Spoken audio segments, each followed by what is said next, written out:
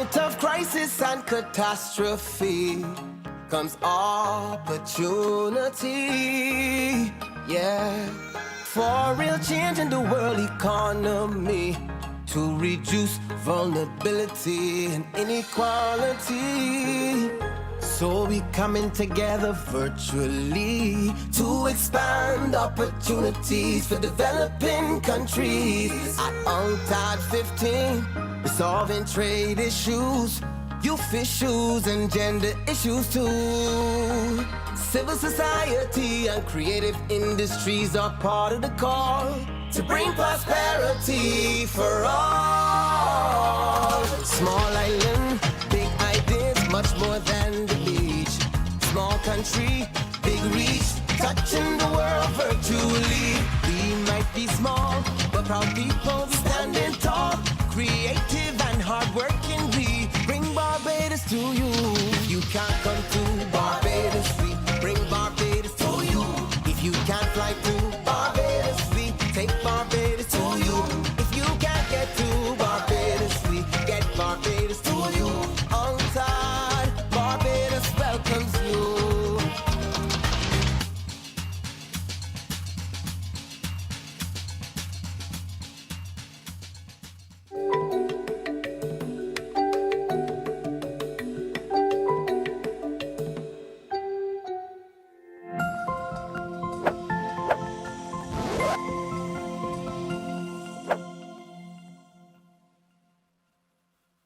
Welcome back, everyone. I'm Maria Pena from the Center for Resource Management and Environmental Studies at the University of the West Indies, Cave Hill Campus, Barbados. The blue economy is emerging globally as a powerful and persuasive new concept for sustainable development based on economic activities associated with the ocean. But what is the blue economy, and to whom will it bring benefits? What are the key issues which women within blue economies in the Global South are mobilizing and prioritizing to advance women? Marioni Chung, Associate with Development Alternatives with Women for a New Era, DAWN, leads this cross-regional dialogue on feminist perspectives on the blue economy. This panel is a cross-regional dialogue with feminist perspectives on the blue economy from SIDS in the Pacific and the Caribbean regions to share robust discussions that lead to more critical engagement with actors who have vested interest in our ocean and its resources. Marioni, over to you. Thank you, Maria. Greetings and welcome to this cross-regional dialogue between the Pacific and the Caribbean, titled Feeling Blue, Pacific Feminist Perspectives on the Blue Economy. I am Marioni and I am from Fiji, and I am joined here today navigating this topic on the blue economy with two speakers from the Global South, Emmeline Siale Ilo Lahia and Beverly Wade. Siale Ilo Lahia is from the Pacific Island Kingdom of Tonga and is the Executive Director of the Pacific Islands Association of NGOs, PIANGO. Our colleague, Beverly Wade, is from Belize in the Caribbean and is the Director of Fisheries from the Belize Fisheries Department. I welcome you both and thank you very much for joining us today in this dialogue. So, this blue economy has been gaining traction in development discourse since 2012, since the 2012 Rio Plus 20 entry onto the global stage at the UN Conference on Sustainable Development. We have steadily observed the rise of the blue economy agenda in regional and national policy spaces, shaping development dialogues, capturing island storytelling and ocean identities, and determining new and old relationships across the political and economic Global South. The blue economy provides a platform for small island developing states, SIDS, to have a larger presence in the sustainable development aspirations and commitments being driven at the global level by state and non-state actors.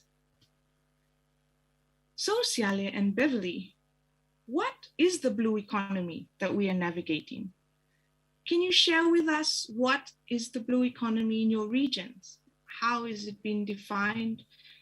And what kinds of developments are being promoted as blue economy? Siale, if I could start with you and we could share with Beverly. Thank you, Marioni. And in addition to the background that you have provided, my sharing today is also influenced in the thinking by the work that has been done as a collective by the Pacific Regional NGOs Alliance, which is a couple of regional civil society coming together, the Pacific Conference of Churches, the Pacific Disability Forum, the Youth Council. We also have the Women Pact 4, the Pacific Network for Globalization, WWF, and us as well. But we also engage with Dawn, Oxfam, Pacific, and others. So this is a collective perspective. But at the same time, I think for Piango, we had been engaging a lot in the dialogue and making sure that there are civil society Pacific voices in the Sustainable Development Agenda since 2015 in the development of the SDG Agenda 2030. And we have seen a lot of things that has developed from the UN. And I think this is one of the things that we had recognized where the agenda has come about. But it's quite a concern because we had seen that become an agenda that very disconnected. Yeah, it's the conversation is happening in New York, and what we have seen, the players that are now coming into the space, financial institutions are even part of the framing of what blue economy is. We also start to see, in the Agenda 2030, the recognitions of blended financing, for example, where it's no longer government taking the lead in financing our development, but they're looking at private sector. Whereas in our region, the players as private sectors are just very small scale businesses. So the players are really from outside. So you see the corporate businesses are part and parcel of making decisions for our development in the Pacific. And I think this is where the concerns from civil society that the blue economy has become, an agenda that had been decided or being framed, influenced from outside. But then the narrative of that is framing our policy directions from our region. And we all know that majority of our women at the community, not just women, youth, disability, and all the other minority groups are not part and parcel of that conversation. So it's critical as well, because we also start to see that the language and the narrative that they're using are bringing in our cultural values, are bringing in, and it become like a big blanket that is covered, the whole idea and the whole ideology of a blue economy, that oftentimes we really feel like that if we contest it, it's like that we're the old, Why are you contesting something that really speak to our culture, speak to our identity? Our ocean is our identity. So it's really make the space shrinking, but not just shrinking, but it's make it so hard for you to participate and provide your critical view. And so our Pringo Alliance has really come up with the idea, let's develop a framework, because we don't really know the content of what should be our blue economy, but let's contest it. Let's put a critical view around what's coming up and what we understand of how this has been a foreign ideology that has been pushed in to frame a lot of our And a lot of our policies are either being developed by consultants from outside or being, copy and paste from somewhere. So it's really and the disconnections in consultation, even our national policies, it really speaks volume to why we need to articulate more in terms of what does it mean. So blue economy for us is really about our ocean, yeah, and how does the ocean is related to our land and our whole ecosystem as people. It's not different. It's not separated. But what the narratives current stand now is that it's a commodity. It's like that we are trying to put value into those ecosystem that has been our resilience for years. And so this is where the unbalance, that we need to start looking at. And I'm really happy for this conversation because, we all know how the role of women is really critical in where we are now. And even more so in this current situation where we really need to take this as a critical juncture and reflect on what's happening in our development landscape. And I'll leave it there, Marioni. Thank you, Siale. Beverly, would you like to share your views from the Caribbean on what is the blue economy in your region? Sure, thank you very much. And I'd like to thank my colleague from the Tonga for an excellent segue into the thinking behind blue economy in the Pacific. So as mentioned earlier in the introduction, the blue economy is this new and emerging thinking that is centered around our oceans and our activities that are around our oceans. The small island developing state, Belize, is also very much cognizant of the role that the blue economy plays in our national economy and our development, and the Caribbean as a whole. Blue economy is not new to us. As my colleague from Tonga mentioned earlier, we have been having development in this blue space for quite some time. But there's a repackaging now of those activities, and there is a repackaging, and as my colleague from Tonga mentioned, it's important for us now to have an input into that repackaging to ensure that the development of those blue assets and blue resources are really done in a way that benefits us as a people and our economic development. And so at the regional level, there's been a movement in the Caribbean to now work with countries to develop that very framework that was mentioned earlier by Emmeline, to ensure that there is a framework which then defines what blue economy for us is or should be. And so I am very excited in Belize because we've recently had a change of government in November of last year, and they've created for the first time the Ministry of Blue Economy.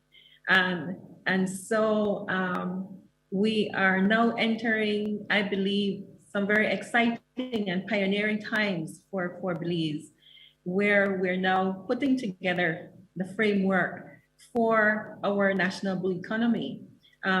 What is important for us is that we want to have a blue economy sector that is productive, it's resilient, and it's vibrant, contributing substantially to the socioeconomic well-being of our country and its people.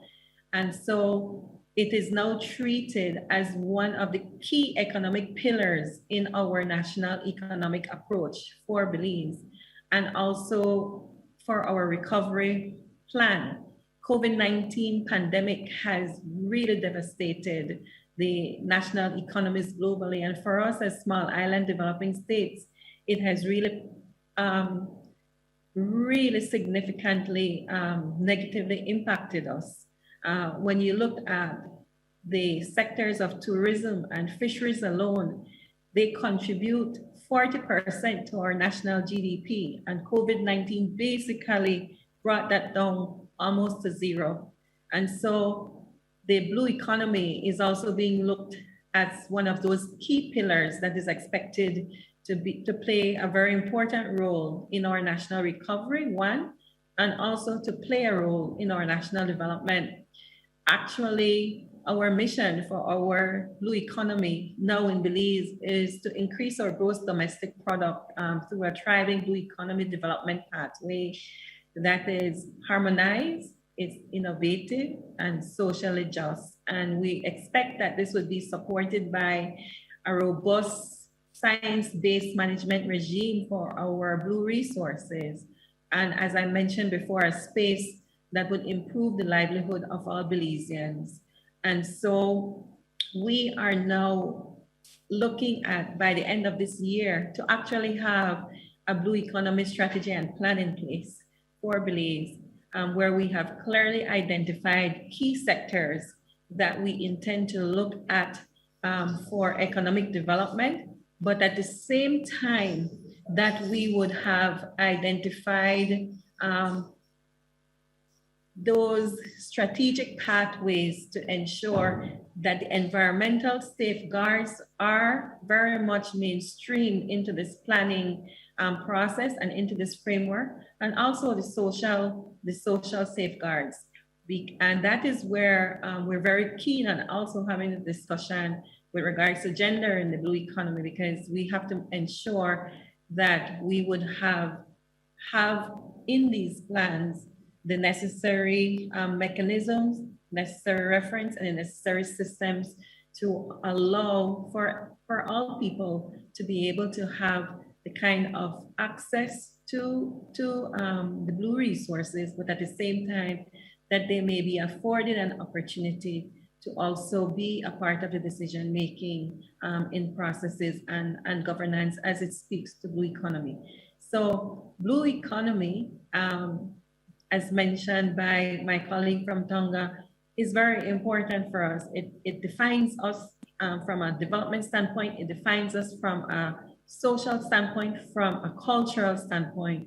And it's important that as we go about putting this framework together, that we do it in such a way that is as inclusive and as cognizant as possible of the key areas that we need to ensure that we don't see the kind of marginalization that can happen if you do not have a well-planned approach and a framework in place which speaks to, at the end of the day, capitalizing on the economic and development potential of your blue assets at the end of the day, and also ensuring, as I said, that the necessary safeguards and mechanisms are in place for participation, inclusion, and benefits across the board. Thank you, Beverly, for that insight. And I can see already, some junction in the regional approaches to an intention to have a critical strategic framework on the blue economy that comes from us, that comes from your region, that guides how you navigate this development agenda. And Beverly, you highlighted, two key sectors in the blue economy agenda that are the sustainable sectors of, sustainable fisheries, sustainable tourism, and in the Pacific, there's shared priorities around those sectors. The blue economy is other sectors as well, shipping, bioprospecting, and other elements. And I just wanted to ask if you could both share views on what are the, if you think about the implications, you've raised so many concerns as well as, the strategic opportunities of this agenda. What are the long-term implications that the blue economy could have for the Pacific and the Caribbean people and their resources? If you'd like to reflect on that and share. Sure. So you rightfully mentioned the blue economy is now a multi-sectorial, multi-stakeholder space that we're working in.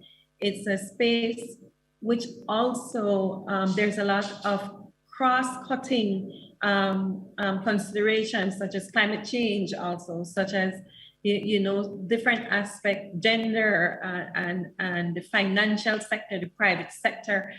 And so it is a space which require much coordination. It's a space which requires that you have mechanisms in place to ensure that you have participation and inclusion at all of these levels. One of the things that we did in Belize, from the very onset, we created a Blue Economic Cluster. And that cluster is a body that is actually chaired at the highest level in government. It's chaired by the CEO in the Ministry of the Blue Economy. And it sits on that cluster, high-level officials in the government from key ministries such as finance, economic development, tourism, sustainable development. But it also sits on that sector along with these people, the private sector, the NGO, civil society, academia.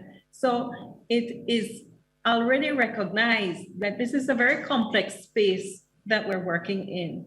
And it is a space which requires a dedicated commitment to put in the mechanisms that will promote that kind of coordination and that kind of input from all levels.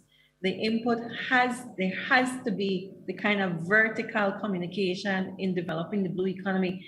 Otherwise, you run the risk now of having increased disparity between the income gaps, between various vulnerable groups that are trying to participate in the blue economy.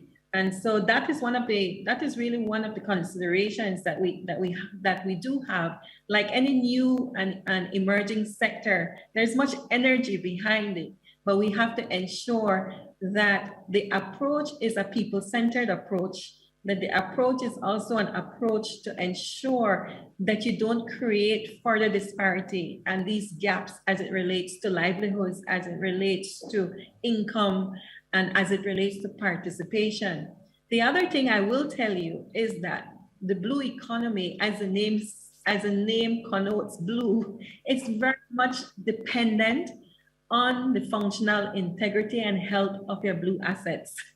And so when you have private sector and you have development coming in with much enthusiasm, which we encourage, what we are also encouraged is very much guided investments that speaks to responsible development, investments that speaks to the sustainable use of the resources.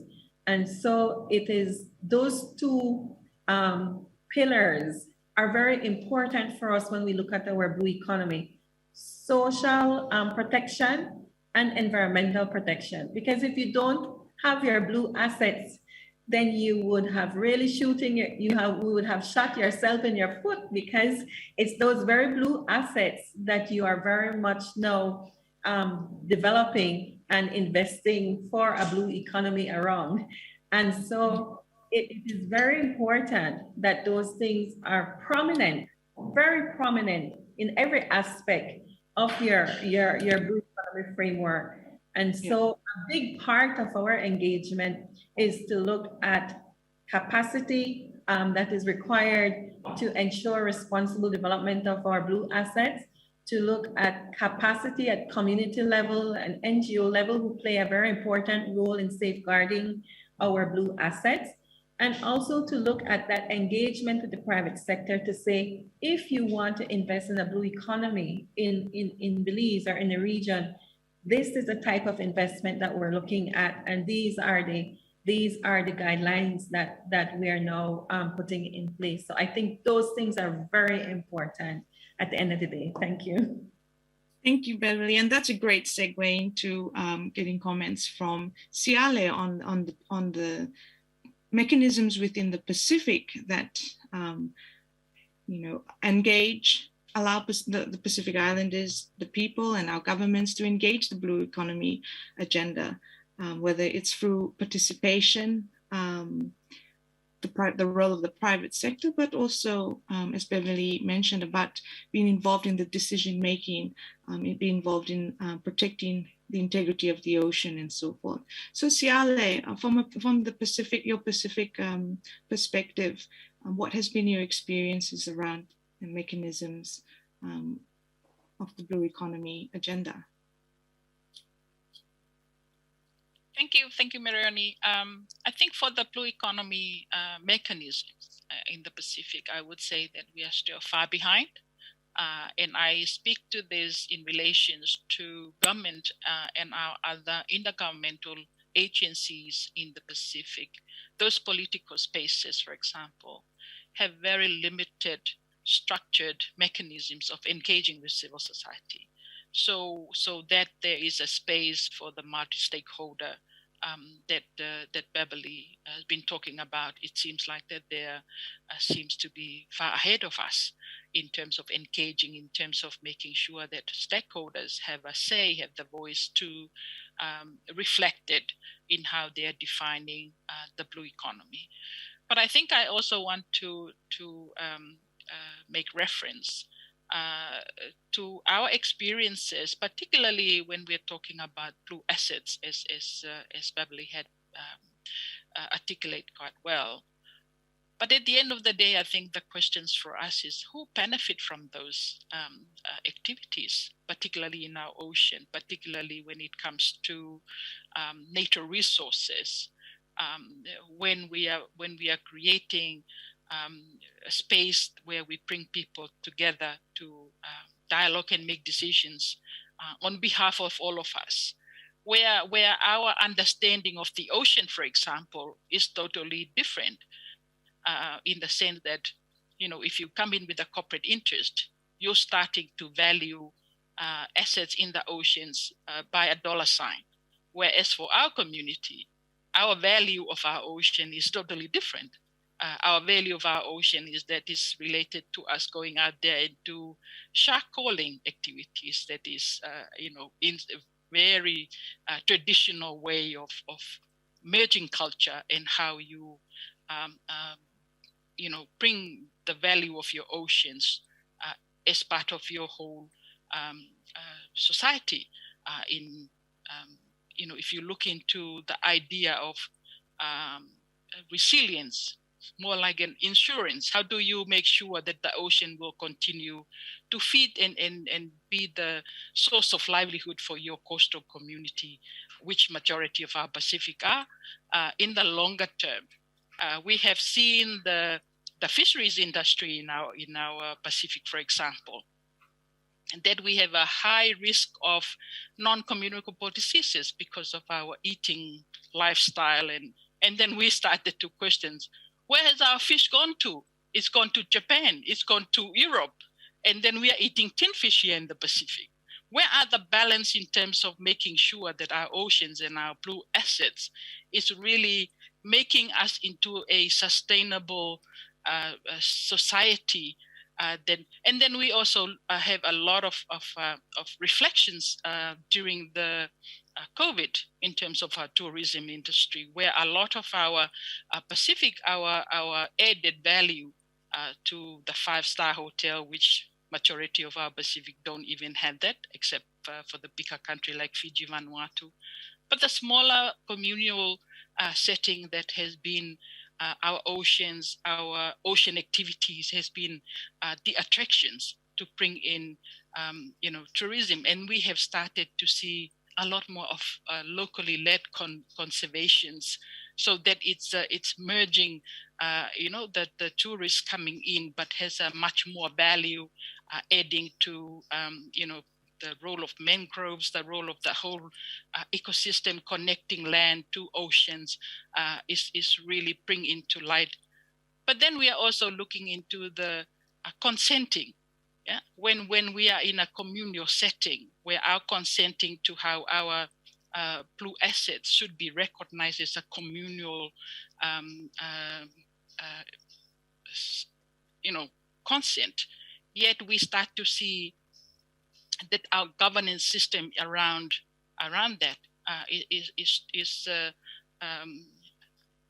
up to discussions, because it's not It should not be anymore like a decision made by one person in government. It should not be related now to a modern system where we just voted someone and then decided that that's it. We'll make decision on behalf of everyone. The consenting of our blue economy should be looked in a governance system that's more inclusive of how our society has been set up. Thank you, Siale. And that brings me to the question around looking at women's participation, involvement, and decision-making within the blue economy agenda. In terms of women's livelihood, how do you think the blue economy impacts on women's livelihoods and lives in the Pacific and the Caribbean? Beverly, you mentioned about having mechanisms that ensure that vulnerable groups, marginalized groups, have a role, have a stake in the blue economy space, in the decisions and the gains. Could you share on your view in terms of women specifically, in terms of a group that can benefit, that is within the ocean environment, and how are they impacted by this agenda? Sure. So traditionally, women's role in the blue economy in sectors such as fisheries and even tourism have not been well documented. As a result, it has been very much undervalued. When people start putting, as Emmeline has mentioned, start putting dollar values in terms of contribution, economic contribution to sectors. And so the role of women in the blue economy is still needed to be properly documented, still needed to be properly structured. Their role in the stewardship and the management of our blue assets is still not properly documented from a community standpoint, from an everyday woman standpoint. But I will tell you though, that the role of women in the blue economy is significant. It's very important. And in a country like Belize, if you look at the positions, at least 60% of key management and policy position in government sectors and in some of the non-governmental sectors are very much occupied by women. But when you look at it, that is just a small percentage of the participation of women on a whole in the value chains and in the development activities and in the overall decision-making in the blue economy. And so one of the things that we have to look at while we are developing our framework for a blue economy is to ensure that we take into consideration the targets that are set forth, like in SDG 5 and some of the other international and local planning documents that are geared towards increasing the equal rights of women to our economic resources and increasing their participation in decision making. Because even though we may have a snapshot and to say, yes, women are playing an important role in terms of drivers and probably in some leadership position, we still have not done a very good job in ensuring that we've properly integrated women in the value chains for economic development within that blue economy sector. Secondly, we believe that we need to increase the prominence that women are already playing in the blue economy. In the fisheries sector in Belize, for example, we have started that process. We've ensured that we now have a gender document which now speaks to gender in fisheries, which now speaks to women in fisheries. We have now established annual forums that actually we have an annual forum that's coined Women in Fisheries, where we bring together women that are participating in the fisheries sector at all levels, from from women who are keeping the households together to women who are at the fish market cleaning the fish to women now who are actively engaged in the processing sector and actually in the fishing, actual going out and fishing, and to understand what their challenges are, to understand what are the realities in terms of the income gaps between women who are also playing roles that are alongside their male counterparts, and there's a certain income gap between the two genders. And also, we have now worked very hard to raise the prominence of women in actual fishing in our part of the world have always been a more male-dominated activity, where the women are mostly the home, they take care of the home, the caregivers at home, and then the men are the people who go out and actually fish. But I will tell you that we know this year, our Fisher Folk of the Year is a woman. She is a commercial lobster fisherwoman. And so it is now very much in the fisheries sector in Belize now bringing the prominence to those women who are participating in fisheries at all levels. And we now need to do that for all the sectors in the blue economy. We need to look at the tourism sector and to see how do we mirror what we've been doing in the fisheries sector. We need to work in our communities to now look at how we assess the current capacity gaps and skills of women, and to equip them with the necessary adaptive management skills that they're able to plug in along those value chain and that economic pathway that you're creating for your overall blue economy, so that you may now have women not at the top of institutions where you have like 10 to 20 women, but you would now have thousands of women participating in a blue economy sector that is contributing meaningfully to the national economy.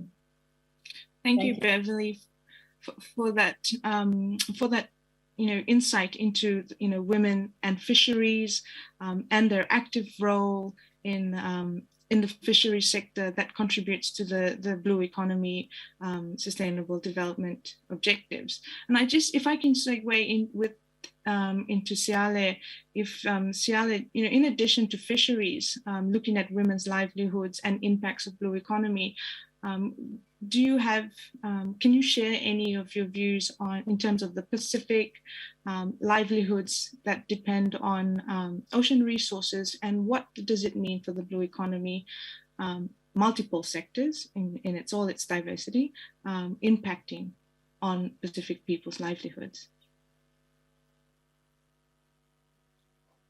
Thank you, Mariani. I think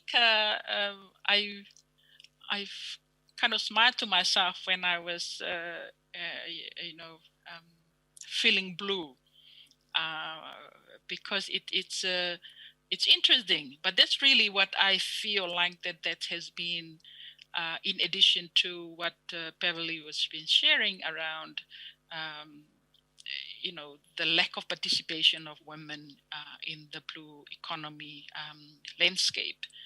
But at the same time, we're starting to see that as we are emerging, as we are bringing blue economy to be influencing how our national plan, how our development priorities are being defined, how our development long-term strategy.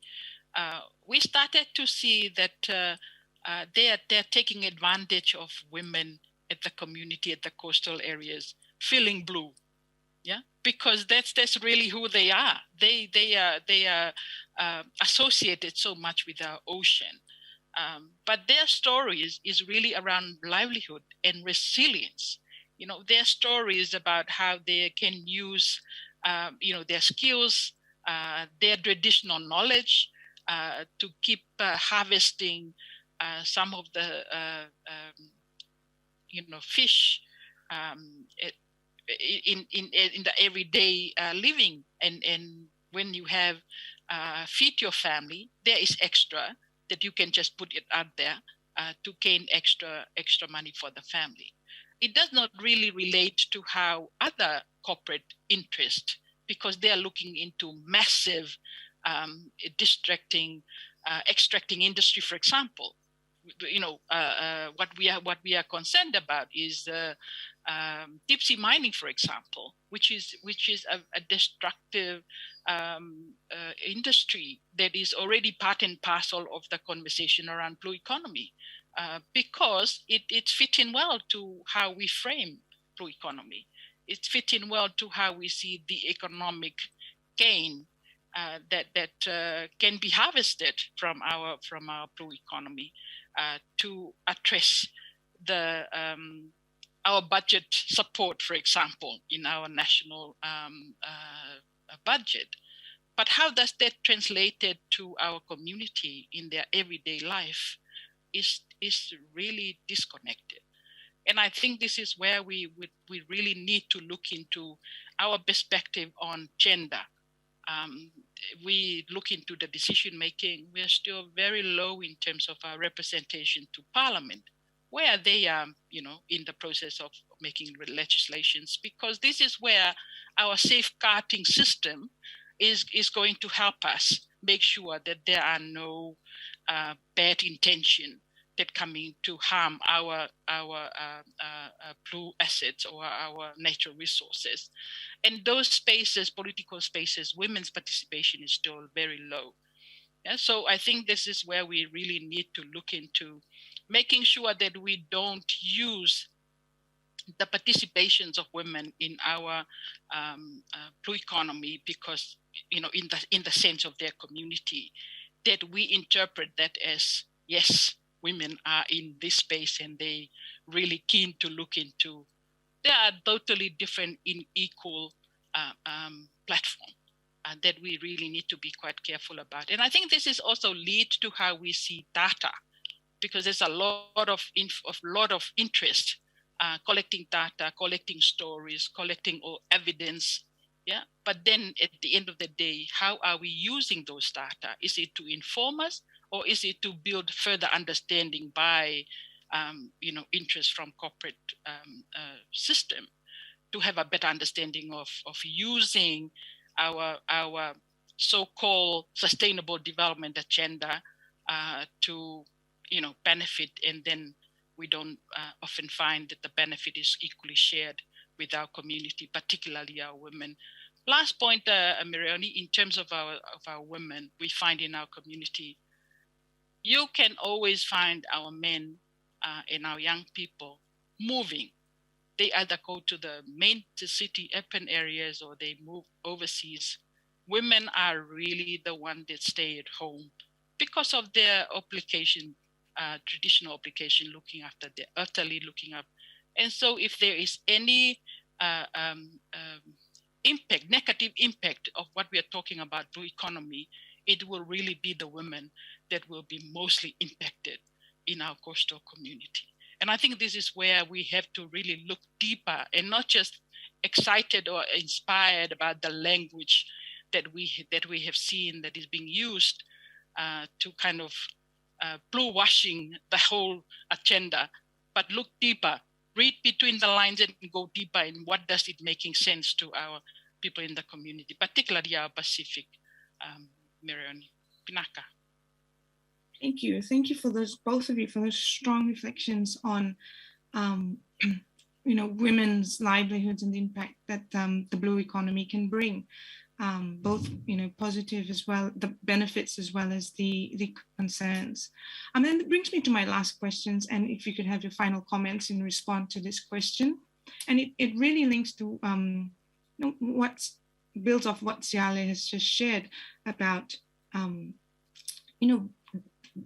mobilizing and building alliances, and to critically engage the blue economy agenda to ensure that the economic, the ecological, the social, as well as the gender justice aspects of sustainable development for SIDS is a priority.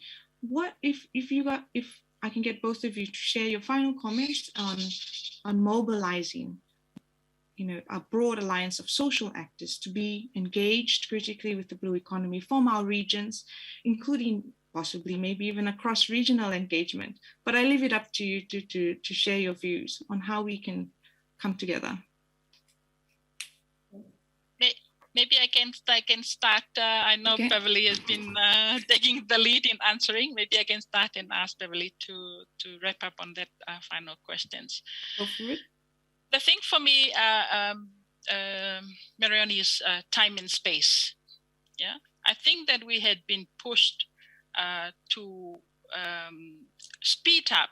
It's like that we are in a race, like that we are racing against a timeline that has been drawn up by everyone else except us in the region. We are running against the Agenda 2030. We are running against a lot of goalposts to reach by a certain time that we should be having a clear positions. But we had been listening to the conversation. We still have capacity issue. We still have participation issue. We still have to have a good reflections of what are all the interests of our society as a whole, our young people, our marginalized groups, particularly our young people, young women, where do they see themselves in part and parcel of these conversations? And I think this is where we just need time. And I, as reflected earlier, the Pringo Alliance comes together and said, this is just a framework, because we cannot draw any conclusion positions on what is going on with the blue economy. Just about yesterday, we were talking about green growth. Now we are talking about blue economy. Not only is confusing, but oftentimes for us to have a good dialogue in mobilizing and getting our community understand what is this whole development language that we are coming in to share with them, it takes time. And I think this is where we're saying it's a framework, it's a living document. It can change. We can now, if we are to look at it now with the context of COVID, I am sure that we will come up with something that we had not thought about before, because the timing and the context changes. And I think this is where I would like to say, give our Pacific people time to digest, to understand, live and face the challenges of their livelihood, and they would say, oh, okay, this is what does it mean by blue economy? Yeah? And how do we engage in that space? And I think this is where I think that networking, like what we are doing now with Beverly and others from particularly our friends from that has from SITS that has a kind of a similar setting, coastal, isolated in terms of our oceans. We have a lot to learn from each other. But there are common things that we can, wherever we are, is the involvement of our women to be recognized in how we develop our plan for any sustainable development to the future, because they are the core of raising our family. And we just need to make sure that how they run their community, how they run their family should be translated to how they should be engaged at the political level. So that we don't have to ask for temporary special measures. It should be just like, yeah, we value the contribution of women. Let's bring them in and be part of that. Vinaka. Thank you, Siale. Over to you, Beverly, for your final comments. Well said, Siale, that I totally identify with your comment that it should not be extraordinary measures that we're looking at to ensure that women are properly mainstreamed and included in a blue economy. But the reality is that there's much work to be done, and we need to get there. I think the important thing is that we need to get there. And from my perspective is that while I very much appreciate that we need time, we need to ensure that we have a framework in place which has adequately treated the issue of women, gender, and in general, our society on a whole, our marginal and our vulnerable groups. We need to truly employ a people-centered approach to blue economic development. There are a lot of buzzwords and principles going around, but I tend to like to identify with one that has been going around, which speaks to blue justice. And it's about having a people-centered approach, and a people-centered approach where you're promoting the interests of the ordinary person, of the small-scale fisheries worker, of the vulnerable and the marginalized communities, with an eye towards the imbalances in power which exist, and the imbalances which exist with equity and access and participation and rights within the blue economy, so that we may now look at opportunities to now close those gaps, to close those inequality gaps. And I think for us is that the excitement is that there is now an approach to look at blue economy from a holistic standpoint, and not just from a sectorial standpoint and an ad hoc standpoint. And there is the opportunity for us to now look at how we could have those systems in place to mainstream these issues that are in our face when it comes to the participation of women and other vulnerable groups in the blue economy, so that we could combat CLA and indeed look forward to the day when we're not looking at having to pen and articulate an extraordinary measure which speaks to the participation of these groups, and to be very much satisfied that women are on a level playing field as it relates to their participation, their access to the resources, and them benefiting from our blue assets at the end of the day. And so for us, that is really the excitement for us, because we now have an opportunity. How we strengthen our frameworks is exactly through this. It was so wonderful speaking to having this dialogue with CLA, who is, as we were mentioning earlier, she's in the future. She's in a different time zone that we are, but the reactions, the observations, the experiences are very much valuable. And I think to answer your question, Maroni, is that we need to create the space for this kind of exchange. We need to create a platform for this kind of exchange at all levels, at the youth level and at the other levels, so that we could now build on our experiences, understand what the challenges we have as regions and as peoples, and to see what have been our approach in order for us to see how we could strengthen our framework. We have the opportunity to do that, and I think we need to mobilize at a regional level and at an international level through SIDS, our SIDS platform, through our AOSIS platforms, but also on a bilateral level between countries, and also even internally within our own countries, to even look at your various regions within your own country, and to see how we could build on the experiences that women are having in terms of their participation in the blue economy.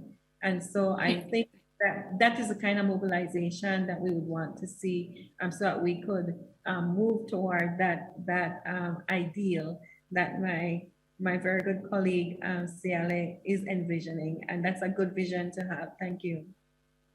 Thank you, Beverly, and thank you both to CLA and Beverly for those final comments. And Beverly, if I can just take, something that really stood out that you just shared about, involvement and so forth in your final comments around blue justice, which just, when you said that, really just popped out at me and really touched. me in terms of what you two have both shared about, the call to action, the involvement, working together and collaborating to get more involvement in the blue economy, to engage it in strategic and meaningful and critical ways, as both of you have shared. So thank you for this, for sharing your views. Thank you very much.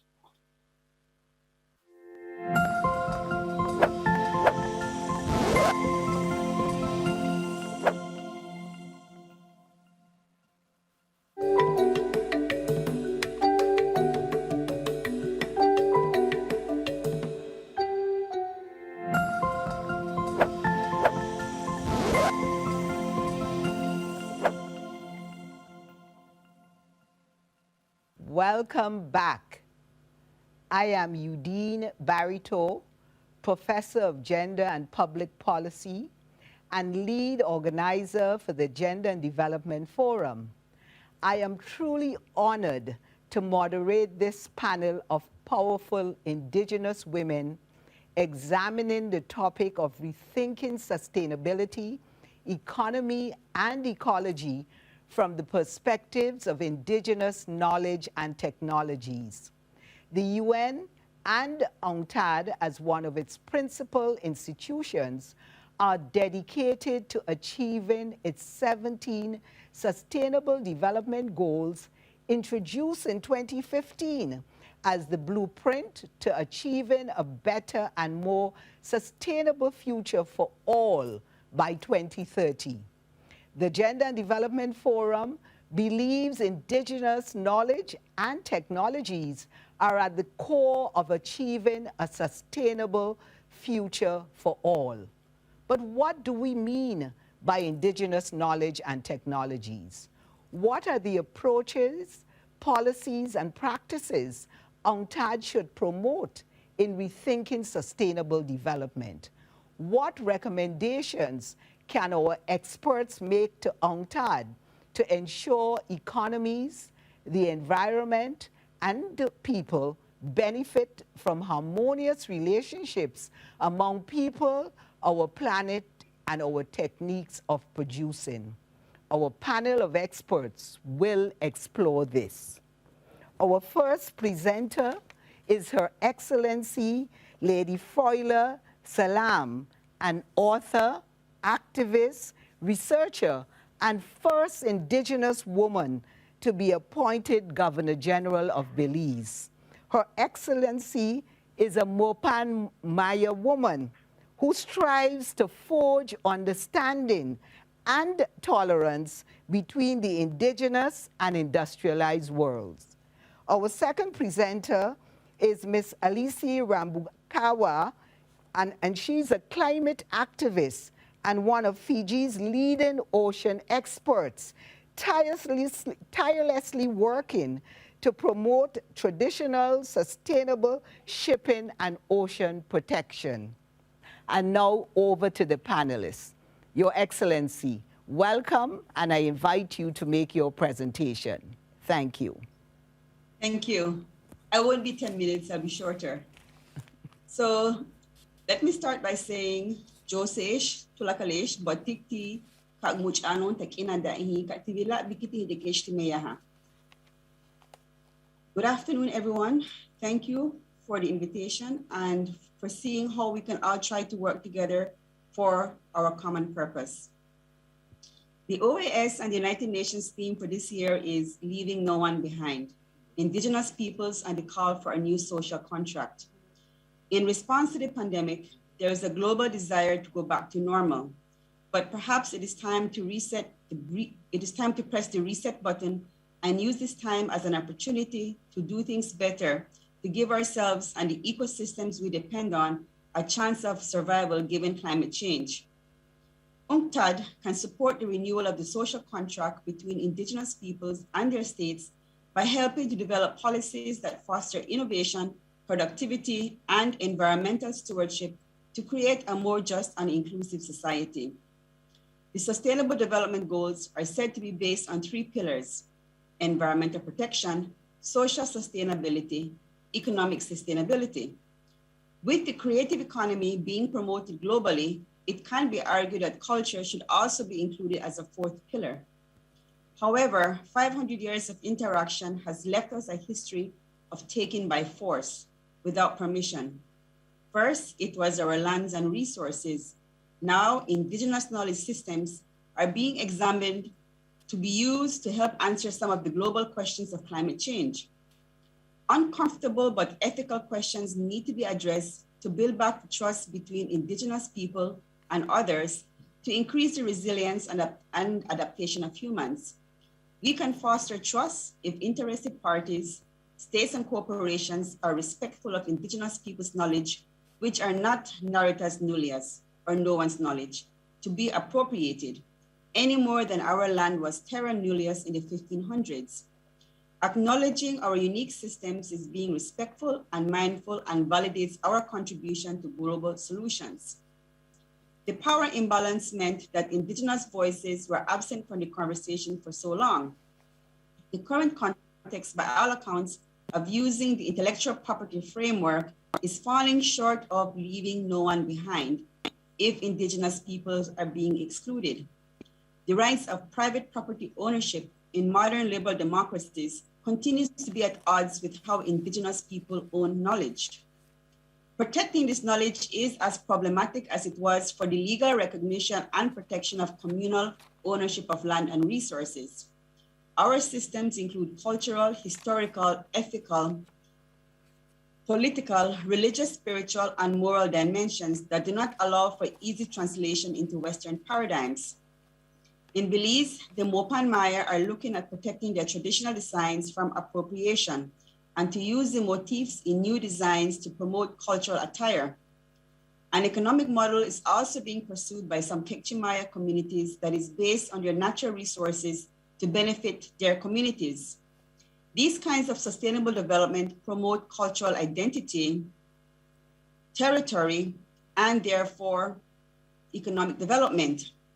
Based on the many challenges I face doing these two Maya-led and therefore indigenous developments, I have the following recommendations. 1, it is clear there needs to be support at the state level for the protection of indigenous people's knowledge systems. Free, prior, informed consent should be a guiding principle in the interaction between indigenous people, the state, and third parties. The state should include legal support for communities to make and enforce those decisions. This will help to mitigate some of the inherent power imbalances that conversations around traditional knowledge present. This is particularly true for women's groups who are largely our cultural practitioners. They don't speak English and engage with the national economy on a very limited basis.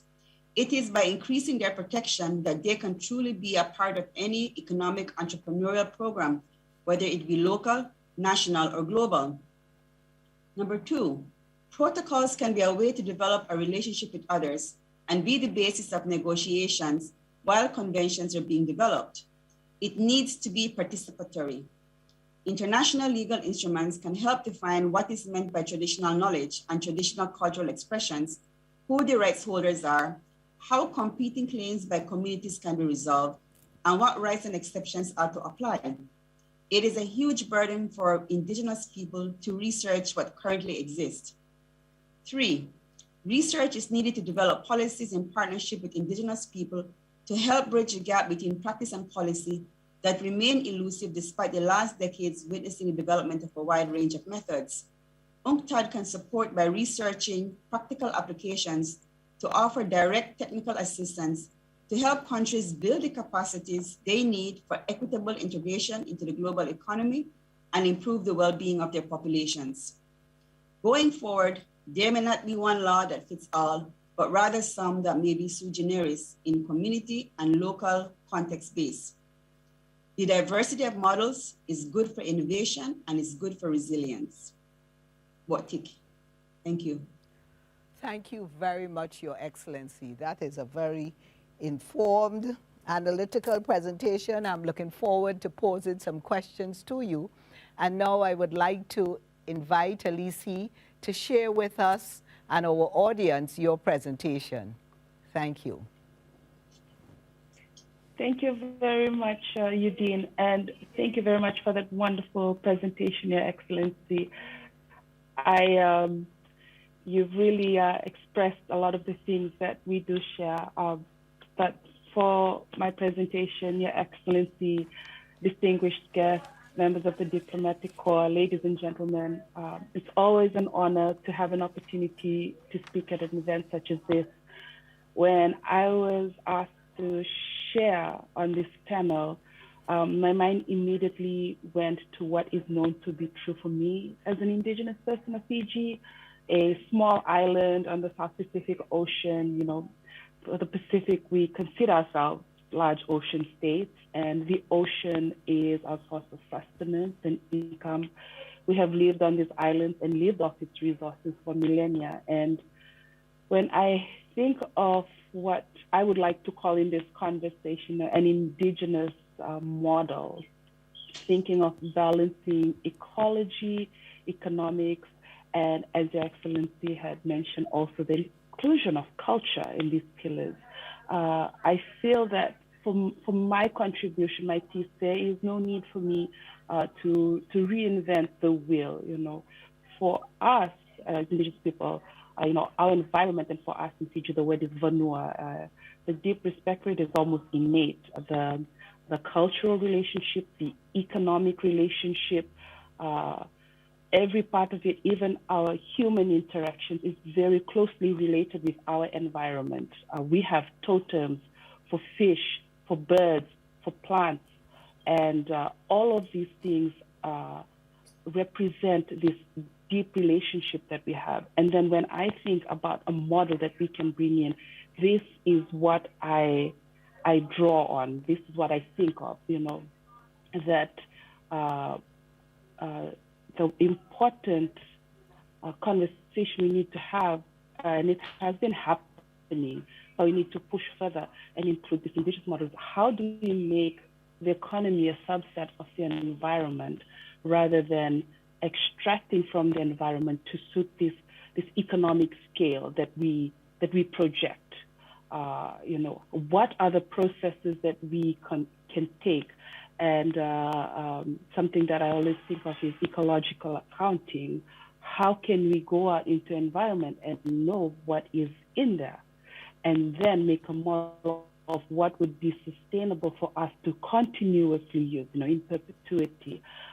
That is a component that is missing today when most of our extraction from the environment goes beyond what is sustainable, what is be able to be sustained. And for me, when I was asked to speak, one concept that I wanted to share from our communities is called Sole Solevaki.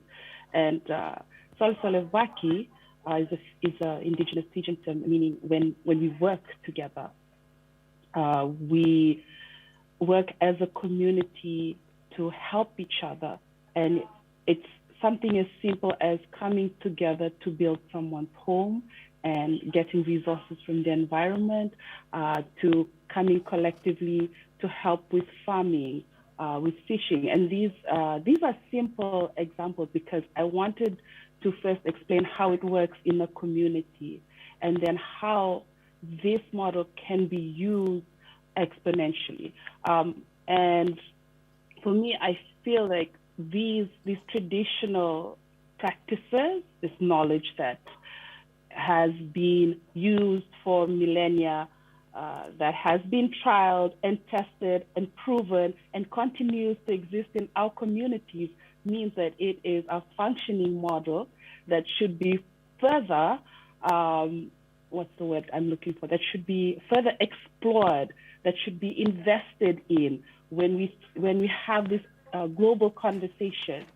And one other example I'd like to give, you know, because my background is in marine science and it's probably my strength, and I wanted to bring in another practical example, is there is a community in Bua, a province in Fiji. It has 14 provinces, the province I'm from, this district Kumpulau, in the 1980s, recognizing some of the threats of fisheries, the chiefs of the villages in this district came together in a Solevaki way and decided that they needed to protect their fishing grounds for future generations, not only for use of subsistence and fisheries, but also to find alternative means of income. And that was the starting process of what became one of the largest, one of the top diving sites in the world, called the Namnana Marine Reserve. And it was a successful business model built on traditional practices, where they decided to have a traditional tambu, where they stopped fishing there. And they worked with the businesses, the diving companies, the tourists, and they brought them together, and they would dive at this marine site. And so they would then sell these dive tags to people. And so all the money that was raised would go directly to the community to help with all of their socio-economic projects that they needed. And the reason I say was a successful model was because we were hit with a Category 5 cyclone in 2017. And that was Tropical Cyclone Winston. That was the first time it happened. And now I'm going into the topic of climate change.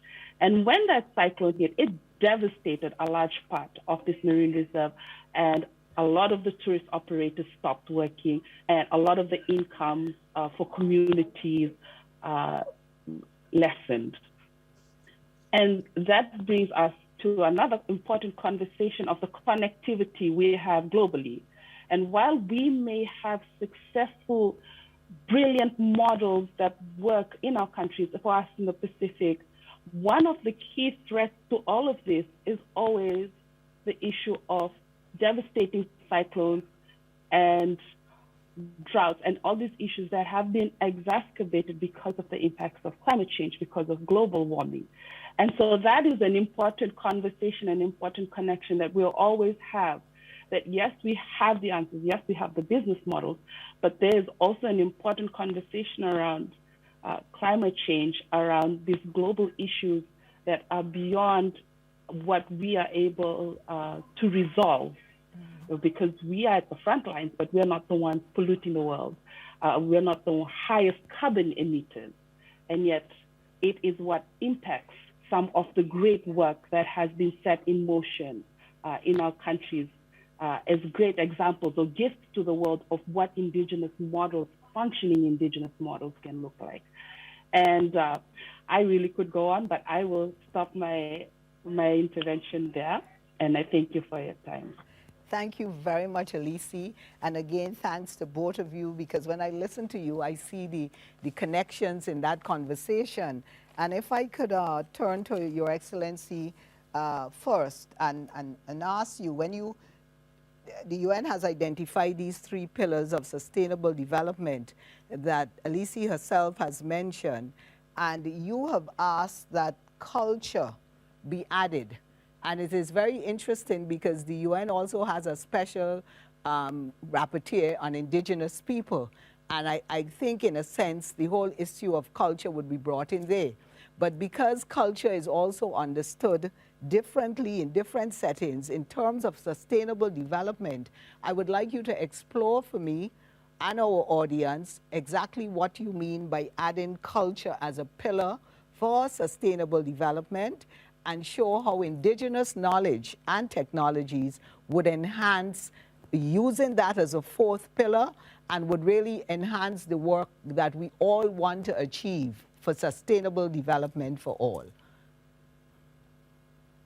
Thank you. Indeed, I have wrestled many times with these questions.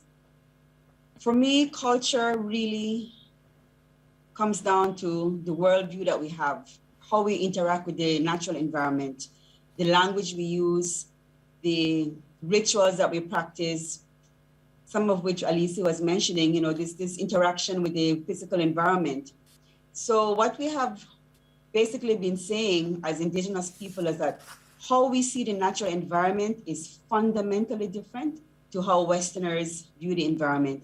For us, the environment is an extension of ourselves in the sense that we must always try to maintain a balance for its well-being, because if the physical environment is taken care of, we are taken care of.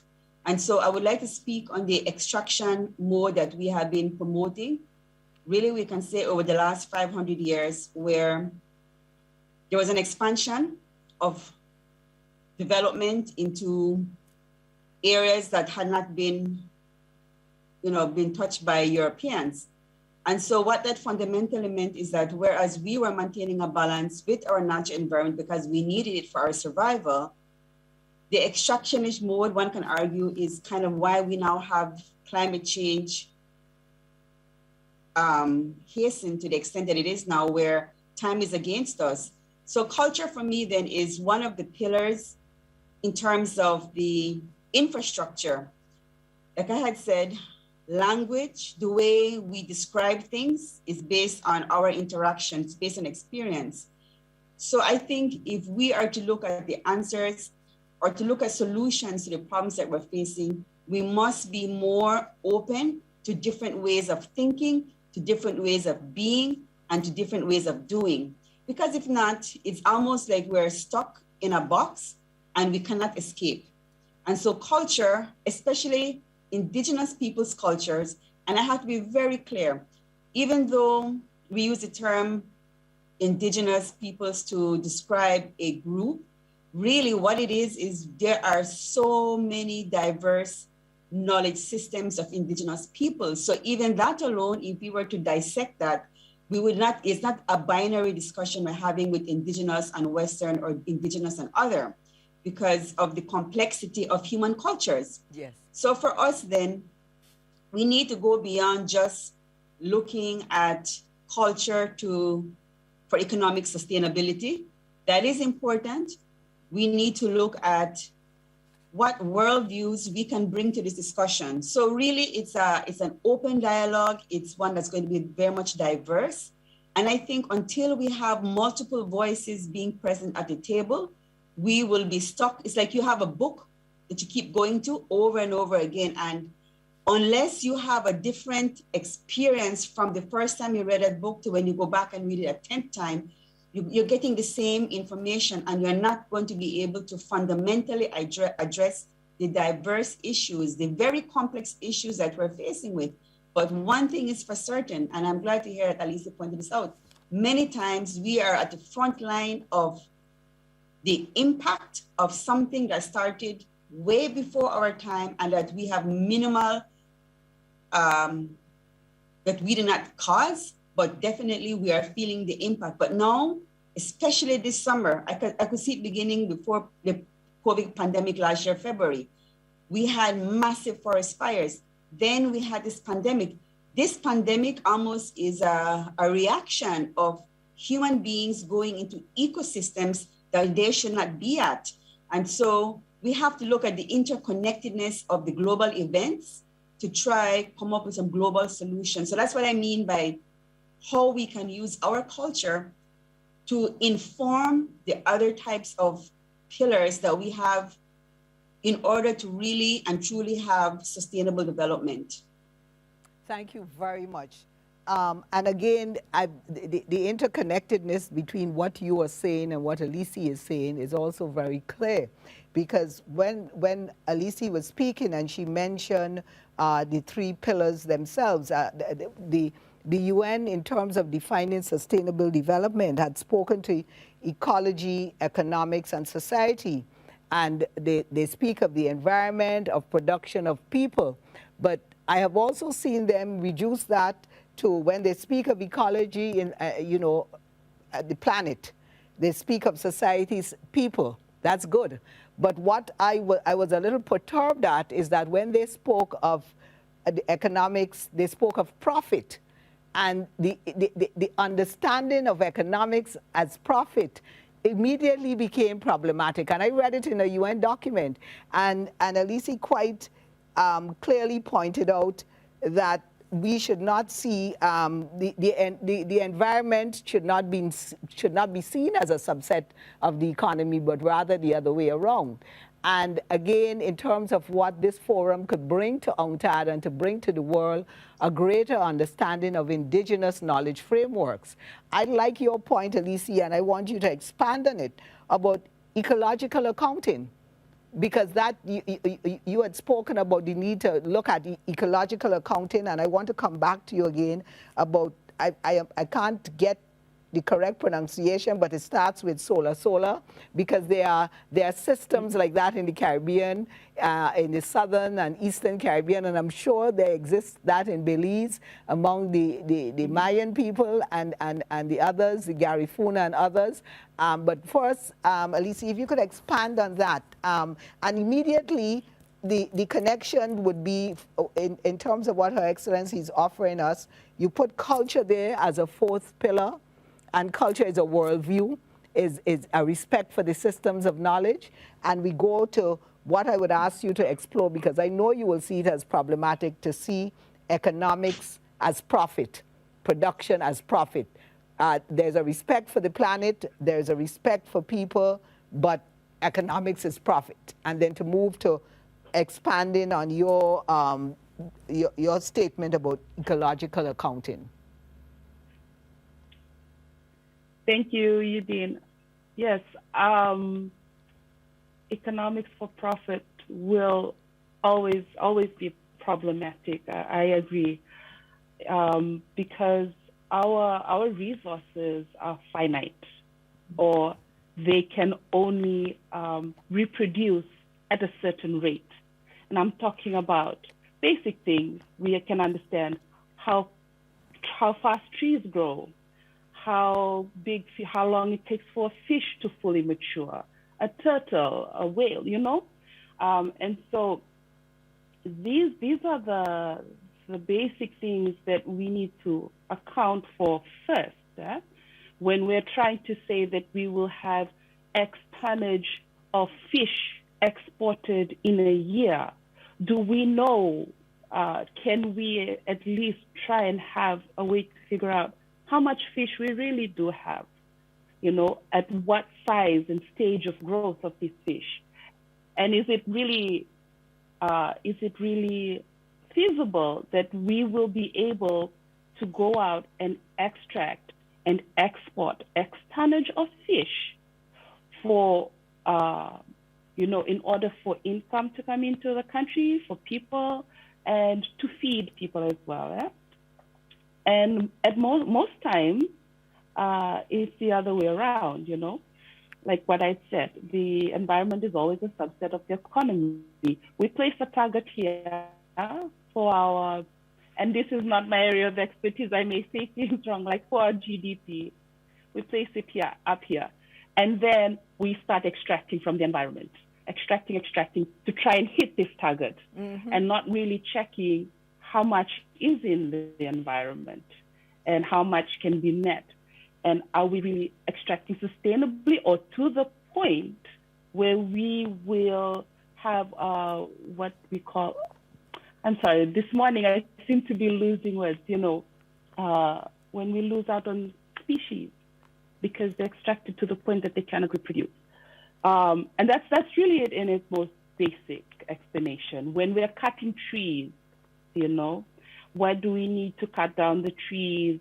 Okay, we're building homes, we're building businesses, we're building roads, we're doing all of this development, but then it needs to be connected.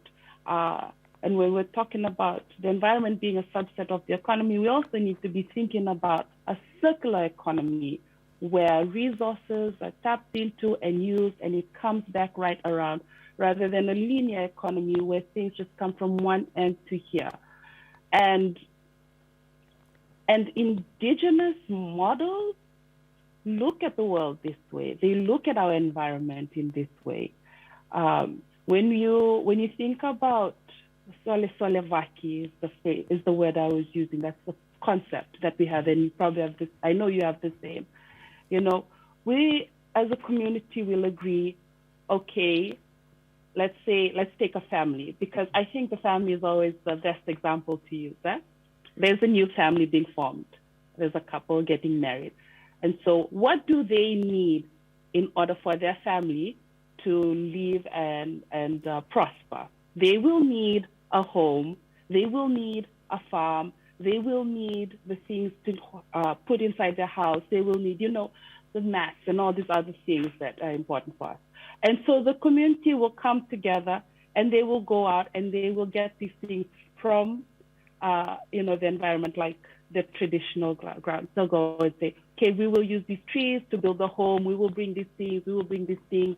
And they will collect it over time until the day that they would get married, and everyone would bring it together and collectively as a community using their resources around them and planning it out, because trees get planted for purposes, farms get done for purposes, and then it all comes back around, and then they use it, and then their family starts. And then when it goes on to another person, and they begin the process again in this beautiful circular way where it continues to move sustainably. Yeah? And I believe there's always beauty in poetry in the way we move and work and we work in the environment. And that is exactly the same thing. And so when we take it to national and global levels, having that same frame of thinking, like Your Excellency had mentioned, if you're not extending your views, you won't learn a new message from reading the same book over and over again. You have to see something, go and have an experience, come back, and the message shifts. That resonated with me. And we need to take that out into the nationally and globally as well, the same concept of what do we need, and it shifts in how we think and what is needed in our economy, what is needed in our environment, what is needed by our people, and how can we work in a way that continues to move in this circular motion that, is sustainable. That's probably how I could best explain it right now. Oh, that was again excellent, and again the connections. In fact, what I would want to extract right now are two key points you have offered us in the forum.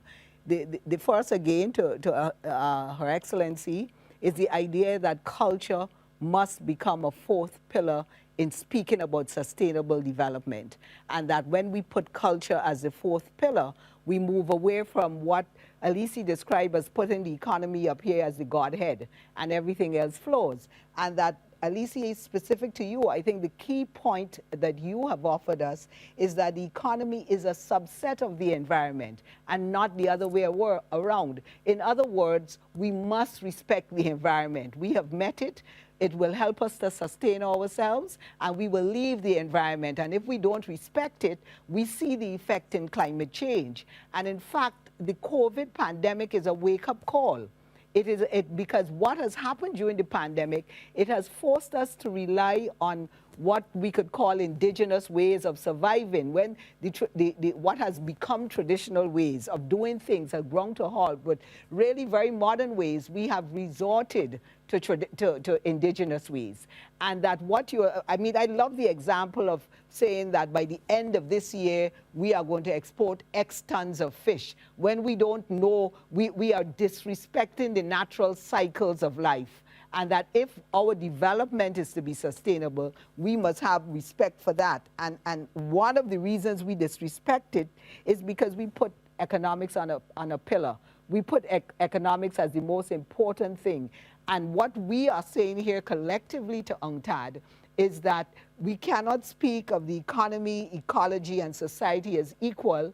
And then when we try to understand it, we say the ecology is the environment and the planet, society is people, but economics is production for profit, because that changes the equation. And if we bring culture in, then culture will keep us centered, because it is the understanding that we are respecting indigenous worldviews and traditions. And I'll ask both of you to expand on what Alicia has raised as sola vaki, which in the Caribbean, in the Francophone Caribbean is Kudme. In Grenada and other countries, we call it maroon. Her Excellency is going to tell me what it is called in Belize, but the idea of communities coming together to help each other, to do things. Now, certainly when I was a child in Grenada in a rural area, if somebody wanted to build a house, the women of the family that would build the house, they would come together and cook a lot of food, a lot of food. And the men of the community would come, the women and men, and at the end of the day, this wooden house would be erected, and it would be an exchange for a meal. I am no longer in that country, but I don't think it happens anymore because these things are seen, what served communities are seen as if, well, that belonged to the past, and the value of it no longer matters. So when you talk about the two models, Elise, that particular model and also the successful business model that was halted by the cyclone, how can we advise UNCTAD that these things are not to be seen as traditional, but that we must respect whether it is that form of construction or a particular business model, whatever is indigenous, that we respect that cycle of living in harmony with the environment. What can we say to UNCTAD in terms of wanting developing countries to break out of these cycles of degradation, of exploitation and extraction in the economy? So if both of you, anyone, could speak to how we can do that, because I think we have the respect for that. But it is the understanding that I'm sure in many of Caribbean societies, those practices are seen as what the old people did. And now it is very modern, when we know it sustained us. Anyone? Your Excellency, you want to dive in? Well, at least tell us if this exists in Belize, which I'm sure it Absolutely. does. Yes. It does. And definitely we hear people talking about back in the day, but I can tell you that back in the day, in definitely the Maya and to some extent the Garifuna communities, is still what happens today. We use a Spanish word for the reciprocity of labor. So as Alisa had mentioned, a couple are going to get married. In this case, what happens is when we prepare the fields, you normally have a work group of about 10 families that join together, and each day, one person will take all the 10 and have that team clear their land. So within 10 days, all of them will have a sizable amount to help them for their corn or their rice or whatever it is they're going to plant. Then each of them has an obligation to return that day labor. So that happens for farming, that happens in terms of the clearing, the planting, and the harvesting. It's a sense of community. And I think that is a part of the culture of indigenous people that I think is at odds with Western societies.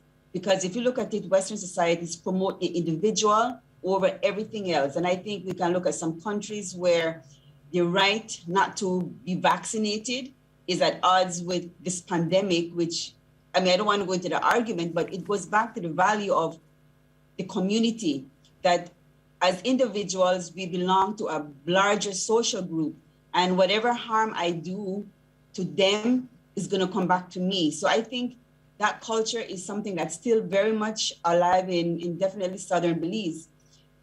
One of the issues, and I think this is a bigger problem with globalization and Western education that we have been receiving all our lives, is that in order to be successful, in order to be no longer traditional, we must leave all of that behind and move out of the rural areas or move out of a traditional system of livelihood, which is fundamentally based on you cannot take more than what you can use, either for yourself or your family.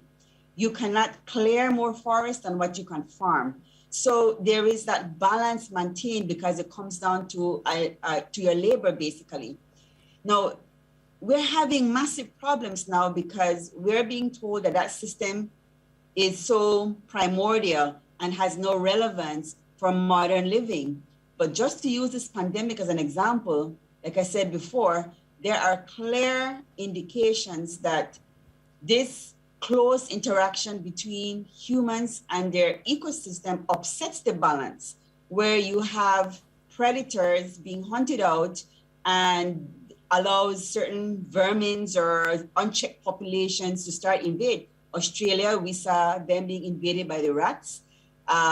So we don't have to look far to see where the imbalance occurs because of this individual pursuit of happiness that, again, until we start questioning why is it that that must be the only value that we should pursue when it has led to great harm to societies, to cultures, and now to the world.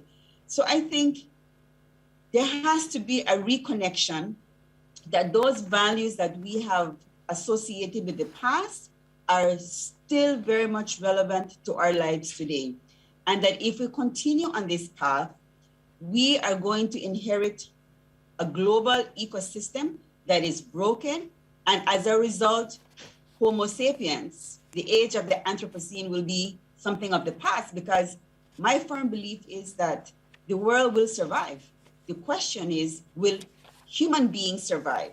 And if so, which of the humans are going to survive because of the power imbalance that we have in this pursuit of the individual over everything else?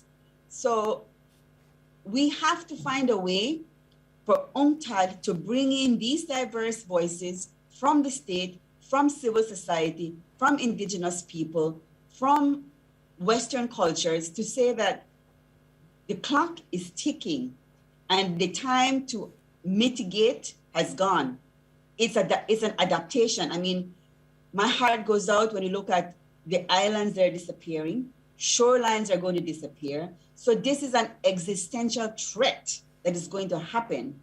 And unless we do the same thing that we did for the pandemic, we have to put in emergency measures. And until we do that, we will not have much of a future to look at. And certainly not with fossil fuel still being maintained at the levels that they are. It seems to be that we know we are boiling and we're unable to put out the fire. And in so doing, we will all collapse as a system. That is my firm belief. Thank you very much. Alicia, I see you nodding your head so much. I just want to invite you to comment. I am so enjoying your presentations that I'm getting involved. I want to just go to you without saying anything else. Thank you so much, Your Excellency. There's so many points you raised, and I was just like, yes. When you pointed out the issue of the infestations of vermin in Australia, it also reminded me of the forest fires that happened in Australia, and how the Aboriginal people of Australia have these practices of bush burning that helps to maintain the environment so that wildfires like this don't happen. And because that is not recognized, was not recognized and was not practiced anymore, it led to this devastating fire that was felt almost right across the world. And so we could spend all day giving example after example of how indigenous knowledge and practices have worked or have stepped in situations in crisis times like this, where they have brought a solution. And sometimes it frustrates me, because I feel like we continuously are burdened with having to prove that it works. We're constantly burdened with having to prove that it's valid. And by it, I mean indigenous knowledge, indigenous practices, indigenous technology. And when I say indigenous technology, I want to give the example of traditional sailing canoes. I was part of this project as well, where they built these large double-hulled canoes and sailed, right across the world to prove that these sailing methods still work 100% sustainable using wind. And there was also solar, because we are not afraid to integrate technology, because just to recognize when we're talking about indigenous technology, we're not just talking about rubbing sticks together to make fire. There is ingenuity in our technology. We're talking about our architects, our engineers that have built amazing prototypes of boats, of buildings, of how to make islands, how to build up islands even. The technology to understand which levels of soil go one on top of the other.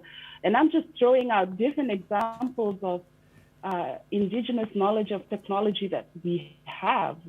And it has a place. And I also want to reiterate what Her Excellency said, that we need to broaden our vision. There's not just one way of looking at things. And I also loved how she talked about the diversity, because even for us, we're a population of maybe 900,000 people on about 300 islands here in Fiji. And we have over 1,000 different villages, which means, and we are not a monolith. Like, there are differences in our cultural practices, our dialects, our languages, our processes, how we interact, our relationships. And all of that in this small island works and functions together.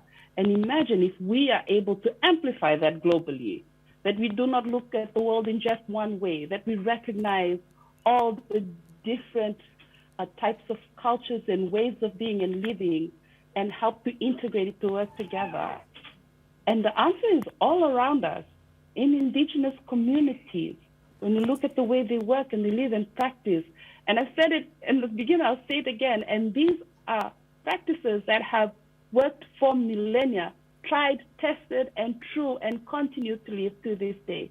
And I don't have the specific words of intervention for UNCTAD to tell them, what they should do, but they really need to just break open that tunnel vision and just look at the world for how it really is. And we are all here, we all exist in the present, and we need to be recognized as well. Thank you, Alicia. I want to remind you, and you and Your Excellency, about how much you have told us. And in telling us here this afternoon, you are really telling UNCTAD and the world. If I can build on what Her Excellency has said, we are boiling, and we continue to boil. Almost literally, we continue to boil because we are committed to profits. And it is quite, I am so pleased on behalf of the forum that you have pulled on an analysis of the COVID-19 pandemic, because that pandemic has removed the scab and shown us where we are and the simultaneous crises that we are experiencing. If the pandemic first introduced a health crisis, it quickly led to an economic crisis because we had to shut down, planes had to stop flying, ships traversing the ocean.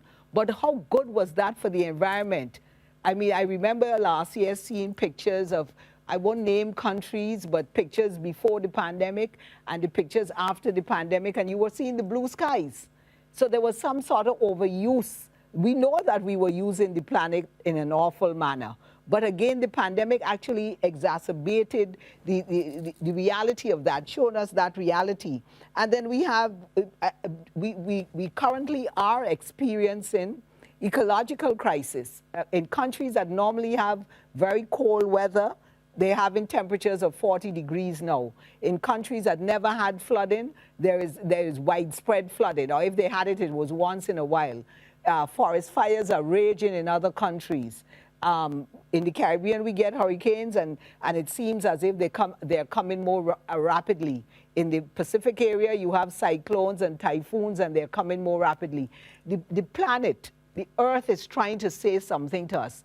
And as Her Excellency has said, whether we listen or not, the Earth is going to be here. It is going to throw off this generation, but the Earth is going to be here. So I think that you have offered us some really very, very critical points that we need to take forward. We cannot remain committed to the extractive model.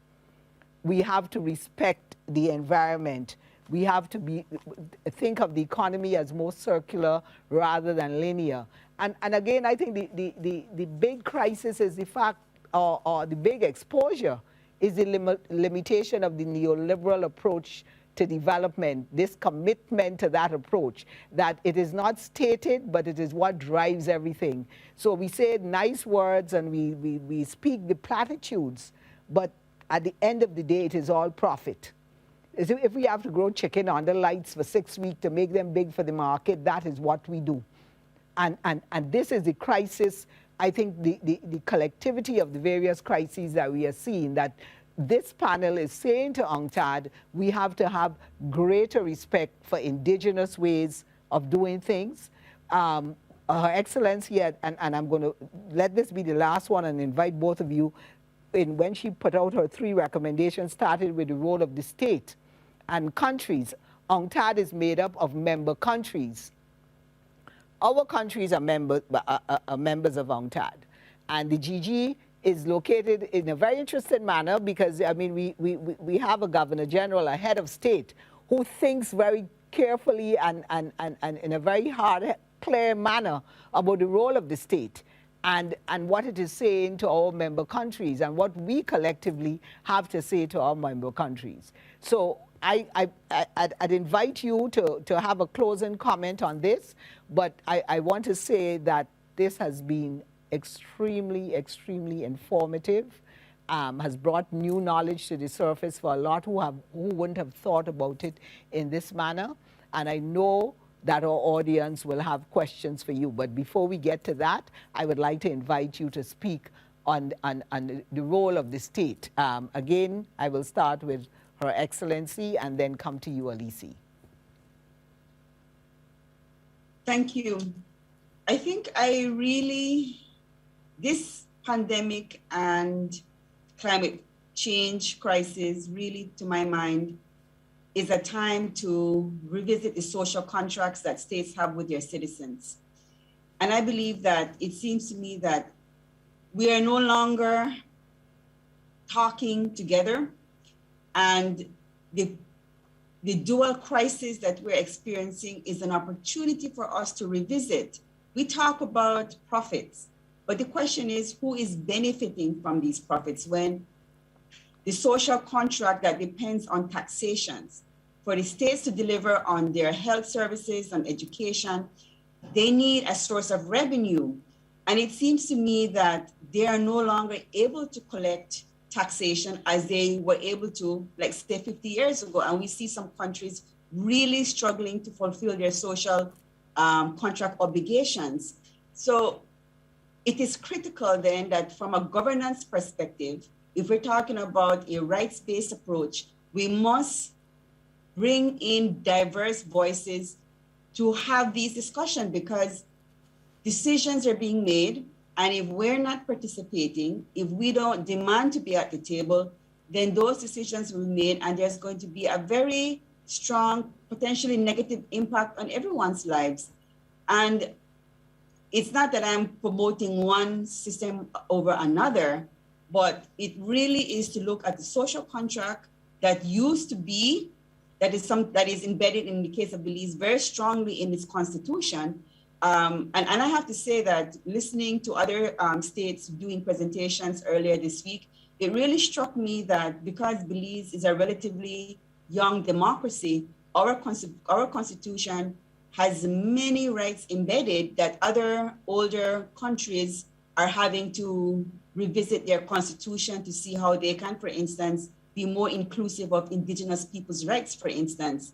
So I think if there's any takeaway for me, it is we must use what is happening as an opportunity to revisit what we have today and to clearly ask those questions if we're going to continue like this, or are we going to really talk about human rights and see how we can address some of the shortcomings of the social contract that currently exists.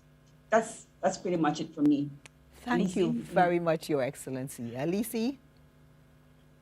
I think for me, I'm coming from the other end of the conversation, you know, as a citizen, and the concerns that because of the economic downturn, because of, you know, all the obligations and all the things that need to be met by our government, how much more disenfranchised will we become? How much, you know, how much more less of priority in a sense, because at times we see our indigeneity and our communal identity weaponized, and it's concerning, and weaponized in the sense that because for us in Fiji and most Pacific Island countries,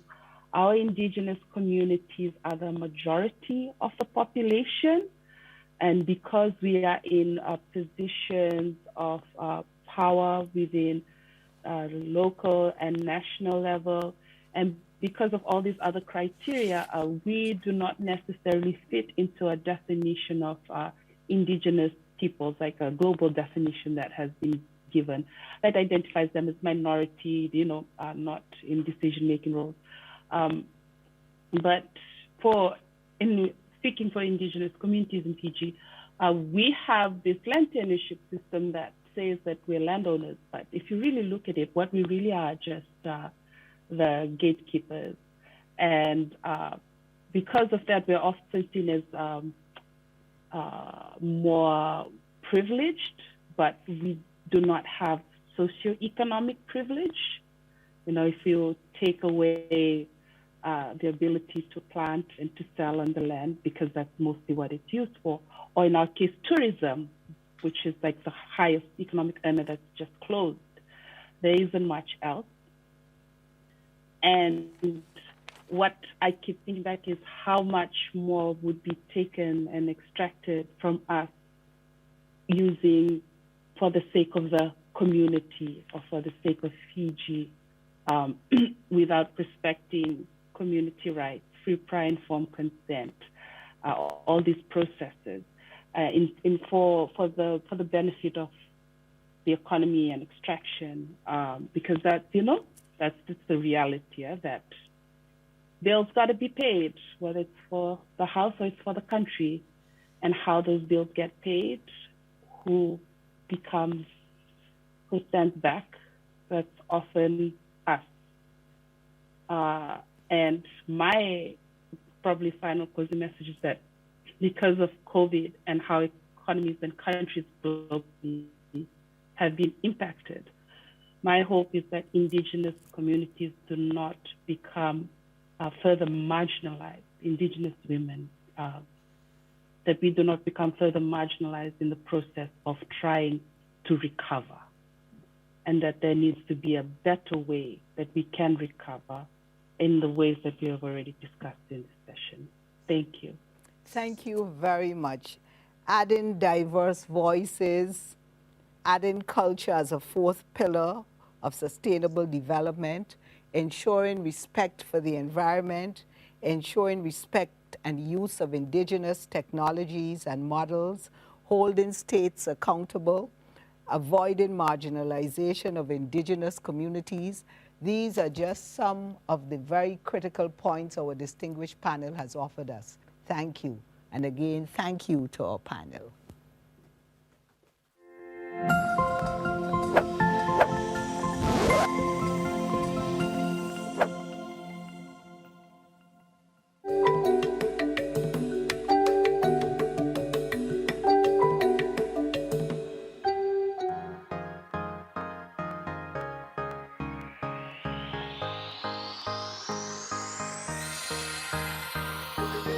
Out of crisis and catastrophe comes opportunity, yeah, for real change in the world economy, to reduce vulnerability and inequality.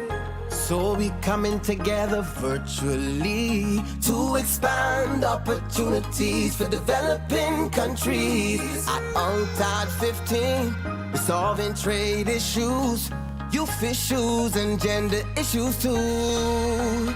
Civil society and creative industries are part of the call to bring prosperity for all. Small island, big ideas, much more than the beach. Small country, big reach, touching the world virtually. We might be small, but proud people standing tall. Creative and hardworking, we bring Barbados to you. You can't come to Barbados, we bring Barbados to you. If you can't fly to Barbados, we take Barbados to you. If you can't get to Barbados, we get Barbados to you. UNCTAD, Barbados welcomes you.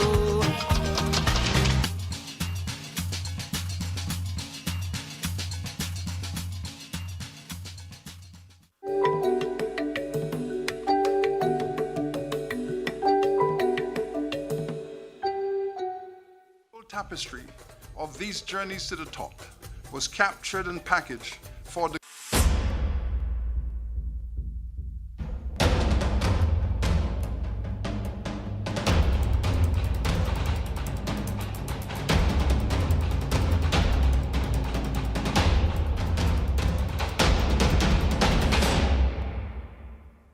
It all began with the dream of a team holding in hand a disruptive 10-year strategic plan intended to rekindle growth in the Caribbean economy.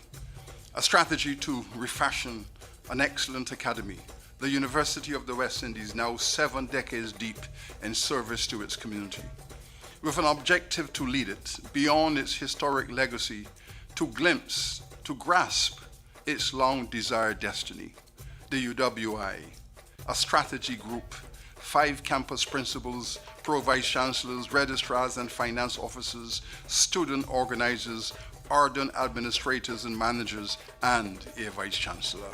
Backed by 17 Caribbean governments, supported by tested global partners, over a dozen distinguished universities, and a network of determined development donors. The plan, bold and courageous, was to take it to a place it had never before inhabited, to the top, there to dwell among the best, the world's best. For 5 arduous years, it was prepared to take international ranking tests. It did emerge at the top with the very best. First in the Caribbean, from a field of over 100 distinguished universities and top 4% of the global best. The journey to the top took 1,000 steps, each a calculated choice, options for opportunities, rising on the shoulders of veterans and stalwarts, hundreds of men and women who fought heroically through the colonial phase to arrive at this stage. Revitalized with a one UB vision, the UWI was launched upon its next voyage, leaving behind, with solemn celebration, the ancestral university of the prior century. Upward and onward, the new UWI was forged and refashioned as a university system, a system with multiple sectors, local and global. A 21st century university system redesigned to meet the region's future needs, guided by its AAA strategic plan with pillars of access, alignment, and agility, a vehicle for the voyage along the higher education highways of the future. First came the restructuring and refocusing of the open campus, and finally a 5th campus led by Principal Griffith, experience in action, erupting in the 5 islands community of Antigua and Barbuda and bearing its name. But in between, 8 new global university centers planned in partnership with the best universities. With the State University of New York, a joint center for leadership and sustainable development. In China, with the Global Institute for Software Technology, a joint center to train Caribbean software engineers in the sizzling technology park of Suzhou. In Africa, with the University of Lagos, Nigeria, a center for culture and arts. And in South Africa, with the University of Johannesburg, a joint center for global African studies. In Canada, with Brock University, a center for Canada-Caribbean studies. In Cuba, with the University of Havana, an institute for sustainable development of the Caribbean peoples. In England, with Coventry University, a joint center for industry academic partnerships. In Scotland, the UWI University of Glasgow Centre for Research and Reparatory Justice, making history, the first university to apologize for enrichment from slavery and agreeing to pay reparations. And in the making, 2 new centers, one in the European Union to foster Caribbean post-Brexit interests, the other in South America, in Colombia, a joint teaching and research project at the University of the Andes. Finally, UWA rose as a founding partner in the 10-member University of Miami-based Hemispheric University Consortium, an online strategy to revolutionize research collaboration across the hemisphere. The UWI system then is a re-engineered global enterprise rooted in the Caribbean with a Caribbean mandate. While forging a bright future, it is sweeping away the dark colonial past. First, it institutionalized a gender policy, empowering and celebrating women within the system. Then Milner Hall, symbol of a celebrated imperial apartheid era, now erased and renamed by resident students, Freedom Hall, a lesson in liberation. Repatriated to regional justice, the role and function of the Queen of England as our visitor. Finally, a Center for Reparations Research and the P.J. Patterson Center for Africa Caribbean Advocacy, established to promote and guide the completion of the decolonization process. The UWI system, a new academic enterprise, transformed to better serve and sustain the transformation of the Caribbean region. The journey to the top was principally driven by programs with specific pedagogical purposes to protect and propel the people of the region. See, for example, the excellence of UWI medicine and UWI science active in the field, side by side with governments, fighting the war against viral pandemics. First with the Zika task force in 2016, now with the COVID-19 task force, both led by the persistent, dependable Professor Clive Landis. COVID, chronic disease, and climate change, the 3 deadly C's of Caribbean society, confronted, contested by UWI science. The UWI science sector, selected to lead climate change advocacy by the International Association of Universities, with a team of top-class scientists, Michael Taylor, David Smith, and John Agard, now preparing to pioneer the creation in the Caribbean of the world's first climate-smart university.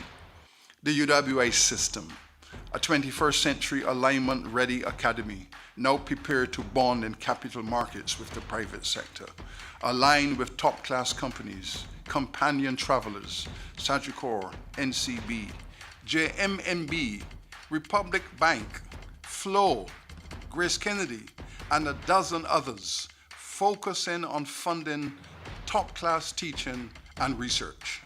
The Mona model, the passionate pursuit of revenue.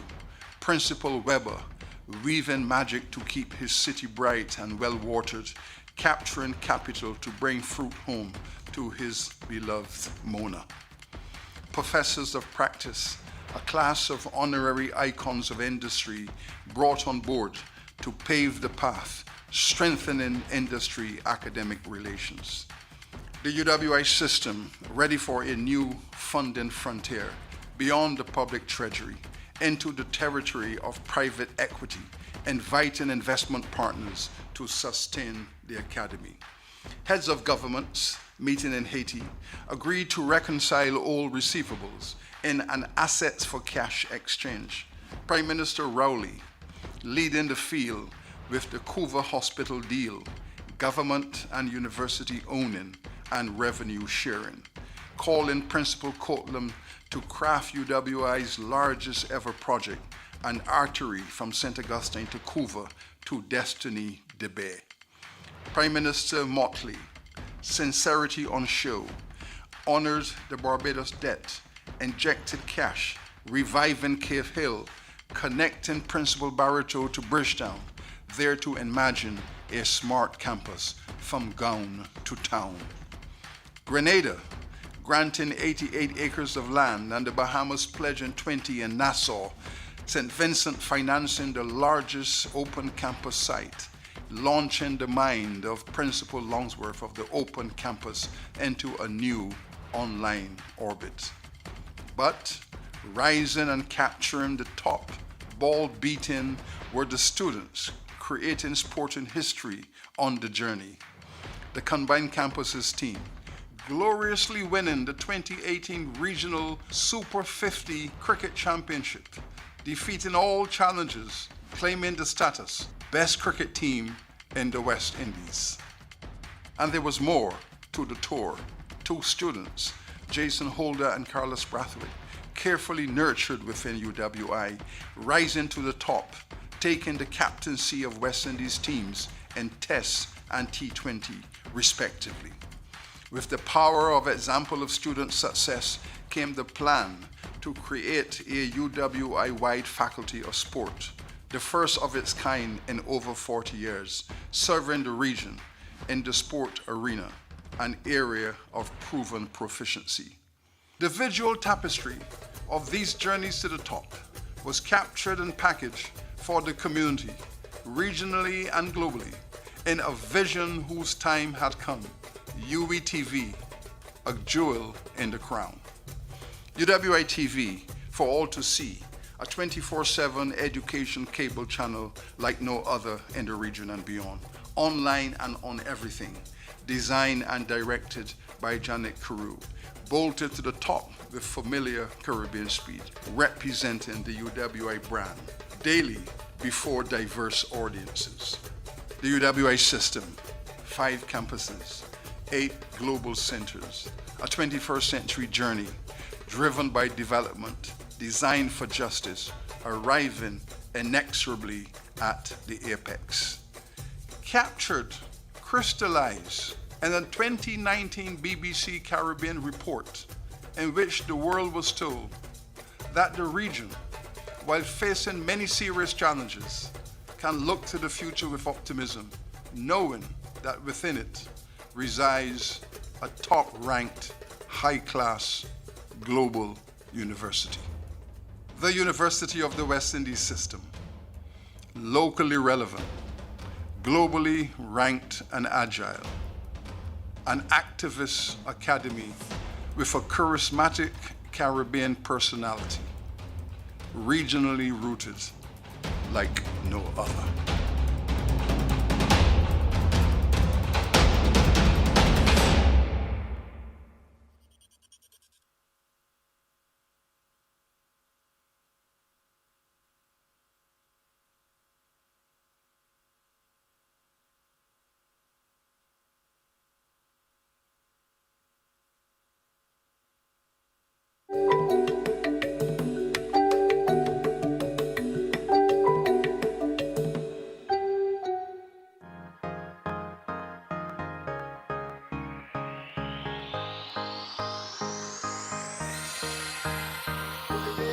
Out of crisis and catastrophe comes opportunity, yeah.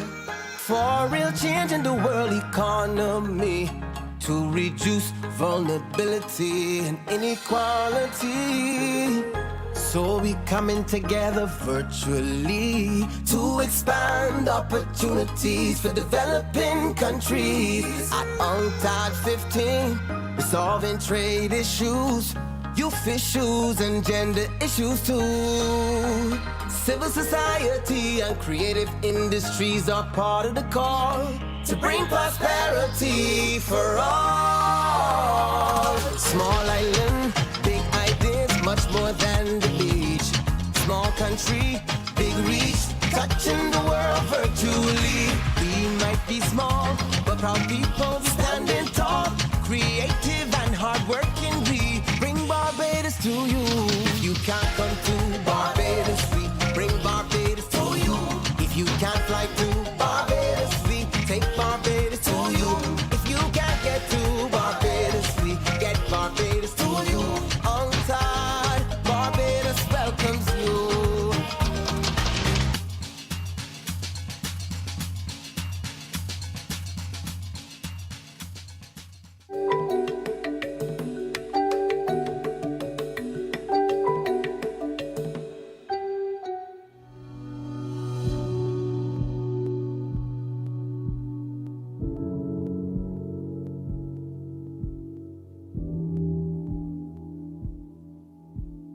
Imagine the world without a Caribbean.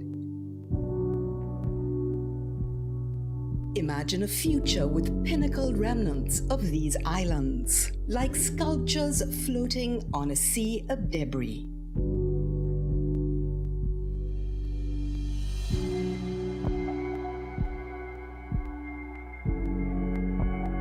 In the second decade of the 21st century, the Caribbean is once more in a fight for its continued existence, having battled forces of imperialism for centuries. The region must now confront the devastating impacts of global warming and climate change. Viewed largely as a region of high middle-income countries, the Caribbean has limited access to external funding. Pockets of poverty persist and are as deep as income disparities are wide. Hurricanes, natural disasters, and climatic events make no distinction between richer and poorer countries. While visitors to our islands may see sargassum as an inconvenience, for those who live and work here, the degraded coastlines and ecosystems are crippling livelihoods. For us, the effects of climate change are not a seasonal problem, but a matter of survival.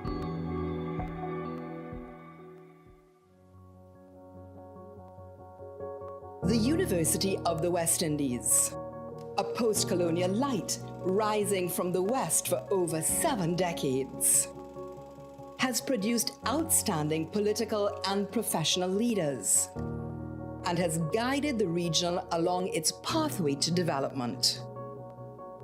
With a global record of path-breaking scientific research, we stand at the forefront of the science on environmental resource management, climate modeling, natural disasters, land and marine ecosystems.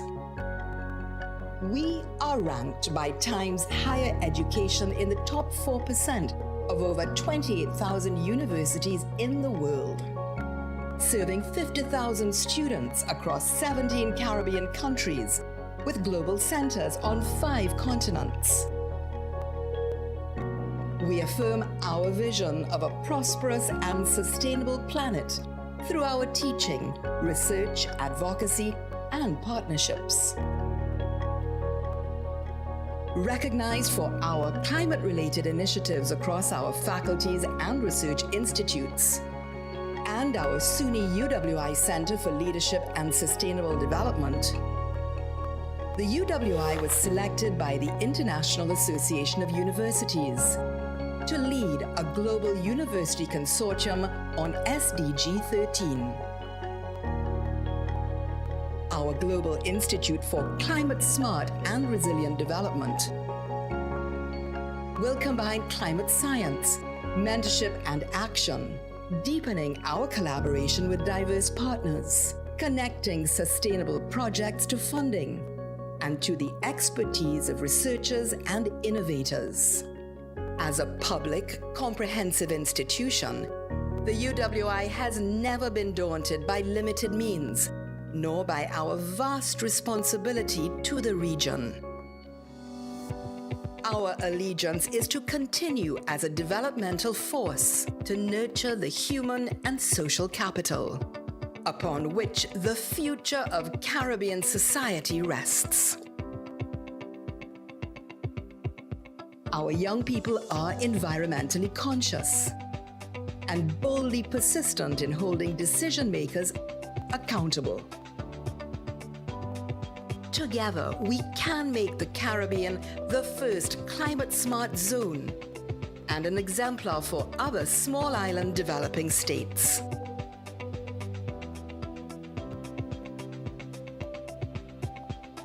For us, tackling climate change is not only a priority, it is a matter of our survival.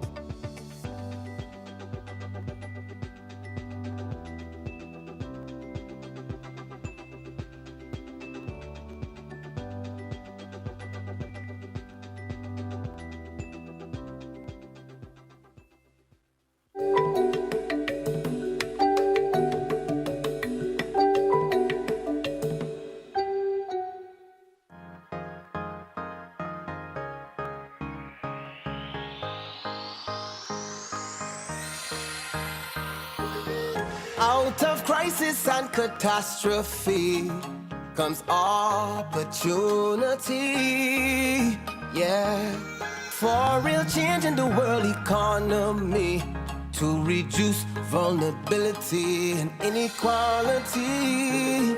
So we coming together virtually to expand opportunities for developing countries. At UNCTAD 15, resolving trade issues, youth issues and gender issues too.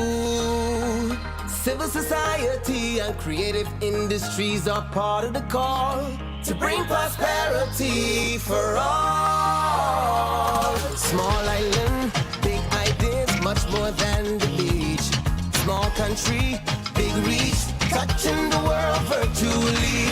We might be small, but proud people standing tall. Creative and hardworking, we bring Barbados to you. You can't come to Barbados, we bring Barbados to you. If you can't fly to Barbados, we take Barbados to you. If you can't get to Barbados, we get Barbados to you. UNCTAD, Barbados welcomes you.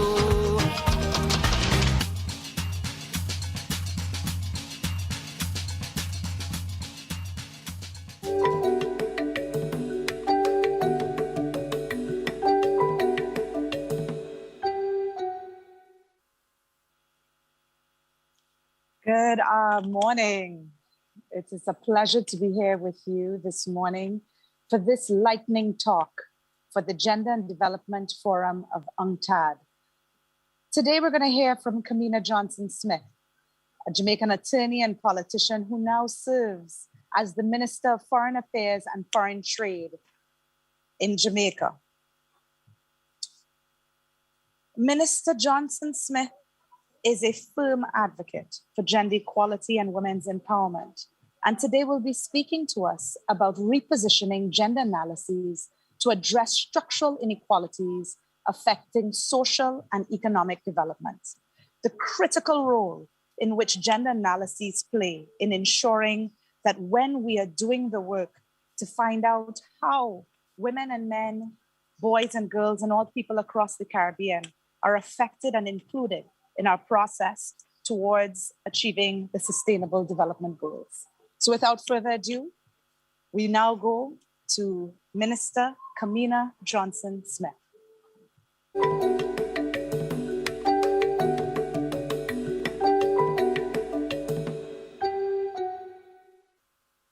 I am so honored to participate in this inaugural Gender and Development Forum, which serves as an excellent complement to the discussions and negotiations on the UNCTAD 4-year work plan also underway. My lightning talk will try to address this very involved topic at bolt-like speed. Let's start by acknowledging that governments have widely benefited from analyses of the factors that perpetuate structural inequalities through various prisms, including race and class. Less widely used is the gender lens, which is, however, extremely important if we are to understand and challenge structural inequalities in order to deliver on the SDGs, and in particular, SDG 5. Governments in the Caribbean have been working to advance gender equity, and I am proud to be part of one that introduced the National Policy and Action Plan for Gender Equality, is working on stronger legislation to address gender-based violence and sexual harassment, and more broadly, to mainstream a gender perspective into all current and future policies and programs. Ladies and gentlemen, the critical starting point for gender mainstreaming must be gender analysis. That is to say, we can only mainstream to deliver good outcomes through critical understanding of the socio-cultural roles ascribed to women and men and the consequential differences in access to socio-economic and political power. It's therefore an indispensable tool in the design of development policies and programs. I'd like to highlight just a few areas which would benefit from a proactive repositioning of gender analysis. Education can be viewed as the most critical building block of our societies. Whether in the public or private rubric, the majority, if not all our children, pass through our school systems. They are our largest social catchment area. Boys and girls learn differently, and the impact and outcomes of teaching strategies can vary widely. Even pre-pandemic in many of our societies, and particularly in the Caribbean, we've been reaping high levels of male school dropouts at the secondary level, resulting in low male populations at the tertiary level. There's also been a great gap in participation in subjects identified as critical for future-proofing our societies. And in that specific context, training in science, technology, engineering, and mathematics, or STEM, requires a shift to ensure inclusivity and equal access in traditionally male fields, as well as a general expansion of expertise if our countries are to be developers of content and technology, as well as consumers. Here in Jamaica, in addition to the establishment of a multi-stakeholder commission charged with making recommendations for the complete transformation of our education system, we've launched a program to encourage more girls to pursue STEM subjects. Deeper gender analysis in education could support further adjustment of teaching methodologies for boys and girls and address both sides of the equation. So firstly, unpacking factors which have made STEM traditionally unattractive to girls on one hand, as well as the structural inequalities in various sectors that employ students of STEM on the other.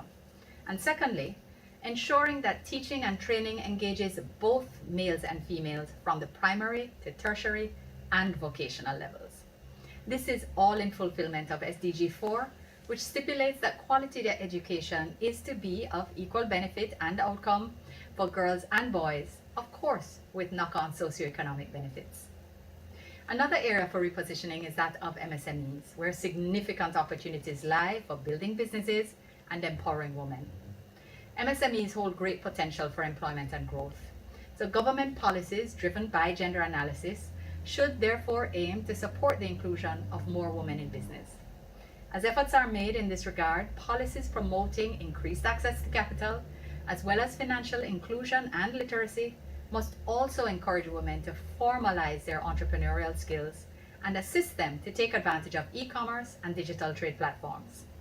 In our own experience, for example, Jamaica recently launched the Women in Entrepreneurship Support Project to provide capacity building, technical assistance, and financial support to women-owned SMEs, particularly in youth and rural demographics. To round out this issue, it's critical for us to recognize that in societies with large percentages of female-headed households, the massive socioeconomic benefit of focus on this area is clear. Ladies and gentlemen, allow me to also look at how gender analysis would be helpful in the area of trade. Recent World Bank studies show that when countries open themselves to trade, women's share of wages in the manufacturing sector increased by 5.8 percentage points on average. Furthermore, when women are employed in sectors with high exports, they are more likely to be formally employed. Formal employment needs better job benefits, training, and job security. Several positive indicators. We therefore commend the ITC, the International Trade Center, on its initiatives through their Women and Trade program, which seeks to increase the participation of women entrepreneurs and producers in global value chains, and to ensure that they enjoy greater economic benefits from participating in international trade. Taking a look at CARICOM briefly, we can note that the revised Treaty of Chaguaramas envisions through the COSOD, the Council for Human and Social Development, the creation of policies and programs across CARICOM to promote the development of women and youth with a view to enhancing their participation in economic activities. The COTED, that is the Council on Trade and Economic Development, which I chair, is charged with assisting member states to design policies to support industries such as export promotion, financing, incentives, and technology policies.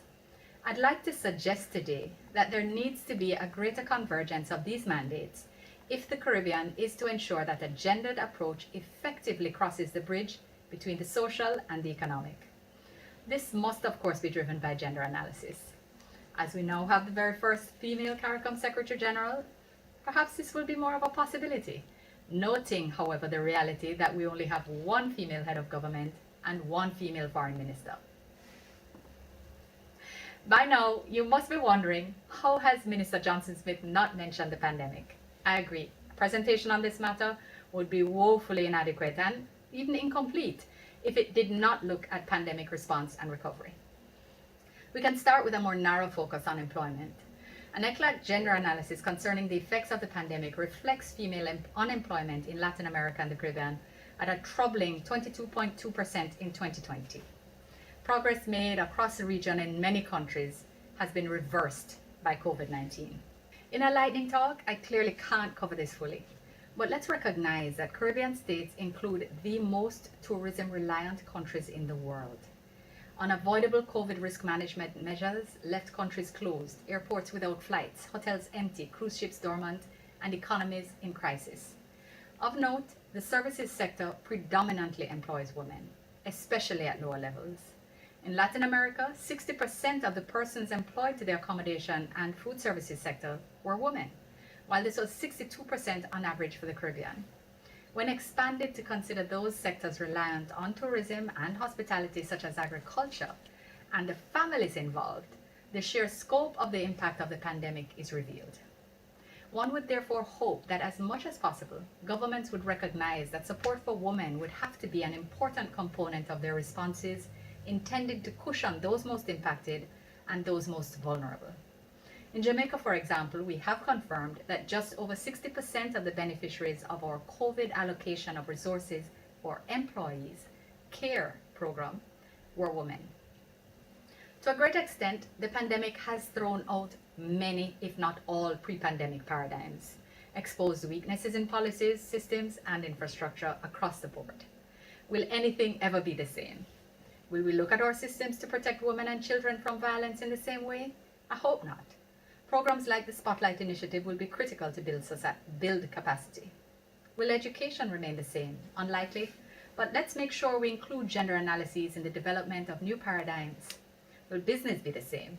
In some ways, but massive focus on digitization driven by pandemic responses might provide greater opportunities on the other side, including for women if the analysis uses the appropriate, yes, gender lens. As indicated earlier, this should support more women in trade as well. Ladies and gentlemen, we have so much more to do to ensure that recovery has a gendered lens and takes into consideration matters such as the extent to which working mothers have fallen behind as a result of increased domestic demands as a result of the pandemic. Matters such as safe childcare, for example, must assume greater importance. If we are to truly build back better, stronger, and smarter, gender analysis will be critical to the crafting of policies as countries move from response to recovery. This would be necessary to ensure even more effective programming that's resilient against future health and economic shocks. As we reposition, I'd also like to emphasize the importance of national data. Even though there are some aspects of gender analyses which will apply across the board, it is critical that domestic realities be highlighted and mapped so that the right solutions can be found to deliver the best outcomes. Gender disaggregated national statistics are important, as they also support effective gender analysis in policymaking. Reliance on averages will not always achieve the best results. Women are not a homogeneous grouping, nor are our national experiences. So gender analysis must take account of this. In closing, I'd encourage us to continue to use all the tools at our disposal to analyze long-standing and evolving social inequalities. Repositioning gender analyses as the heart of pandemic recovery programs will be critical. Let's build back better, stronger, smarter, and more balanced. I thank you for listening.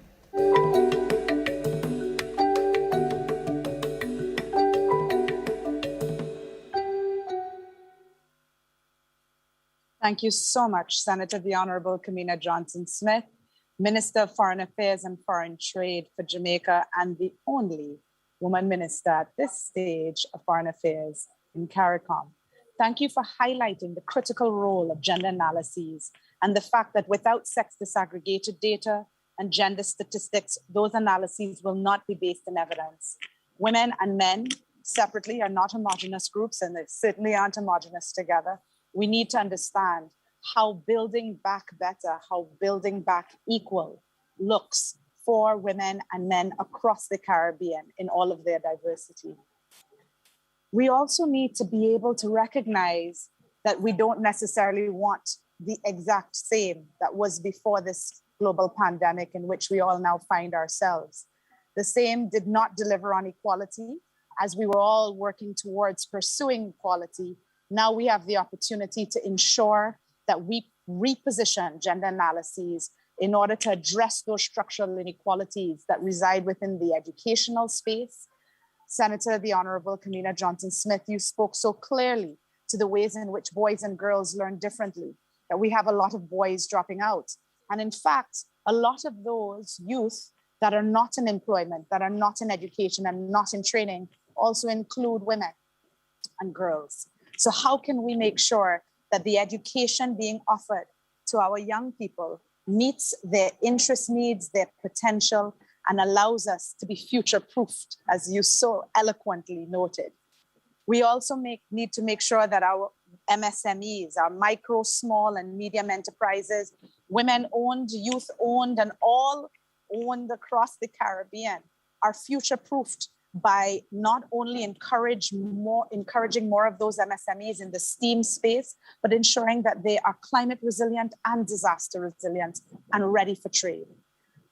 Yesterday, our colleagues at the Caribbean Institute for Women in Leadership, or Caribbean Women in Leadership, CWIL, had a series on pathways to good governance, embracing women's transformational leadership, where Ambassador Elizabeth Thompson and Mrs. Therese Turner-Jones, as well as myself, were able to speak to the need for more modeling of women in these spaces, such as the leadership spaces in foreign affairs and trade, as well as leadership at the ultimate helm of our countries.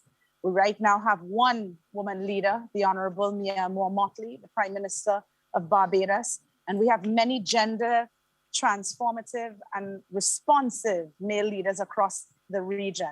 We look forward to building the pipeline of additional women who can take up the helms of these positions of power to make sure that we are honoring our commitment not only to the Convention on the Elimination of All Forms of Discrimination Against Women, but also the Sustainable Development Goals. Honorable Minister, you clearly noted how delivering on SDG Goal 5 on gender equality will also assist us in delivering on SDG Goal 4, as well as every single SDG. If we reposition these gender analyses, we'll be able to start from a place of understanding that women and men are not the same, but have equal value.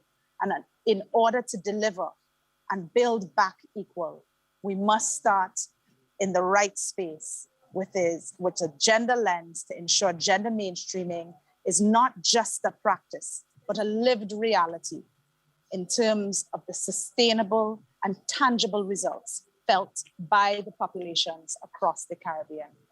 Thank you so much again, Senator the Honorable Kamina Johnson-Smith, for your lightning talk. We look forward to being able to have more of these talks. At UN Women, we look forward to being able to collaborate with our colleagues at ITC, as well as all of the other UN agencies engaged in ensuring that we support Caribbean countries, small island developing states, and the world in achieving the Sustainable Development Goals. Thank you so much to the Institute for Gender and Development Studies for making sure that this Gender and Development Forum had space for these kinds of lightning talks, and we look forward to the other gender and development forums to come. I hope to see you all later this afternoon at the closing ceremony, where we'll discuss some clear next steps for ensuring that that is a reality. Have a wonderful day and see you again soon.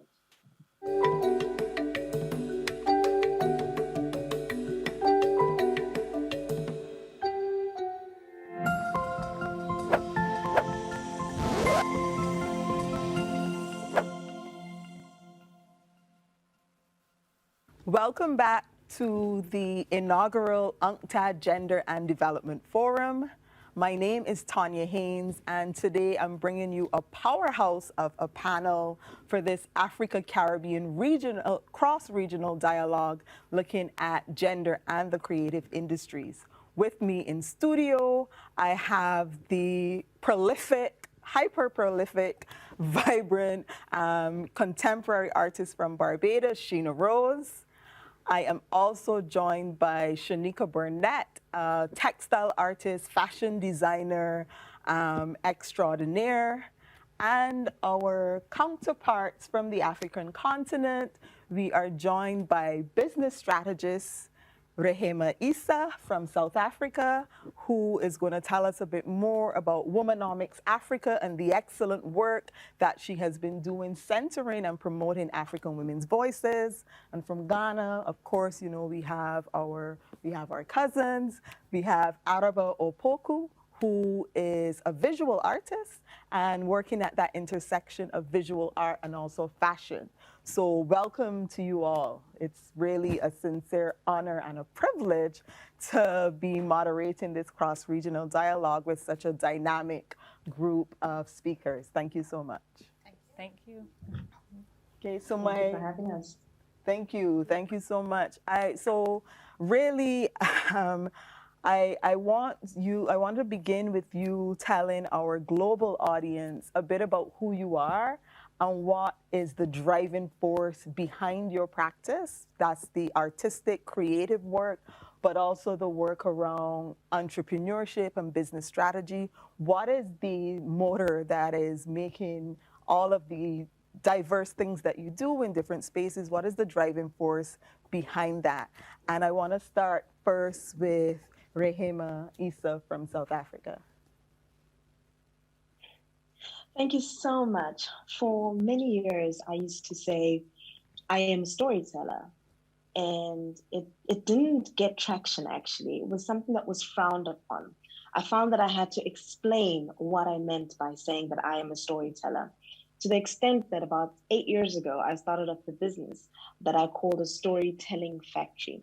And it really was a culmination of a number of years working in strategy, business development, women economic development, and women enterprise development. And the realization that the narrative of the African woman tends to follow a particular script, which was very different to the reality on the ground of what that contemporary, modern, educated, well-traveled, really power-hungry, well, not hungry, but power set and globally oriented African woman was about. And I found that in doing these strategy sessions, not just in defining their blue skies, but also, you know, coming in with a lot of humility after the process and appreciating that African women were geared for global access, they were geared for global business. But the narrative of the world that intersected with African women still had the notion and the narrative of African women need development. African women are less than. African women do not know what they're doing. And that also defined how the world of development was interacting and intersecting with African women, defining strategies or defining support that was really looking at, we need to start up women businesses. And there was a missing layer, a missing middle of African women who has been in business for a number of years, who has been doing intra-Africa trade already, who has been doing global trade, that was missing out on support and ecosystems to grow for greater global engagement. And I think for me, doing stories, and I mean, I'm a TEDx licensee, and one of the things that I do is find ways to find those stories and find ways to give African women voice, particularly in a digital era that facilitate this access by everybody for free to this information. So 85 women over the last 6 years telling their stories in their own way. But I've also been a publisher, finding African women's stories, going out and trying to find the voices and ensuring that those voices are communicated authentically. And there's been a continuous thread, whether I'm doing strategy or storytelling in one way or the other, which was that the voices of African women need to be amplified for them to have an equal playing field, but rather for the world to intersect with them where they are. And what we found in the last few years, you asked me what drives me, it's the power of storytelling, the power of telling where women actually are with that level of authenticity that allows you to connect with the heart and soul of who they are, but importantly with the economics of what they bring to the table. And that's at the heart of what Womanomics Africa is, which is our latest 3-year-old venture, an appreciation that unless African women are operating in sustainable, resilient ecosystems as drivers of economic highways, we will remain the beneficiaries of stories being told about us and not the champions of what the world engages.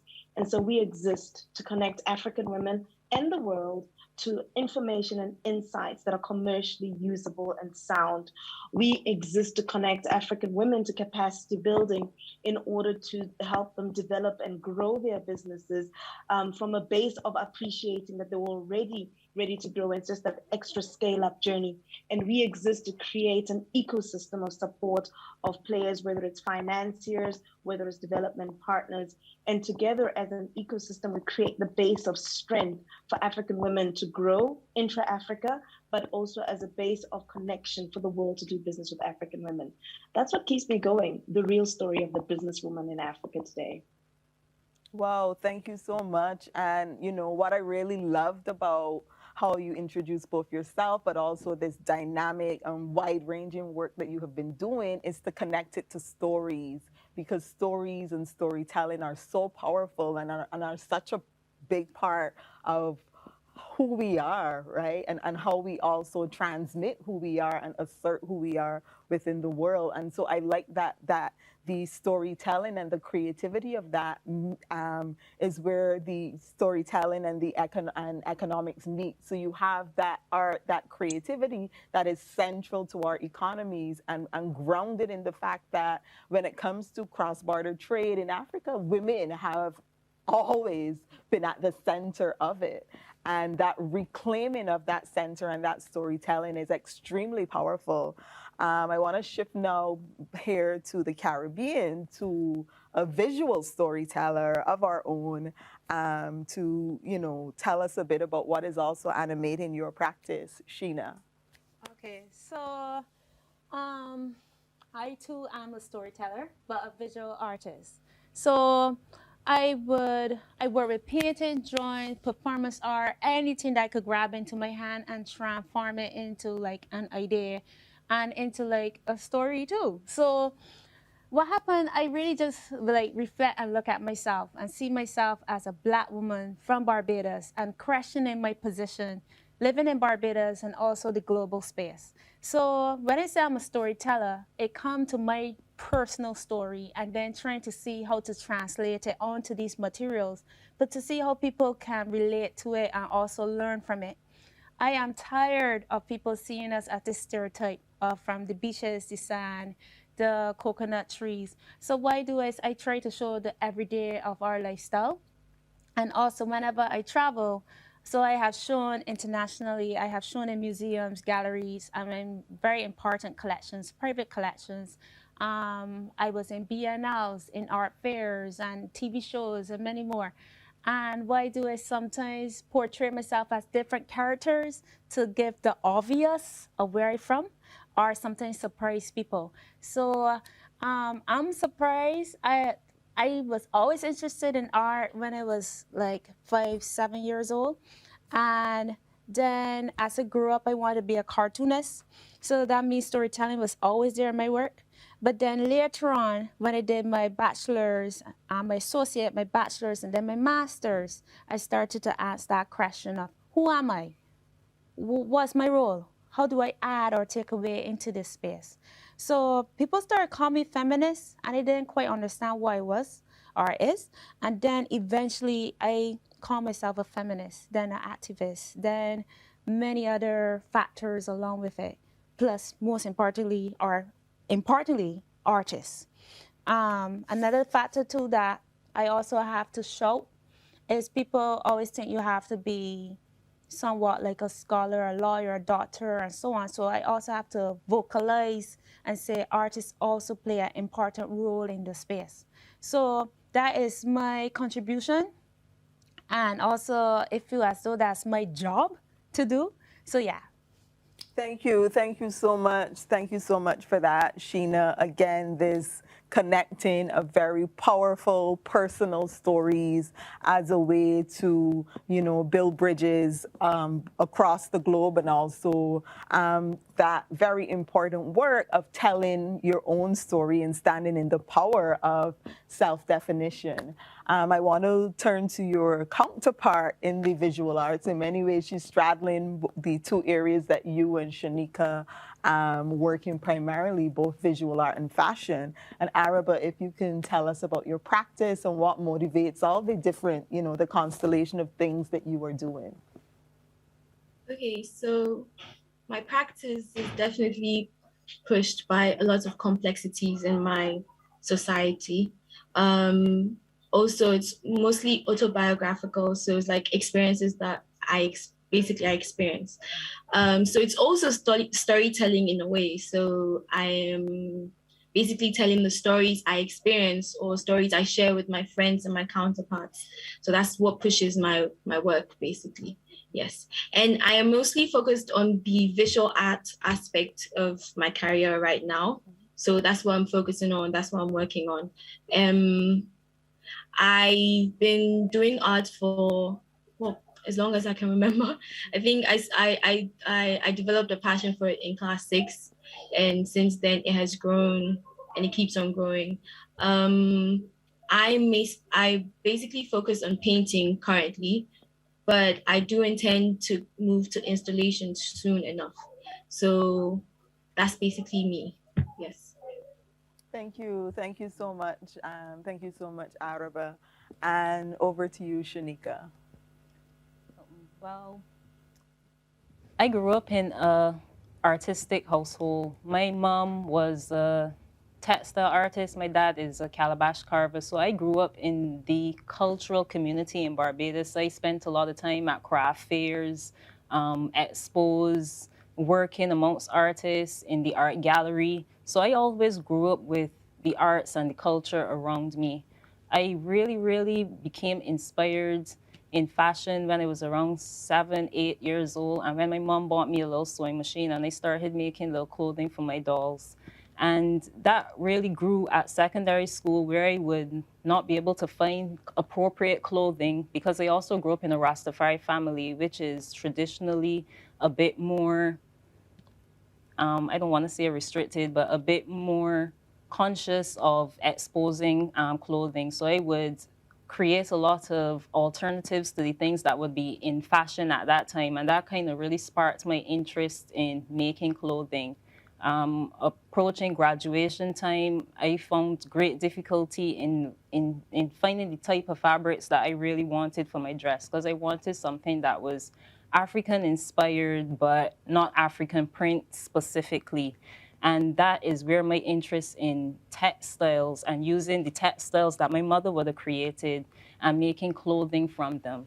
And that really inspired me to try to create an aesthetic that is Caribbean in particular, using the influences that I would have from my own background, which would be a more Afro-Caribbean perspective, but also marrying a more modern perspective, which I have as a young independent woman in Barbados. So that is what really inspired the aesthetic of my clothing. I also really like to experiment with a lot of natural materials, and I think that would have really come from my background, where we are, very we are very resourceful and find different uses for different products. So I like to work with calabash, coconut fibers, and unexpected materials to kind of try to merge them into fashion. Over the last couple of years, I've been leaning more to exhibition pieces that would not be necessarily deemed wearable. And when I would have started years ago, there wasn't really a market for it. But I've been very inspired by technology and the way the world is going now to really let my creativity flow and create things that I'm really passionate about.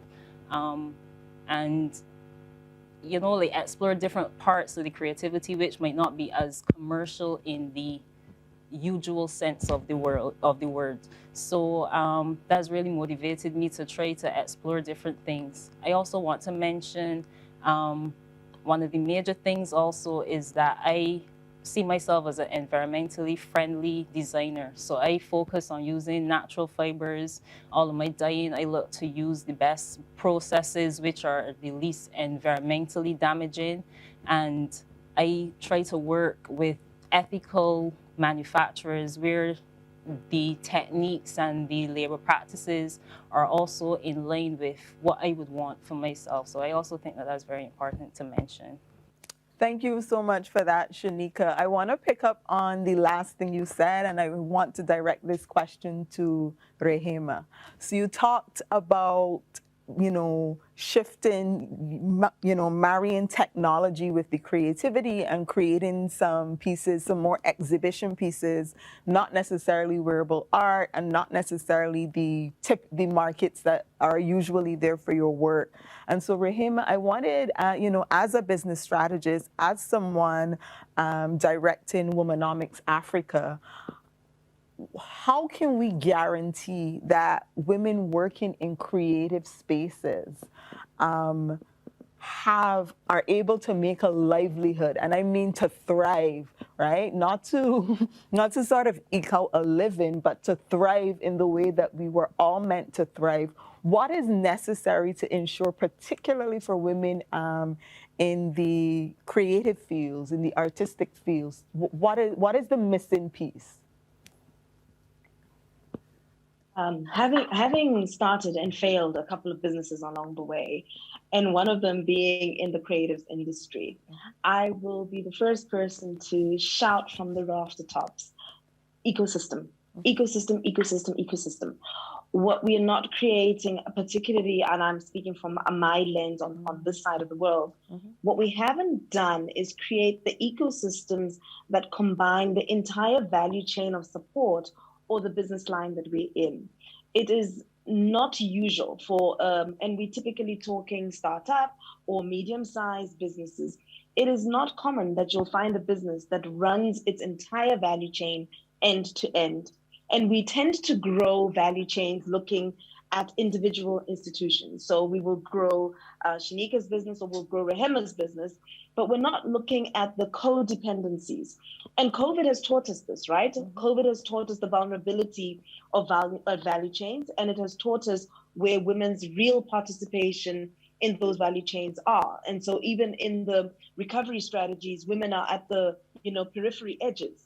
And so unless we are at the heart of those value chains, unless we understand where we participate. At Womanomics Africa, for instance, part of what we do is create sustainable value chains. And Oya Foods is a business that we started up in the middle of lockdown.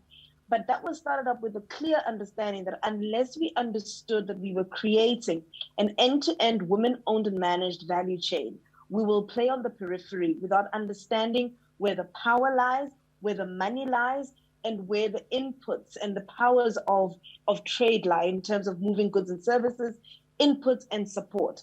So I think that the key to women gaining resilience is not to necessarily say, I'm playing at the top, but understanding the value chain end to end and understanding where you're playing in that, but growing and supporting coexistently, or rather at the same time, I'm forgetting the English word for that right now, concurrently, growing concurrently the value chain. So don't look at growing your business on your own. We make that mistake. We find hundreds of businesses doing the same thing without leveraging economies of scale, without leveraging opportunities for supply, without leveraging where the opportunities to support. And I think that she mentioned something that is key, which is the use of technology as a lever and as what I call an amplifier.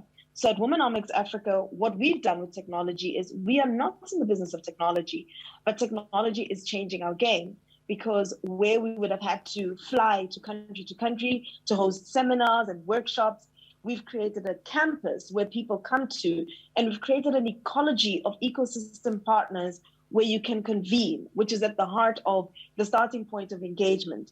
And so it's being able to understand, how does technology support, elevate, and transform your business, and start now. If you haven't already, start now to speak to technology partners. It took us 11 years, by the way, to find the technology partner that could translate our requirements into a real solution. 10 years. We're live this year, June in 2011.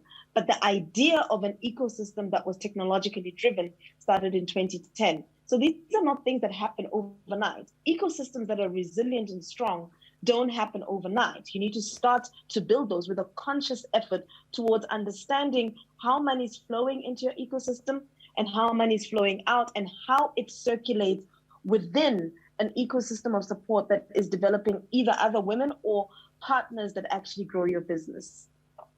Thank you so much for that, Rahima. So much food for thought. And I can see why you are a business strategist and also an entrepreneur and leading this very important work with Womenomics Africa. For me, what really stood out about what you said is the importance, this notion of growing an individual business in the app rather than growing an ecosystem where everywhere along the value chain, women and gender diverse people are on controlling every point along the value chain. And for me, I think that's very powerful to reflect on, because I always say for us in the Caribbean, our greatest strength is the creativity of our people. Like, the one thing that we have that we can offer to the rest of the world is the people and the art, the creativity, the fact that this is a part of the world where people have made so much, including new instruments, new genres of music, new religions and spiritualities out of a range of different, of the meeting, often violent meeting and confluence of different cultures and different people. And so that focus on ecosystems and the need to develop ecosystems rather than thinking of developing a single business. And I'm going to go to Sheena, who is a very celebrated artist. Her work she has, exhibited everywhere. But I want you to tell, I know that you launched a business about a year ago, right? And I want you to tell me why you felt it was important, as somebody who had been a practicing artist, a very successful artist, not just from the Caribbean, but globally as a contemporary artist, very successful, very recognized. What prompted the shift to thinking about your work as a business? Yes, I started a company last year, and this will be going the second year. And I went into a company because for years it was asking for a gallery representative, and I never received one. So as time go by, as my career grew and the value of my work start to go up, I said, well, the only way that I will probably be taken more serious if I turn into a company. So I legit turned into a company, and I started to get bigger commissions as well. I started to do like large public art, so therefore that means bigger money. So legally speaking, when it comes to filing taxes and so on like that, I want to be legit, I want to be legal, and to show, well, hey, I have a company. And again, you know what's annoying to me? That before, when I first started, yes, I may be globally known and my name is still growing and stuff, but it was frustrating to convince people that I was a business. It was always exhausting to tell people I worth buying, art worth buying. Look into art, is an investment. The culture that we grew up and born into is not really art savvy per se, and they see art as somewhat just the traditional way of the traditional houses and stuff, but also decorative. There's no insult to decorative art, but it is an insult that you just see art as that. So as time go by, I was getting exhausted of just convincing people I'm a businesswoman, I'm a businesswoman, I'm a businesswoman. I started off in a bedroom, then eventually a dentist, Dr. Jefferson Clark, saw me in a bedroom. He offered me a studio space upstairs on top of his building, office. And then eventually I said, I want to be bigger. I want to be an international artist. I want to be this. I want to be a businesswoman. I want to be a scholar. I have received the Fulbright scholarship. I have been in major magazines and stuff, but it didn't feel like enough. It still feel as though people didn't still see me as this businesswoman. So I said, you know what? Let me become a company. So I became a company. And yes, as I mentioned before, public pieces came about, commissions, and so on. And then I created a team. I have a lawyer. I have a personal assistant, graphic designers. But then Corona came, and I had to reduce the team. And I had to rethink and see how to move about and so on. So in front of the scene, I look very successful. I look like if I'm in public spaces, public speaker, but behind the scene it's a lot of struggle. It's trying to understand how to get investors, how to build value more, how to still get gallery representative. It is a lot more than just painting and drawing. I read 36 books last year so that I could articulate better, so that I could be still taken seriously. So I feel as though I have a lot of things against me, but I'm very happy to be on this platform to see that they have us Black women, us from Africa and from the Caribbean, having more dialogue like this. So this is very encouraging and not as isolated and lonely to me. Mm-hmm. Thank you so much for all of that, Sheena. You've said a lot here, and I want to turn to Araba. And Sheena ended by talking about isolation and loneliness, and we heard Rahima saying how important ecosystems are to not just surviving but to thriving, right? And Araba, if you can tell us a bit about what has been your experience as a practicing artist through the pandemic in Ghana, what is that like?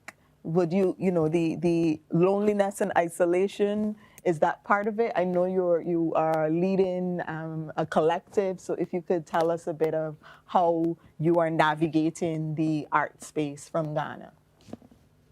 Okay, so I started officially doing art in 2018. So that's like after I finished high school, I went through a depressive state. That was equally lonely, so I had to stop doing art because I didn't have any support system. I mean, my mom was available, my parents were available, my sister was available, but it just felt wrong. There was no one actually pushing me to keep doing art. So after I started in 2018, I joined a collective. So I don't actually control or I'm not the owner or the leader of the collective. I just joined a collective, and since then, they've actually been supporting me, but we're actually fewer girls in the collective. So it's kind of hard sometimes. And it's kind of hard sometimes finding someone to relate to on that level, like the struggles that you face as a woman in this industry or the art market in general. So being in the collective helped. It helped because everyone sort of pushed each other. We're supposed to do work where we have people checking up on us. Are we okay? Are we mentally stable? Do we need a break? Do we need like a holiday? All of that. So being in that collective actually helped me. But then there was a period when COVID came, everything like went on a standstill. Everything ceased to work or create because some of our collective members like also got COVID. So there was more of care and more of, are you okay? Is this working? Are you sure? Like, let me come and visit you. Let me come and help you with this. The art side of things was completely neglected because nobody could actually cope with art because there was so much happening in the world at once. It was just so depressing. So no one could actually cope with doing art or like focusing on their art skills to help them through that time. So that's what we did. And trying to come out of COVID and Ghana being recognized as a hub for Africa's art scene since I think 2019 or so, also sort of put pressure on the artists here. So how do I put it? Yes, so since COVID started, it's after the depressive state, and after that, all the artists sort of gathered together and were like, we need to push back, we need to get back on track. So that's what we've been doing since. We've been pushing each other. So I would say I do have a support system. It's not so lonely as I know other people have experienced. It's not so like, and so far, as much as I didn't see a lot of women artists being represented in, because I'm an emerging artist, I need to look up to a lot of women artists. I haven't seen a lot from my industry, especially in Ghana, because in school, it was quite difficult to, but especially in Ghana, I haven't found or looked up to anyone.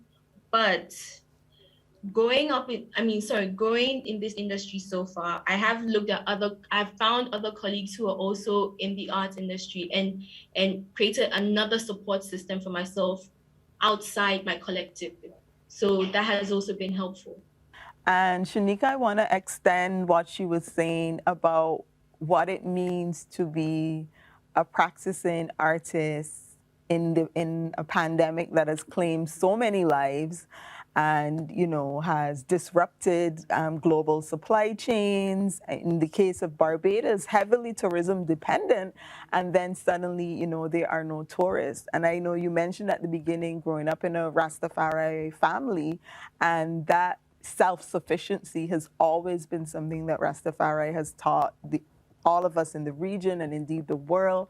And so my question for you is, what was it like for you now, still navigating art practice, fashion, making a living in a pandemic, especially in a place where, you know, now we depend on tourism and that has really dried up?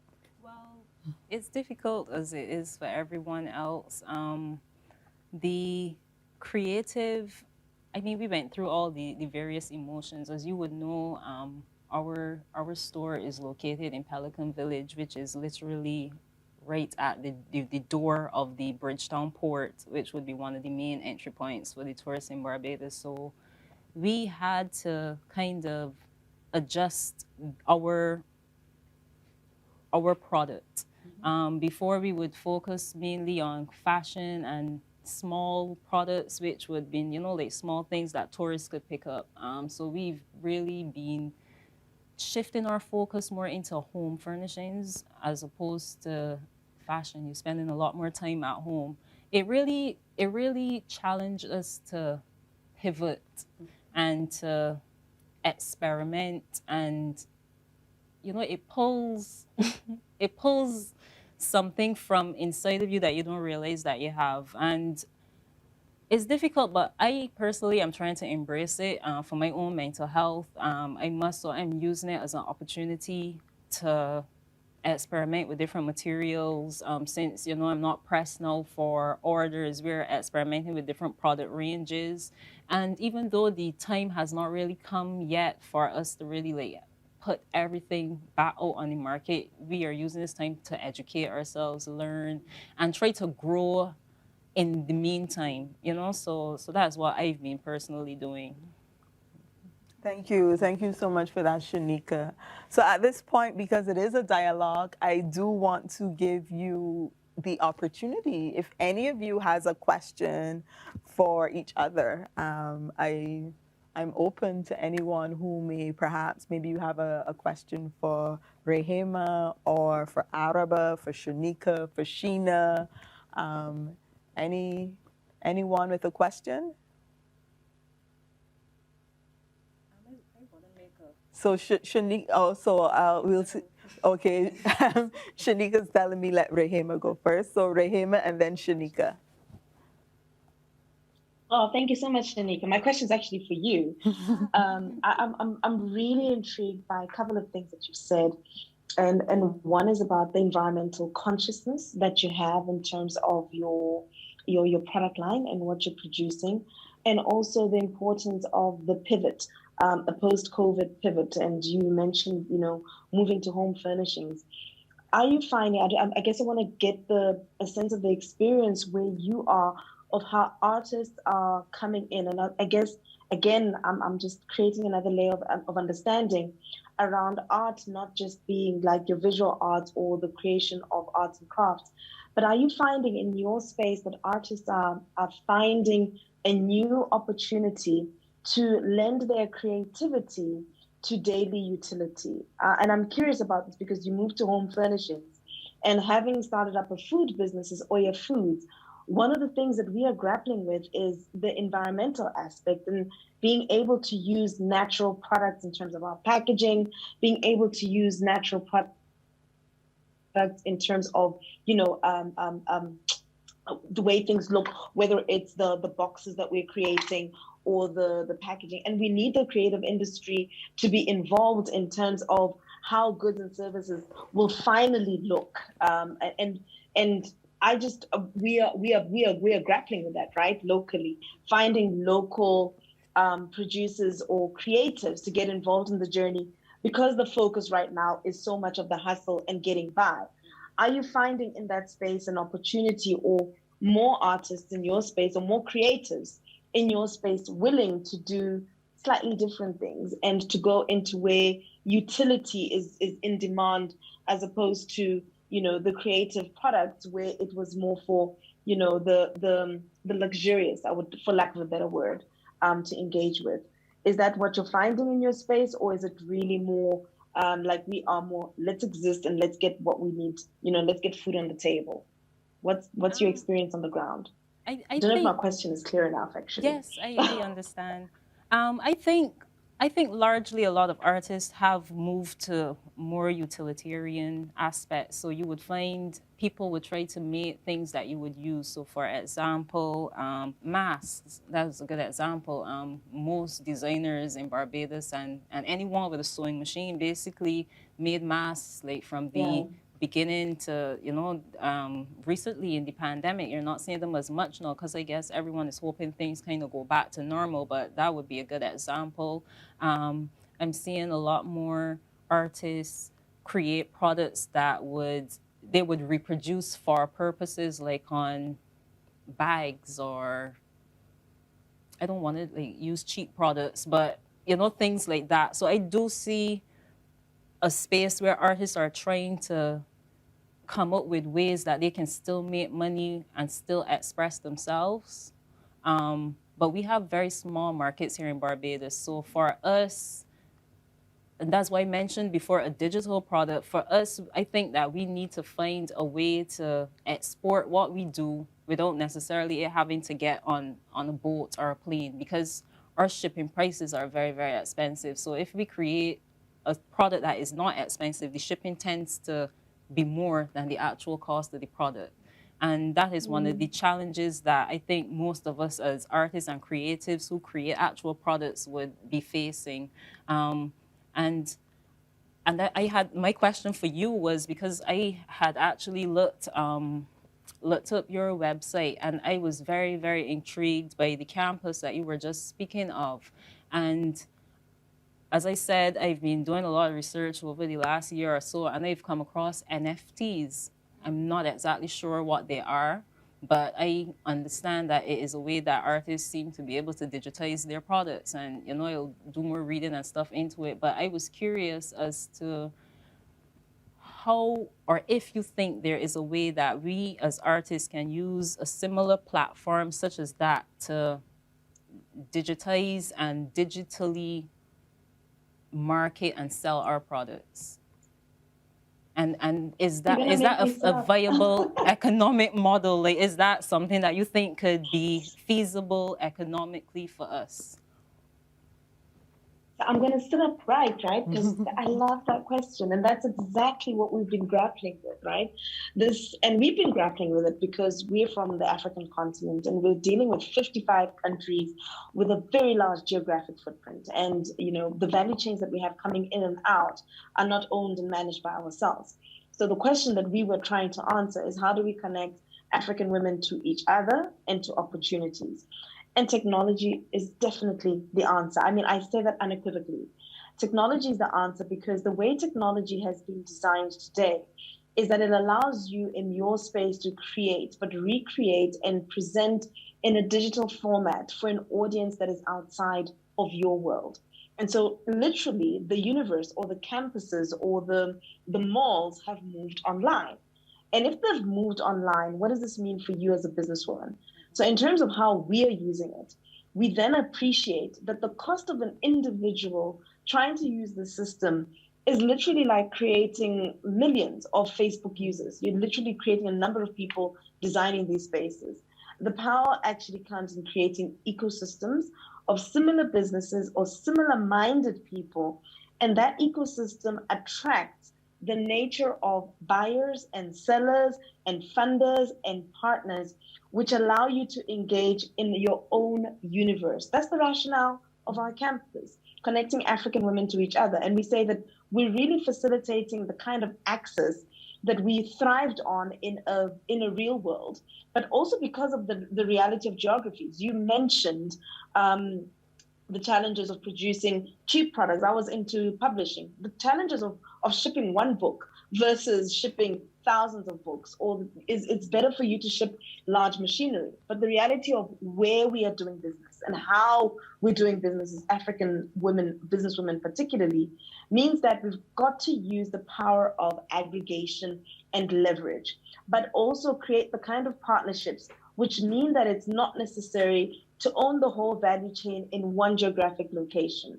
So for me, it's the use and utility of an ecosystem becomes financially viable and financially a potential solution when there's an aggregation of partners with similar likes and with similar value proposition, and whose value proposition feeds into each other. Again, I know my whole conversation is about the ecosystem. I'm like an evangelist about that.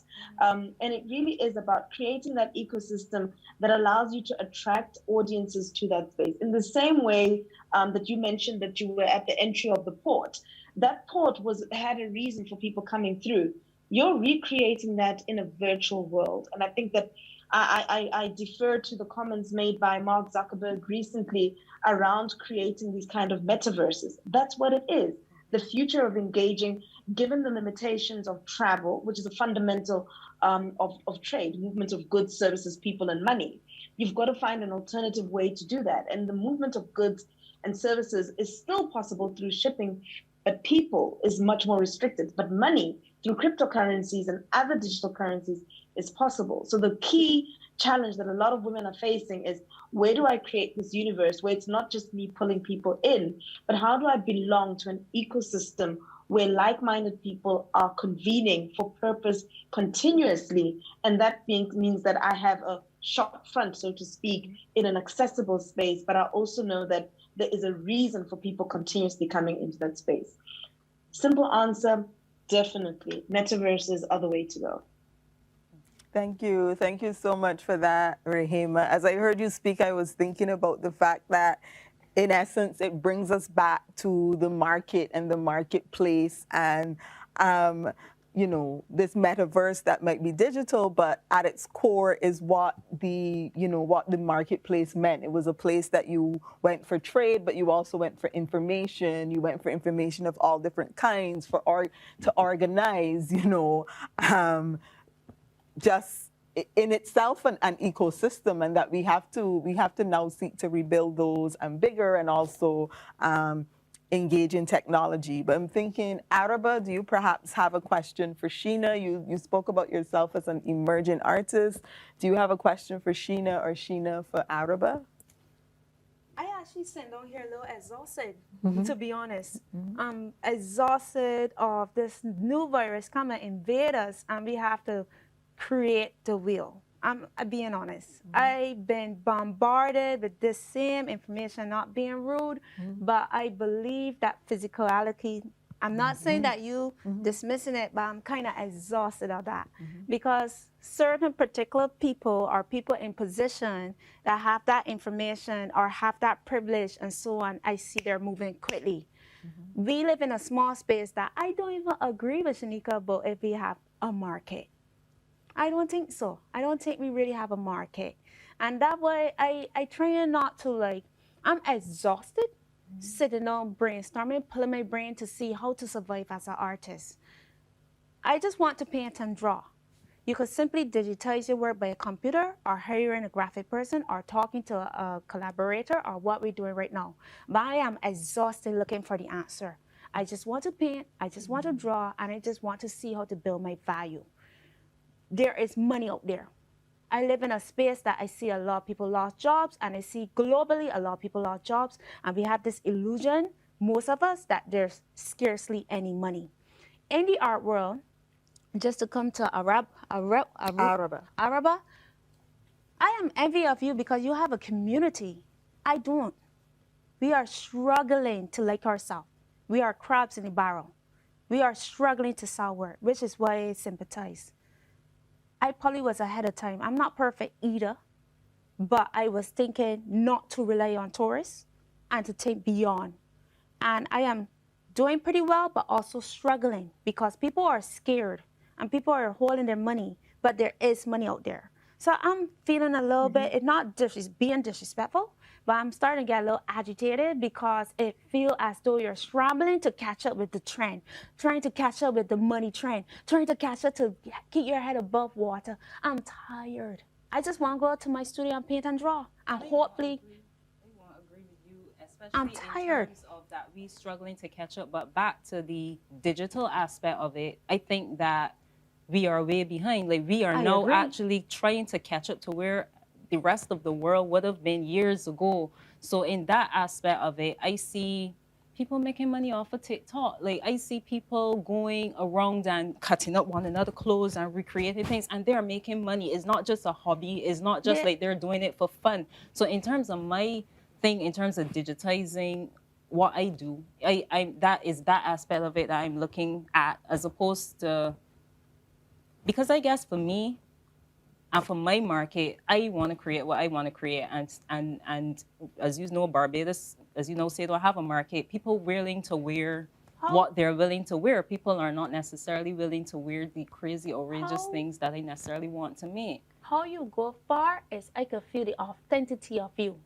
There are people, a lot of people on TikTok, on YouTube that are not authentic. I agree. And they hope they get the hits. Yeah. And most of them go home depressed because they hope they get the hits.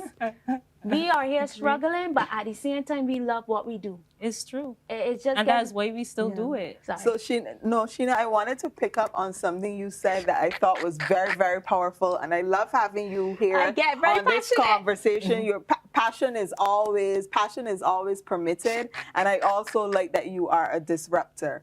But one of the things that you said that I want us to bring us back to, you said, I am an artist. I just want to paint and draw. I do not want to have to be the one to figure out how I can thrive as an artist, being given the space to paint and draw. I'm tired having to figure out the markets, the business, how to make a living, how to get the bills paid. Don't come and ask me at this UNCTAD Gender and Development Forum what UNCTAD should do, because I want to paint and draw. I'm an artist. That is who I am, and I want to be able to, and I should be able to make a livelihood from that, and that is already enough. And for me, that's powerful, and I want to bring in Araba here. I want to bring back in Rehema here, and I know Shanika was in dialogue with you, but I want us to bring us back into that question, because we are talking about what gets called now popularly a lot the creative industries, and thinking about the making sure that artists can thrive, as the value of what artists do, economic value, artistic, creative, aesthetic value, spiritual value, immeasurable, right? And yet we have, as Sheena said, impossible to just do the thing that you are supposed to do. You're being called on to figure out all of these other things that you should not have to figure out. And so I want to pull you in, Araba, here, and hear your voice on that. And I also want to pull back in Rehema, who's talking about ecosystems, which I am understanding precisely to mean that the artist then should not have to be the one to do everything and to have all the answers. But Araba, if you can bring your perspective. But with relying on an ecosystem, there has to be the building of trust. In my industry, and I'm sure everyone can attest to it, there are lots of sneaky people. It's not a genuine, there are people out there who would flip your art piece, your artwork for like an insane amount of money, and you get no cut. You do not get a share of that money. So there needs to be trust. You need to trust the patrons, the personnel that you'll be working with and interacting with. And that's difficult. That's really difficult. So I do not know how that can be solved, because there are institutions that are ripping artists off for their pieces. Like, it's insane. I agree with what Sheena was saying, because I too just want to paint. I just want to get up and move to my studio and paint. I do not want to have to worry about what buyers want, what the trend is, because I was talking to an artist friend yesterday, and she was talking about how as a female artist, or as a Black artist, or like you identify as a woman artist, most of the time when you paint black bodies, or like there's this figurative painting trend going around. When you paint that, they easily just chalk it down to, oh, you're expressing your pain or your experiences. Like it always has to be something like some misfortune about your life before it's there's patronage on it, basically. So I too just want to paint. I don't want to have to worry about all these things. Like, I don't want to have to worry about funding. I don't want to have to worry about basically just all this nitty-gritty stuff that do not help my practice, basically. Thank you so much. Thank you so much for that, Araba. And what I'm taking from what you said, that last bit about how, as a woman identified artist, a black woman identified artist, this expectation, if you are to get support, that somehow all of your work is about trauma, pain, violence, and not being able to own your story in all of its complexities and contradictions, but the expectation that you have to produce a single narrative of yourself in order for that to be supportive. But so thank you for jumping in there. I'm going to go to Rehema back with this question of, I just want to paint and draw. I don't want to have to come up with the answers about how we ensure that women in the creative industries are thriving, are living their best lives, and not just the loneliness. We heard the term lonely, we heard the term struggling. Frustration. Rehema. Sheena, girl, I feel you. I absolutely do. And I love it. And I love that there's an ability to have conversations about this authentically. And I think there's a term of the activist exhaustion. Like it seems like we're always fighting. And yet you're not. I actually don't want to talk a story about struggle, even though I'll be the first person to say there's a Swahili word. My parents are of Tanzanian origin. And the Swahili word is uhuru, which means freedom. And so I have to caution that for the Black woman, it's not yet uhuru. We are not yet at that point of freedom where we can sit on our laurels and things are going to work. As an African woman born after independence, I always say that I'm the first generation of the truly free. And being the first generation means that there's certain things that don't exist that I wish did, that I need to put in place. And so I think that's where the activism, somebody talked about their feminism and their activism still has to play a role. I would challenge an African or a Black woman right now who can live into her space and not claim that activism role, understanding how much needs to be put in place. But having said that, I think we need to come back to the fundamentals, right? We all want to rest. It's tiring, it's exhausting. If I didn't have to sit into one more development meeting about what needs to be changed, I'd be excited. And I hope that one day my daughters will sit in a room and be able to do business, just wake up and do what they need to do, what they love to do, and move on. We are the generation that needs to create that possibility and enable that possibility. And so how we're going to do that is by making sure that our reality gets voice, our reality gets airtime, and our truth gets spoken. And how we do that is in claiming the fundamentals of business. As creators, we forget one thing sometimes, that we are in the creative industry, which is a title and a label, but the product of creativity is intellectual property, and that is a tradable currency. And if we pause on that and we realize we have a tradable currency, we have the responsibility to do business according to business rules, which means we have to sit back and understand what needs to be in place for us to buy or sell. Fundamentals of economics. It's not pleasant, it's not easy. So I think Indra Nooy is one of I've been quoting her this whole of last week in different sessions in coaching and development. And Indra Nooy said something that I think really hits home for me, is her system of creating coping mechanisms. The stuff that we don't want to do, but the stuff that we have to do, they're the fundamentals and what I call the building blocks and the fundamentals of doing business. And if we don't like to do them, then we need to have people who can or bring on board. You talked about having lawyers, accountants on board. that is the reality. That is an ecosystem. When you're setting up your business structures and support systems, that is an ecosystem. We're just extending this and saying, rather than focusing on the ecosystem for your business alone, and therefore whether you pass or fail is just you, create that ecosystem for a number of other people. So you're sustaining livelihoods, but you're sustaining multiple businesses. And when one is thriving, one may not, but more importantly, all can thrive consistently and concurrently. And that is the key to success and to generational success, not a success that comes and once the business owner moves away, it doesn't go. You literally have to create the kind of sustainable success that can come in whoever is taking on and is just building on that. Our challenge is that we're coming in and we're building from the ground.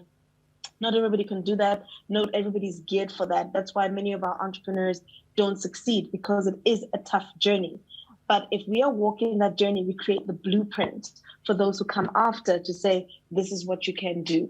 And until we have uhuru, still a bit of a struggle, hey? I feel you. Thank you. Thank you so much for that, Rehema.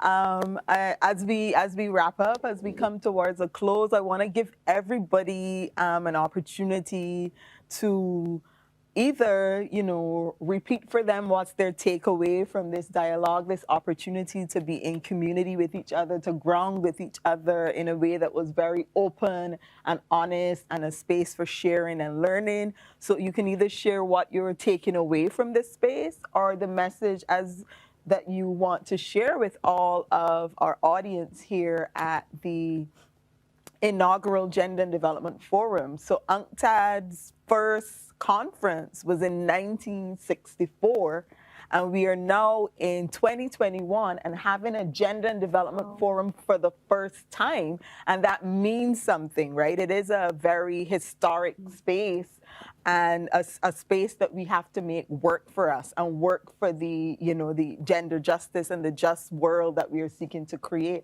all the imbalances that we are seeking to right, including imbalances between the North and the South and within countries. So I'll start with Sheena, and you can share either what you're taking from this conversation or what you want to share, what you want to put out there as part of this inaugural Gender and Development Forum. I am feeling better, so thank you, ladies. I was feeling a little bit frustrated and angry, but then y'all calmed me down. I do have to remember the whole original idea of why I'm here on this planet is to draw, to paint, and share my experience. I understand that we have to be business people. I have to think of ways how to survive. But for my mental being and for my mental health and my happiness, I just want to get back to my core again. So I really, truly enjoy this. Thank you so much, ladies. Thank you, Tonya, for inviting me, for expressing how I feel. So yes, thank you. Thank you so much for that, Sheena. I do think that just spaces where we get to sit with each other and share and learn across similarities and differences are so nourishing also to the spirit, because we were not meant to be alone. We are people who have to be in community. Shanika? Well, what I'm taking away is that a lot of us face the same challenges, and what I'm hoping could come out of platforms like these and these type of discussions are the stakeholders and the powers that be, see how they could contribute, because like we are saying, as artists, we are the creative side, and although it is up to us as business women to find the way to manage all of the affairs of the business, I think that it would do better for the arts in general if from a institutional perspective, the education, the understanding can change, the respect can be really increased, because we play a fundamental role. When we go through all of the ruins in history, you find the arts, you find the crafts, you find the reading. So we have a very, very great role to play in telling our stories and making sure that what all of our voices are heard now and in the future. So I really appreciate the opportunity to be here. I'm hoping that out of this that we can do further collaborations and that we can really let this be the beginning of something for all of us. Thank you so much for that, Shanika. When you talked about further collaborations, that is precisely, you know, as I said at the beginning, this is really a powerhouse of a panel, and it is a fundamental privilege for me to be here and to sit amongst all of you. And I do think that future collaborations is where we can, you know, what they say, you know, put your money where your mouth is. All right, Araba. Sorry, I muted myself for a bit. Sorry. So I am so grateful to be virtually seated here with you. I loved the whole conversation. I'm glad I learned a lot, especially from Rehema. You're very informative. My takeaway is basically focusing on building more ecosystems, like she said. Also, I am hoping that there are more policies and there's more awareness and more conversations around issues like this. Well, not issues per se, but then us sharing our experiences and finding ways forward, moving forward, and how to help the younger generation coming in. And Rehema, of course, you get the last word. What a privilege. Thank you so much. And Araba, thank you for such beautiful words from you. I think for me, my last words are, I think as women, we need to remember to leverage the convening power of women. Women have been convening forever, but we don't tap into the commercial, economic power of that convening and translate it impactful enough. We often leave conversations in where the gaps are and what we need access to. And I guess for me, it's an invitation. Let's have this invitation for us as women to connect the dots for ourselves. And I guess being a champion and an advocate for Womenomics Africa, I'd be remiss without saying, well, find a way to connect three things, if nothing else. Connect to information and insights wherever they might be. Connect to development and support where you do need it. But most importantly, connect to an ecosystem and scale up your business. But don't forget you as the individual as the fundamental thing that you need to support and ensure that your health and your wealth are maintained properly. So connect to yourself and your soul, and the business will follow. Thank you so much for the opportunity. Thank you so much, Rehema. I am Tanya Haynes of the Institute for Gender and Development Studies, Nita Barra Unit at the University of the West Indies, Cave campus. And I am joined by visual artist Sheena Rose, fashion designer Shanika Burnett, Rehema Issa of Womenomics Africa, and Araba Opuku, a visual artist from Ghana, at the inaugural Gender and Development Forum.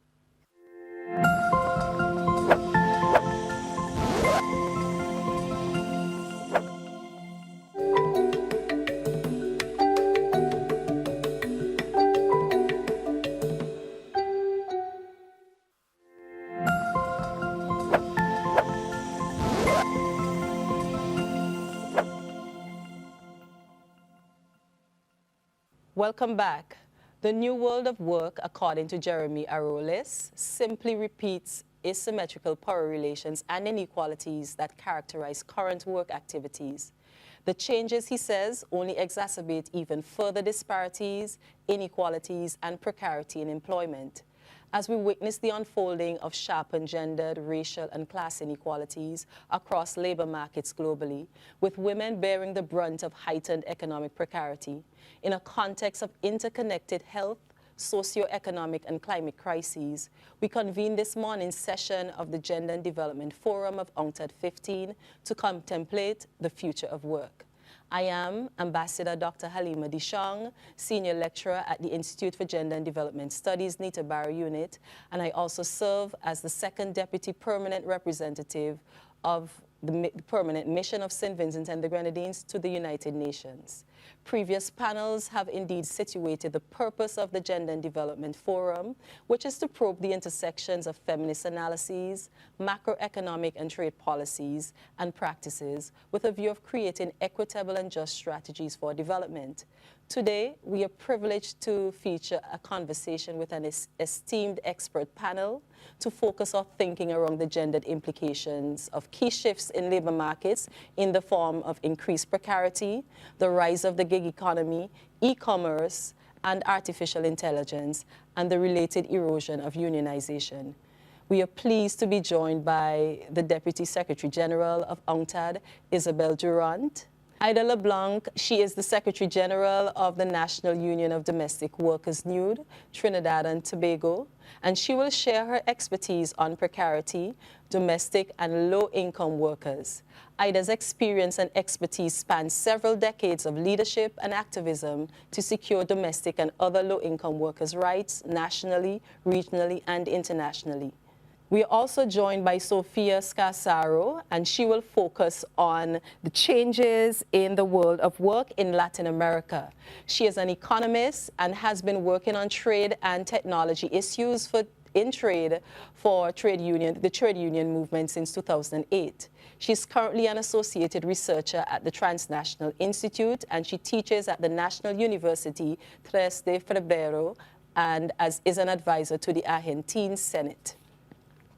Our next presenter is Anita Gurumurthy, founding member and executive director of IT for Change, where she leads research on the platform economy, data and AI governance, democracy in the digital age, and feminist frameworks on digital justice. Anita serves as advisor and expert on various bodies, including the United Nations Secretary General's 10-member group in support of technology facilitation mechanism, the Paris Peace Forum's Working Group on Algorithmic Governance, Save the Children ICT 4D Brain Trust, and Mindero Tech and Policy Labs Board. Anita will provide us with her analysis of the future of work and the relations between e-commerce and gender-just economies. Rounding out the discussion on the future of work is Alma Espino of the Interdisciplinary Center for Development Studies, Uruguay. She is former director of the Institute of Economics of the Faculty of Economics and Administration of the University of the Republic, as the Interdisciplinary Center's coordinator and for their development and gender area. We welcome Alma's expertise on artificial intelligence and the future of work. An interactive dialogue will follow all 5 of the 10-minute presentations that our panelists will provide. I wish to begin by giving the floor to DSG Durant. The future of work concerns us all. To ensure an inclusive future, gender must be part of the discussion. And in this spirit, a warm welcome to this session of the Gender and Development Forum of UNCTAD 15. Several trends set the tone for the future of work, most notably that the future will be more digital. This trend is, of course, well underway. Nevertheless, the digital revolution has redefined the way we work and function. Digital services are increasingly the key for successful participation in global value chains. The trend has been propelled further by the COVID-19 crisis as much as our lives moved online, teleworking, online schooling, telemedicine, to name a few. There has been a strong uptake in digitally enabled activities, and we have seen a strong shift towards e-commerce. The pandemic has been hugely disruptive and will have lasting change on how we work, produce, consume, and interact. But currently, digital opportunities are highly concentrated. The United States of America and China account for 75% of all patents related to the blockchain technology, 50% of global spending on the Internet of Things, more than 75% of the cloud computing market, and as much as 90% of the market capitalization value of the world's 70 large digital platform companies. This concentration gives these two countries enormous power, and it deepens the digital divide. We also know that there is a strong gender component to the digital divide. Men have better access to technology and digital opportunities. To build a future of work that is more inclusive, we need to ensure that countries and women and men equally have the required skills, infrastructure and regulatory frameworks to participate in the digital economy. UNCTAD is deeply committed to support countries and the international community in tapping the potential of the digital economy and e-commerce for development and to use it as a force to recover from the COVID-19 crisis. UNCTAD established the E-Trade for All initiative, through which we support assessment of national e-commerce environments, foster collaborations between national and international stakeholders to maximize synergies and advocate for relevant policy approaches. E-trade or e-commerce is also an interesting tool for women empowerment in the developing world, as it allows to bypass more traditional bottlenecks and constraints women face, such as access to banking services. I also want to highlight our E-Trade for Women program. With this program, we support women digital entrepreneurs with adequate skills, networking opportunities and advocacy so that they can become influencers of the digital policy. Another important aspect of the digital future is that the digital economy will be about data. This means that digital data will be increasingly the good or material traded. And it is critical that developing countries will not be more providers of raw data that have the capacity for transform data into intelligence and thus repeat benefits. This goal must be that developing countries are not solely consumers but also producers in the digital economy. In sum, we must foster a digital revolution which is a development opportunity rather than a process that deepens the divides. The dynamics of the digital economy may also contribute to another aspect of the future of work, less stable and more flexible work arrangements. On one hand, this development is a concern as less stability is associated with more precarious work. In much of the developing world, employment is largely informal, and even more so for women. For instance, in Africa, 90% of women work in the informal sector compared to 83% of men. This means that they do not benefit from social protection, which is critical in times of crisis of all age. The COVID pandemic laid bare the vulnerability that comes with informality, and the income of women working in the informal sector fell by 60% during the first months of the pandemic. Precarious work of women has been a long-standing issue. Take the care economy, for example. That's a sector, care work often happens informally and is predominantly provided by women. If women's contribution to all types of care work were taken into account, global GDP would increase by $11 trillion. If care work were provided through formal channels, millions of women would have much better access to social protection. It is high time we do justice to women's work. Erosion of formal employment will also lead to ending power and labor unions. Unions have contributed importantly to better labor conditions in many sectors and countries. On the other hand, increasing flexibility can also create some opportunities. If we look at younger generations, there may be particular appreciation of more flexible work. The growing gig economy comes to our mind. What does this mean for the future? It could mean different things. We certainly need pragmatic approach of that.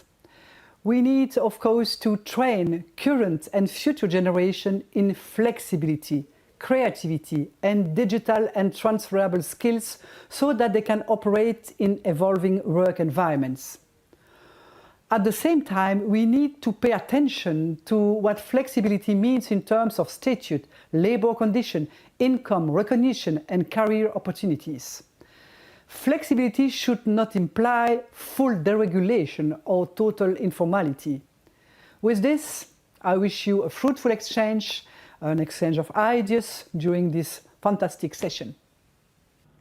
So Ida, I invite you to make your presentation on precarity, domestic and low-income workers.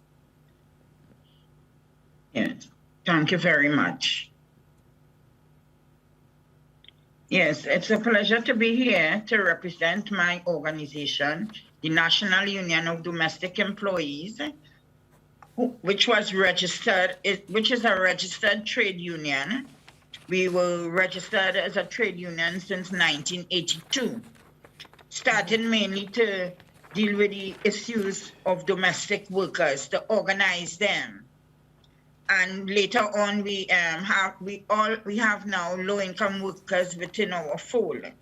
So our membership comprised of housekeepers, caregivers, ironers, gardeners, store clerks, drivers, loaders, women on the production line in factories, salesperson, merchandisers, cleaners, all those workers who work for the minimum wage. They are all covered under the minimum wage law in our country. So because the low-income workers, our big problem is that domestic workers are not recognized as workers.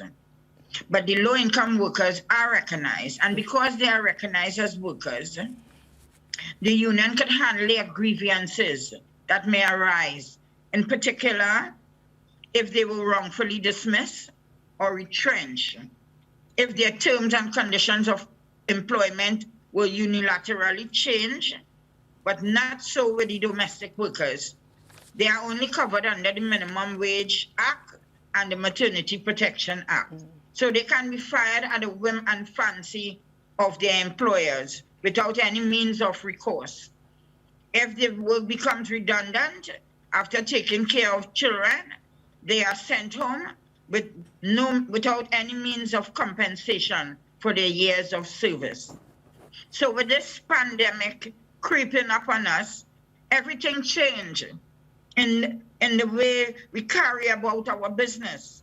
All our plans for 2020 and beyond had to be changed. We now have to host meetings to handle workers' grievances through virtual meetings. We have to host webinars to keep workers abreast of new developments in the world of work.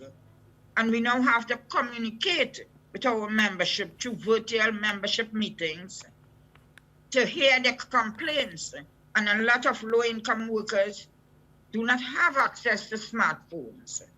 So it is mostly the younger workers who have these phones and who can use it. The lockdown measures affected our membership badly, is affecting our membership badly, with members complaining that they could not leave their children unattended at home because the childcare centers are closed and are still closed. They had to choose between the welfare of their children or their work. Members were calling the union and asking for solutions. They depended on us. We had to find answers. We communicated to the Ministry of Labor and we were advised for workers to request pandemic leave, even though there was no legislation for the pandemic. The then Minister of Labor spoke out on pandemic leave for workers, but it was shut down. We advised workers how to communicate with their employers. In some instances, they requested their vacation leave and they got it. But after it was finished, they still could not turn up for work because childcare centers were not allowed to open. Some of these workers are still home. Some have returned to work after arranging with other family members to take care of their children whilst they were at work. A lot of workers lost their jobs. Some complained that their working days were reduced, leaving them with less money to take home to manage their lives and their family members who depended upon them. In some instances, both husband and wife were both sent home with no means of a livelihood. The employers of domestic workers were now asking them to sleep in, and they were worried of losing their jobs because most of them could not sleep in because they had their unpaid work at their homes to perform. Family to feed, children to prepare for their online classes at mornings. Then there were those who had to stay at home because the childcare homes were closed, so they could not go out to work. Employers of caregivers were demanding that workers stay in and work 3 days, doing double shift and 3 days off. But they are not paid for overtime for working the double shift, working both day and night for three days. The COVID-19 pandemic is still here with us, and we continue to advocate and bring to the forefront the problems and difficulties workers are facing in the workplace. We have been highlighting for years the exploitation being faced by workers at the hands of employers who refuse to abide by the labor laws, and they continue with impunity. UNCTAD has been advocating for years about the exploitation of low-income workers, which has been falling on deaf ears. Now this pandemic has made this exploitation visible. Most of our members have complained that they are unable to receive the government's salary relief grant, which was given to workers over a 3-month period, because their employer never paid their national insurance contribution. They also express their difficulty to access the Social Security grants, the food cards, rental assistance, etc. In a media release, government indicated that they were surprised at the amount of workers who were not covered by the national insurance scheme in our country. Many of them, that is workers depending on family abroad, who assisted them in helping to make ends meet. That help is no longer forthcoming because they themselves have been sent home from work. Workers have to face eviction because the renters are saying they have to pay the bank. So there is no sympathy for them, even though they have been renting for years and paying on time. Being fired with no means of redress is unjust. Enacting legislation but allowing impunity for employers who violate the law, with workers who feel they cannot speak out for fear of being fired, and refusal to give workers their just dues is exploitation of the worst kind. Given that domestic work takes place in private households, and there are no comprehensive national accounts of the total number of household workers and their contribution to the country's gross domestic product, domestic work has been categorized as invisible work. It is imperative that our call for domestic workers, not only in Trinidad and Tobago, but throughout the Caribbean, to be recognized as workers under law and in practice in countries where they continue to go unrecognized as workers. We want to see the labor laws in the different Caribbean islands harmonized and workers moving freely through the Caribbean to work and live in peace, which would decrease the number of human trafficking. We were able, as an organization, to give out over 300 hampers on a monthly basis for 3 months to workers who lost their jobs and whose working days were reduced.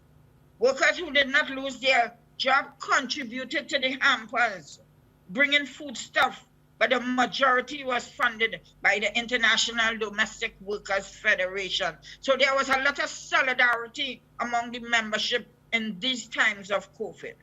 We even contributed a small stipend to 12 women to start small business, some making cakes and pastries, others making burgers for sale, and other bottled juice. One member bought and sold vegetables. She set up on a table at the side of the road to sell. Members started kitchen gardens and one made seasoning for sale. But then the second lockdown came and they all had to close up shop. Until last week, some places were allowed to open. And next week, hairdressers and barbers will open. Restaurants are still open, but bars are still closed. Now workers are complaining. And why I call these different establishment is because there is where we have our membership. Now workers are complaining that they are now forced to take the vaccine. Some workers have different theories on why they should and should not vaccinate. After working on the production line and not adhering to social distancing, a lot of workers got COVID and were sent home and isolated. So the big problem now is to vaccinate or not vaccinate, because I think workers doesn't have enough information and are very frightened for taking the vaccine because they have seen some of the comrades die. The union was helpless for a while, but our work took on a new dimension, assisting workers to apply for the salary relief grant and other relief, such as food cards that government offered. Also trying to assist workers through WhatsApp group with information on where to source hampers and other stuff to keep them going. Not everyone still wasn't able to get assistance, especially those who found out that no national insurance was paid on their behalf. They could not receive any salary relief grant. We were able to give out the hampers, as I said, so that was a great turn for the domestic workers. So what we are saying that we want ratification of C-189, because in times of pandemic, we have no means of recourse to the treatment that had meted out to domestic workers. The lack of social protection is much more relevant for domestic workers, when many of them are often migrants and women, which increases their vulnerability. So we are calling, we are very thankful for the opportunity here to express our concerns, and we call for the right to participate in the decision that affect our lives, and the right to enjoy equal treatment and equality for all women and men. And we want to follow, according to the ILO, decent work. We want to be able, domestic workers in particular, to embrace the decent work, because decent work sums up the aspiration of people in their working lives. It involves opportunities for work that is productive and delivers a fair income, security in the workplace, and social protection for families, better prospects for personal development and social integration, freedom for people to express their concerns, organize and participate in the decisions that affect their lives, and equality of opportunity and treatment for all women and men, according to the ILO. This is what decent work is all about. Thank you very much. Well, thank you so much, Ida LeBlanc, and you never disappoint in providing us with some really important and poignant analysis of the current situation for workers. You know, we really appreciate, and I look forward to the question answer to probe a little bit more some of the analysis you've provided around the widespread impunity that we still see among workers, and the ways in which the reduction of income, job loss, and increased exploitation for domestic and low-income workers is being played out in the current environment of the pandemic. And I think this is a good segue into your presentation, Sophia, as you will provide us with your analysis of changes in the world of work within Latin America. So the floor is yours, Sophia. Well, thank you very much for the invitation. First of all, I'm really honored to be sharing this panel with such wonderful women, such wonderful, strong women that we are trying to make a better world for the workers around the world.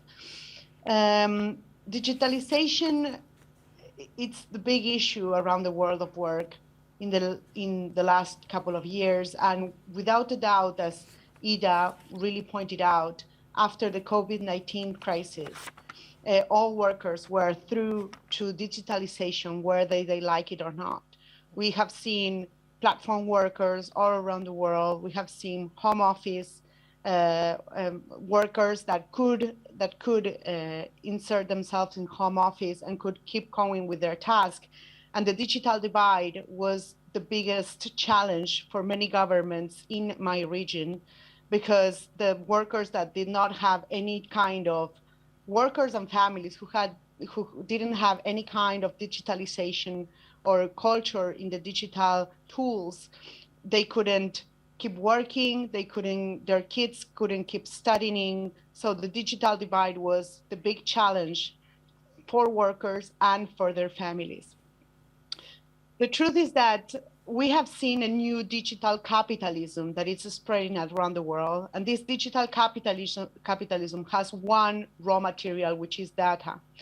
And data is the raw material that we are producing as citizens, but also as workers. And surveillance in the workplace has become the normal thing to do, that the normal thing that companies do.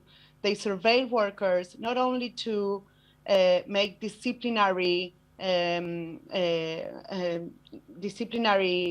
measures to put the workers in line and for them to behave in a certain way that they're expected to, but also to develop AI tools to replace those workers and to assign the task in order to become more productive. But the truth is that that productivity that you can see in the workers, it doesn't translate into their salaries, into their earnings. Yeah. Workers are becoming more productive because of AI tools and because of technology, but their salaries are not rising. In Latin America, in my region, what we have seen is that digitalization, it's being used all over the place to, as an excuse to bring out this entrepreneur discourse, this entrepreneur logic, that you are not a worker anymore, that you are on your own boss. And so it is being used to become work more precarious all around Latin America. And we have seen many governments that they are doing more flexible labor laws in order to accompany this discourse that it's spreading all over the region. And this is really problematic for many, many regions and for many, many workers, especially for women, because women are the ones who are suffering this the most. In Latin America, the digital divide is not so much about men and women not having access to internet or not having access to hardware and like computers and cell phones, because luckily we have a really equality distribution among access to technology. But the problem is the use that men and women do around the technology. Women use the technology more to communicate, while men tend to use it more for problem solving. So in the long run, men are more capable to find jobs, to keep having a job through a digital instrument than women. And women tend to use it more only for communication. So this was a really problematic throughout the pandemic, to find jobs and to keep nurturing families throughout the COVID-19 crisis. The main problem that we are facing in the region also, it's around unionization. You can see how trade unions are working a lot inside the region to try to gather the workers and to really organize them. In some countries where the trade unions are strong, like Chile, like Argentina, like Uruguay, and in some places like Brazil, you can see how the trade unions are responding to these demands and trying to tackle the entrepreneurial idea of the worker that it's spreading all over the region, and trying to organize and have a solidarity logic inside the trade unions strategies that they're building. But there are some other countries which face a totally different situation towards trade unionization, like Peru or like Colombia, where the trade union leaders are still being chased. In Colombia, we have murder of trade union leaders who are trying to build the better conditions for workers. And we have had some really terrible labor laws changed, like in Brazil, or for example, the home office law in Colombia or in Uruguay that was recently approved, and which is a totally flexibilization of the market, and they take out the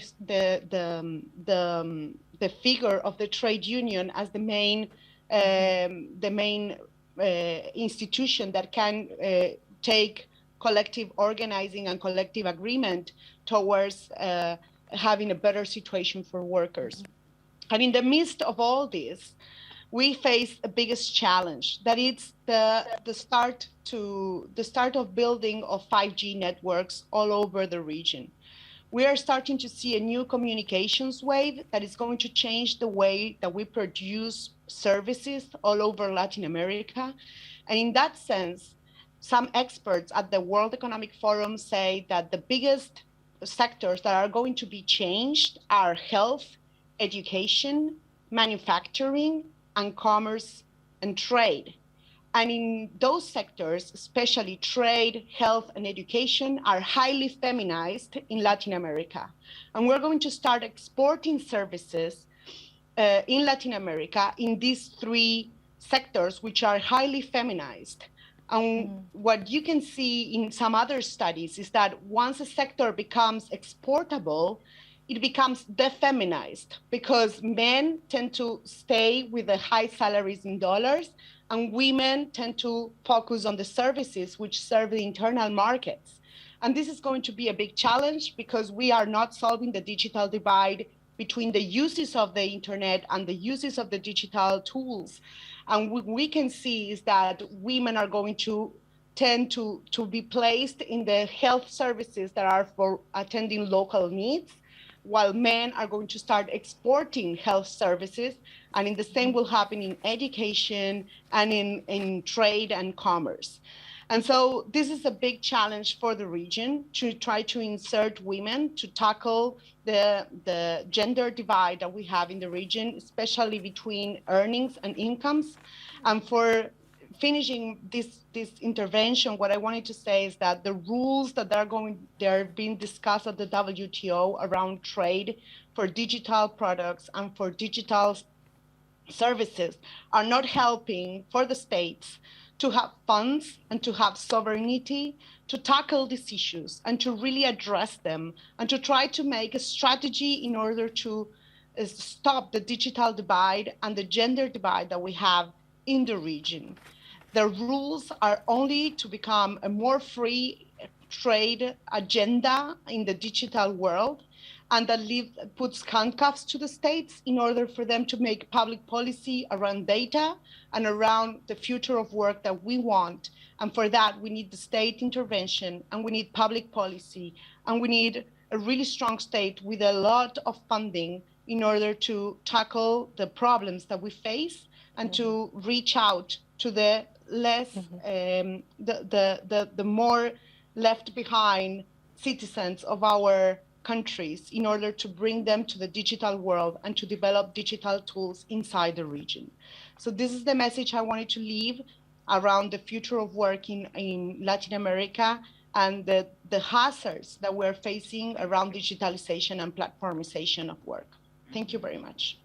Thank you so much, Sophia, and thank you for really laying bare and exposing this myth about how good digitization is for workers and for work in general. In particular, your reference to digital capitalism and this way of positioning workers who are in rather precarious position as entrepreneurs and what that means, and giving us some insights into the gendered ways in which these arrangements operate. And I really look forward in the question and answer to probing a bit more of your insights on how we tackle what we are seeing as you know, the absence of trade unionism in some spaces, sort of leading to a situation for workers that is far more dangerous. The example you gave from Brazil in particular, I think we would love to hear more about how do we reverse that trend in the current setting. And with that, I really now look forward to giving you the floor, Anita, to share your insights on e-commerce and gender-just economies. My presentation will focus on the connection between e-commerce and how, in this particular conjuncture of platformization and digitization, as Sophia said, we could aspire towards gender-just economies. What is also very important about this forum is that this happens to be the first ever UNCTAD Gender and Development Forum. To get into the topic of e-commerce and lay out the landscape from a feminist perspective, I'd like to start off by saying that A radically different society imagined in the promise of digital technologies may indeed be a valid aspiration, but as we heard from our previous speakers, our shared lives belie any optimism in this regard, at least so far. As we will see, the processes and the end results of economic valorization in the digital paradigm are antithetical to sustainable feminist futures. It would be logical to begin with the e-commerce landscape after COVID. Even amidst a slowing down of economic activity with the pandemic, there has been a surge in e-commerce, with its share in global retail trade estimated to have increased from 14% in 2019 to 17% in 2020. For instance, in Latin America and Africa, transactions for goods on the leading regional e-commerce platforms, Mercado Libre and Jumia, doubled in 2020 from their pre-pandemic baseline levels. While trade and services in overall did badly over 20 and 21, the one class of services that held up relatively well was communication and business services, such as finance and insurance. These are, as we know, easily deliverable remotely and through digital means. Undoubtedly, the pandemic has accelerated the digitalization of global trade in goods and services, and this trend is here to stay. The gendered implications of this shift need to be urgently unpacked so that our conversations about building back better are tuned to ground realities, the realities that Ida spoke about, and the intent to leave no woman behind does not remain an empty rhetoric. To begin with, the story of women in e-commerce is much more complex than what techno-optimists would have us believe. Currently, women own or manage about 20% of export firms worldwide, and a third of the world's micro, small, and medium-sized enterprises. There's some evidence that in both trade in goods and services, the online marketplace has enabled a greater share of women entrepreneurs to participate than traditional offline businesses. This is true even for developing countries, despite the gender divides in connectivity. In Africa, for instance, 75% of the firms trading exclusively through e-commerce are women-owned. 55% of the host community on Airbnb are women, and more than half of all online shops on Alibaba are owned by women. But women's presence in e-commerce does not automatically translate into market participation based on fair value. E-commerce marketplaces controlled by transnational digital corporations are hugely exploitative. Algorithmic opacity in product rankings create information asymmetries or moral hazards in which the seller is at the mercy of the platform. As one beauty and wellness worker working with Urban Company, a Bangalore-based online service company, told us in our research, before the pandemic, for 1 hour massage, Urban Company used to deduct 13 credits, that is 130 INR as commission charges. Now they deduct 24 credits, that's 240 INR. When we asked, they said the business is expanding and so they have increased the commission. But how price is fixed for each customer, we don't know at all. Commissions of over 40% on sales and product packaging and stock replenishment conditionalities are simply too difficult for women's enterprises to sustain. The majority of these enterprises tend to be small-size businesses with low output levels, limited growth potential, and thin price margins, with very little capacity to bear the inventory and customer service demands to succeed in the mainstream e-commerce marketplace, which is why it's unsurprising that although women-led firms account for half of all firms selling on Alibaba, their average sales are lower than sales of their male-led counterparts. On an average, the sales revenue of women-led firms is 18% lower than that of firms led by men.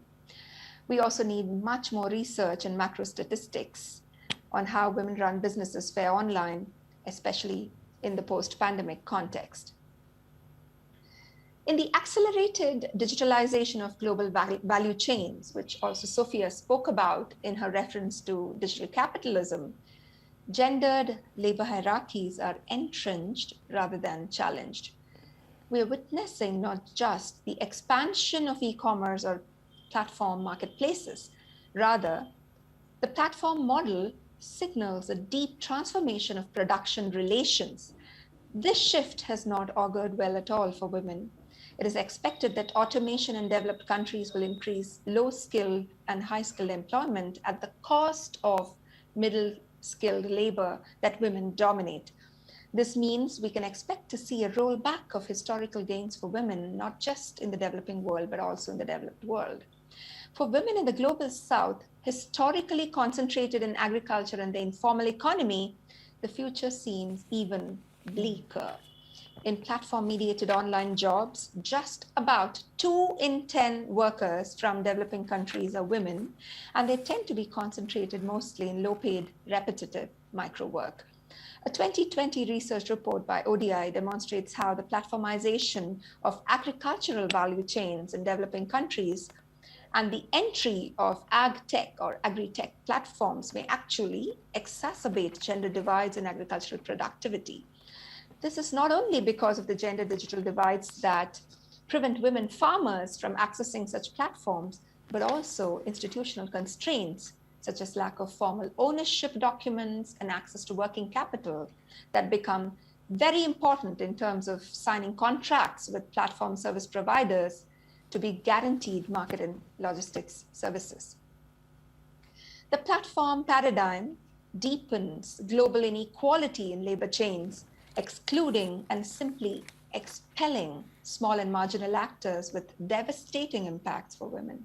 Automation in the garment sector, the apparel and garment sector, and reshoring trends are already pushing vast numbers of women in countries like Bangladesh into unemployment, with cascading effects for entire supply chains, a trend that has worsened with the pandemic.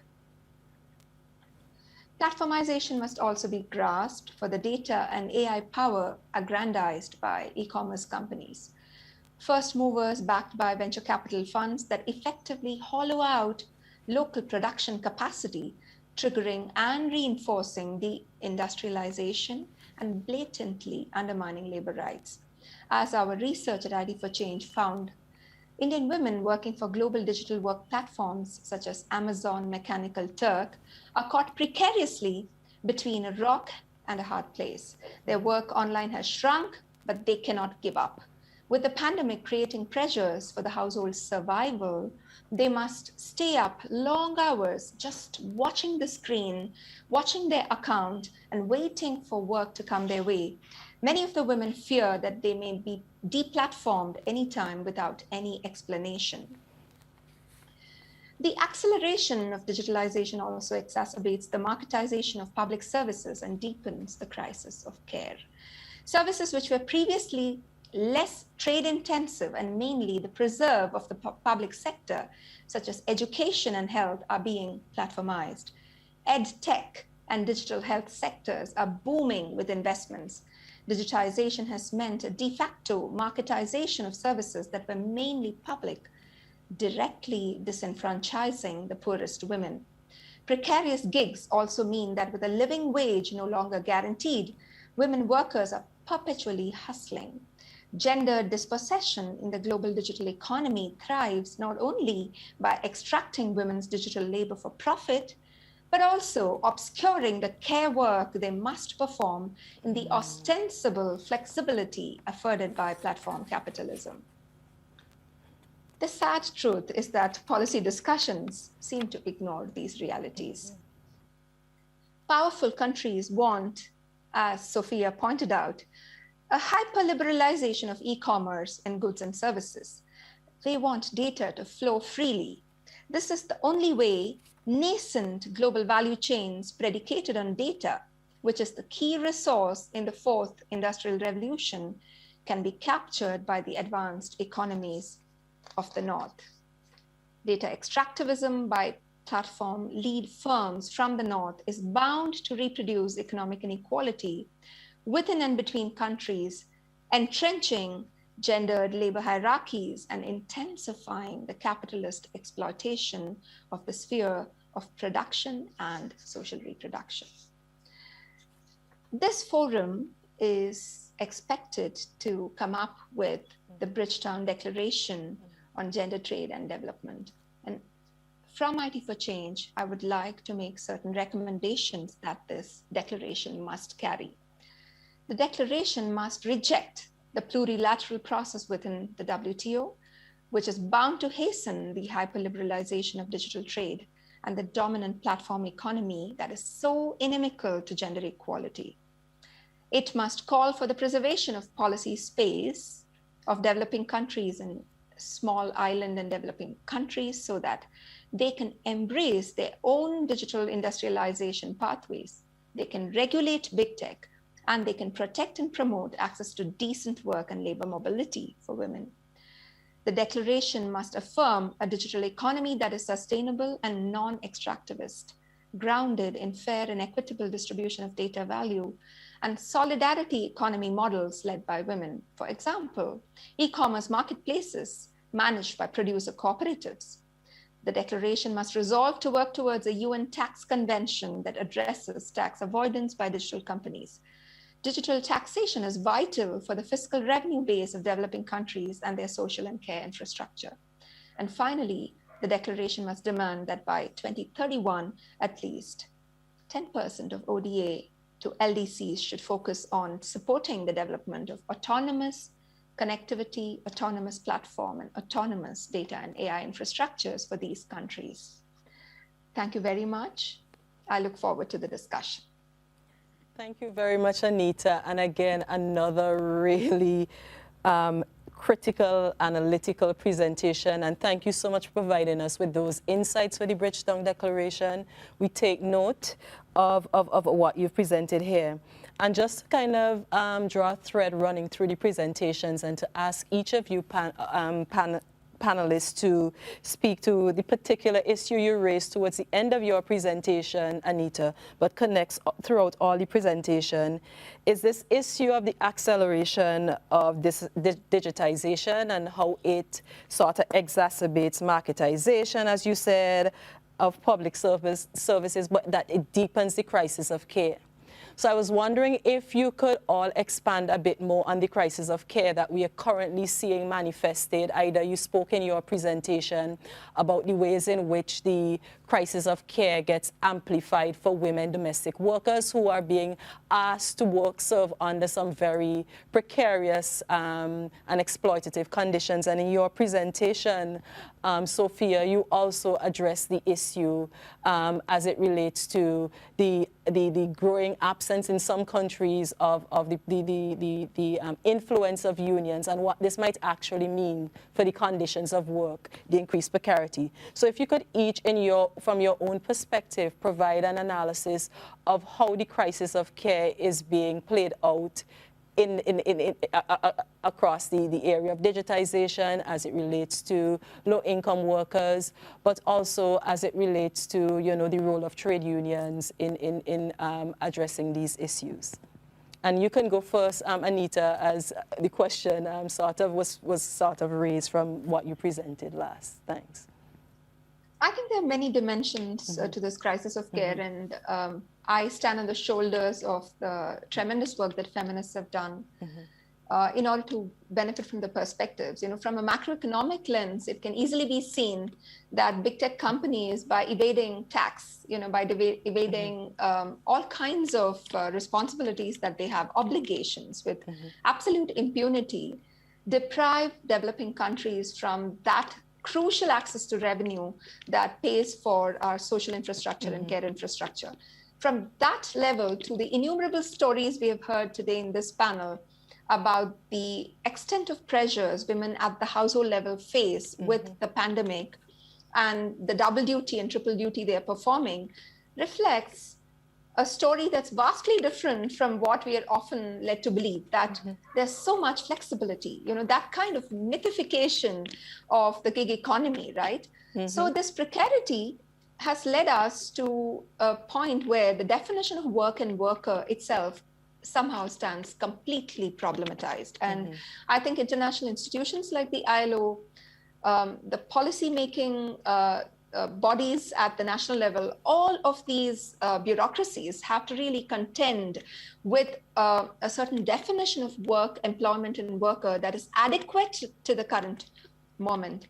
The second context of this crisis of care is also that the wonderful world of data can be used to socialize the value of data. But instead, I think the value capture of data for the purposes of capitalism leads to a crisis whereby there is a certain automatic connection between digitization and making services marketable, right? So Sophia was pointing out about how suddenly when things become very useful for exports and for the market, it gets defeminized. So I think that we're seeing a cascading influence in the economy where alienation and atomization have reached a level like never before. And this is of a very unique order. You can't see your employer, you're working online, or you're doing your gigs for an employer where your jobs appear on your mobile phone, you click accept. And if you actually have an issue or a grievance, including issues of sexual exploitation, there's absolutely nowhere to go, right? So this is disenfranchisement of rights at many levels, including in a new category of deprivation of data and digital rights. I will stop here. Thank you, Anita. And if I could hear from Ida and Sophia on the same question. Well, what I have to say about this care work, which is mostly done by women, we have a few men coming into this type of work, is that, everybody expects women to do it. They feel that is something natural for women to do. That is why it is so low paid, and in some cases unpaid. So that is why we have been celebrating time off for women. And also now it has turned into the global women's strike, because we are trying to let women understand the importance of all these work that we do in our house for no pay at all. And when we go out there and do it, it's for low pay. That all this has to be stopped, because this is valuable work that we are doing, And we have to be treated as workers, because still in our country, they are not treated as workers, caregivers, because the law says that anybody who works in and around the house and paid by a householder is not a worker. So when you go into private homes and do this work, you come like it, well, you're under the minimum wage, and this work is looked upon as nothing, which is so important. Because we are taking care of everyone, from toddlers to the elderly, and in this where we living in this dimension now, where they say by 2030 how much people will be needing care for the elderly. The elderly will be needing care. We should put more importance on that work that women are doing, because care work is not just going to care. It have different dimensions on what people have to do. Because it have people just want to hire people to sit with them, be a companion, all that fall under care. They have people who are to come in the home now, give them insulin, give them different medication, make sure they get it on time. Because if they don't do that, next thing they will get fired. And the whole, if they get on the newspaper, they look at you as some monster, because we have to get more training for these workers who go out there and take care of the family, of people's family and things like that. So that is my take on it, and that the ILO must do more to assist domestic workers and caregivers in every country that they are in. Yes. Thank you, Ida. And Sophia, your thoughts? My thoughts. Well, I think we have seen a feminism like never before in the last couple of years, especially in my region in Latin America, where feminism has been the resistance of many political scenarios that were really against workers and against civil rights. And I am really proud of the feminisms that we built in Latin America. And one of the problem that we face is that digitalization and the pandemic strike before we solve some discussions in the region, like the co-responsibility of work inside the houses. And so we find a lot of women who had to start doing home office and taking care of the children in the midst of a pandemic, and being teachers and mothers and workers all at the same time. This was really, really hard for many of them, and many had to drop their professional careers or their working lives. And one thing that in the regions started to be discussed is the professionalization of care work, not only as health, but as all the care, and how we need more care networks inside the region to sustain women, because we haven't solved the discussion around the co-responsibility of the responsibilities that we have inside the house. And in some countries, like in Argentina, we even started recognizing the rights of women, that they stay at home and took care of their families their entire lives, and they now have a pension, for example, because of having done so. And this, I think those are really big steps, but we haven't solved that, and digitalization strike in the middle. And that's why we need public tools. We need public tools to support the feminist debates. So if feminism keeps debating the professionalization of care work, if they keep debating the co-responsibility, if they keep debating how we need more women inside care jobs that are more productive and that they should be paid more, if we are going to face home office as a new reality for many workers, we need to give those women tools in order for them, when the debates start blossom, they can make the changes that they need to be done. So for example, I see a lot of home office laws becoming a reality in the region, but I don't see so much, for example, the reversibility principle in the laws. This means that women, maybe they choose to do home office, to stay home and take care of the kids. But then if the reality changes and that woman wants to get back to their job in a presence way, they can't, because they can't choose otherwise. We don't leave the door open for them to get out there and start building their careers again.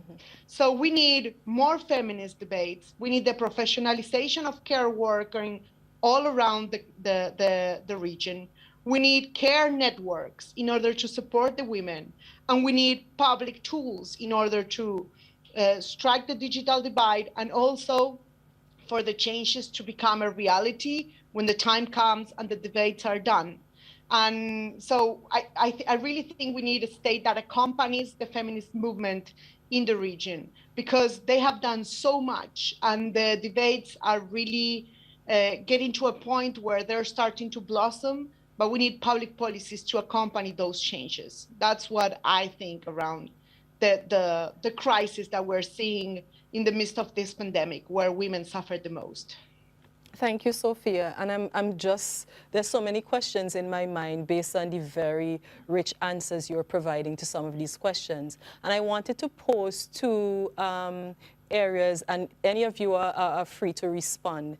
And the first has to do with how care work in particular is defined as work. And that within, feminist conversations about care as work and care as affect, how is this sort of thinking affecting the ways in which not just the state, but social networks, women's movements, women's organizations might be thinking about positioning care, especially when you talk, for instance, about the professionalization of care.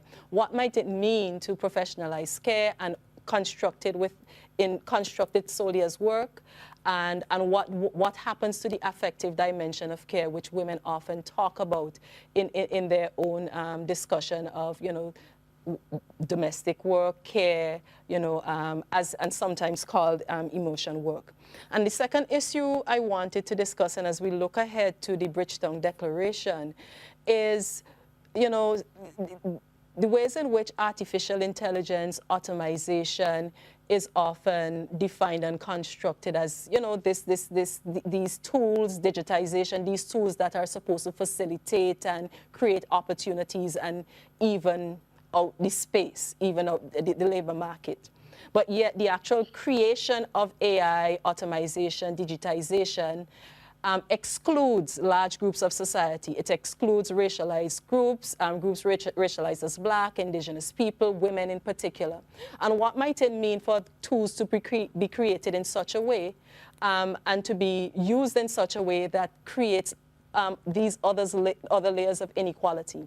And I say this in a context where I would like for you to reflect on the actual creation of these tools, the application of these tools, and as we look forward to democratize the space of digitization and AI. So it's really two questions, and you're free to sort of speak to both of them, the one on digitization and the first one on how we kind of conceive of care in the context where we are looking at the future of work, where it might, we might be sort of silent on particular dimensions of care.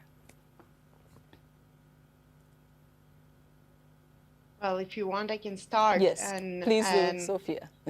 Yeah, well, about the professionalization of care, what I do think is that we need to recognize the effort that they have done their entire life. Pension systems should really recognize all the work that women had done throughout their entire life to sustain the capitalist system and to sustain workers' life in order for the children to become workers for the economy. So this is the first step that we need to do. But the second step that it's really important is for the state to start providing a care network in all countries. I know some countries do have it, but most of them do not. And women do not find any help with their kids and with their families. And they have to support all the care work by themselves. And so the professionalization of the care work means that we need to have places where to leave our children.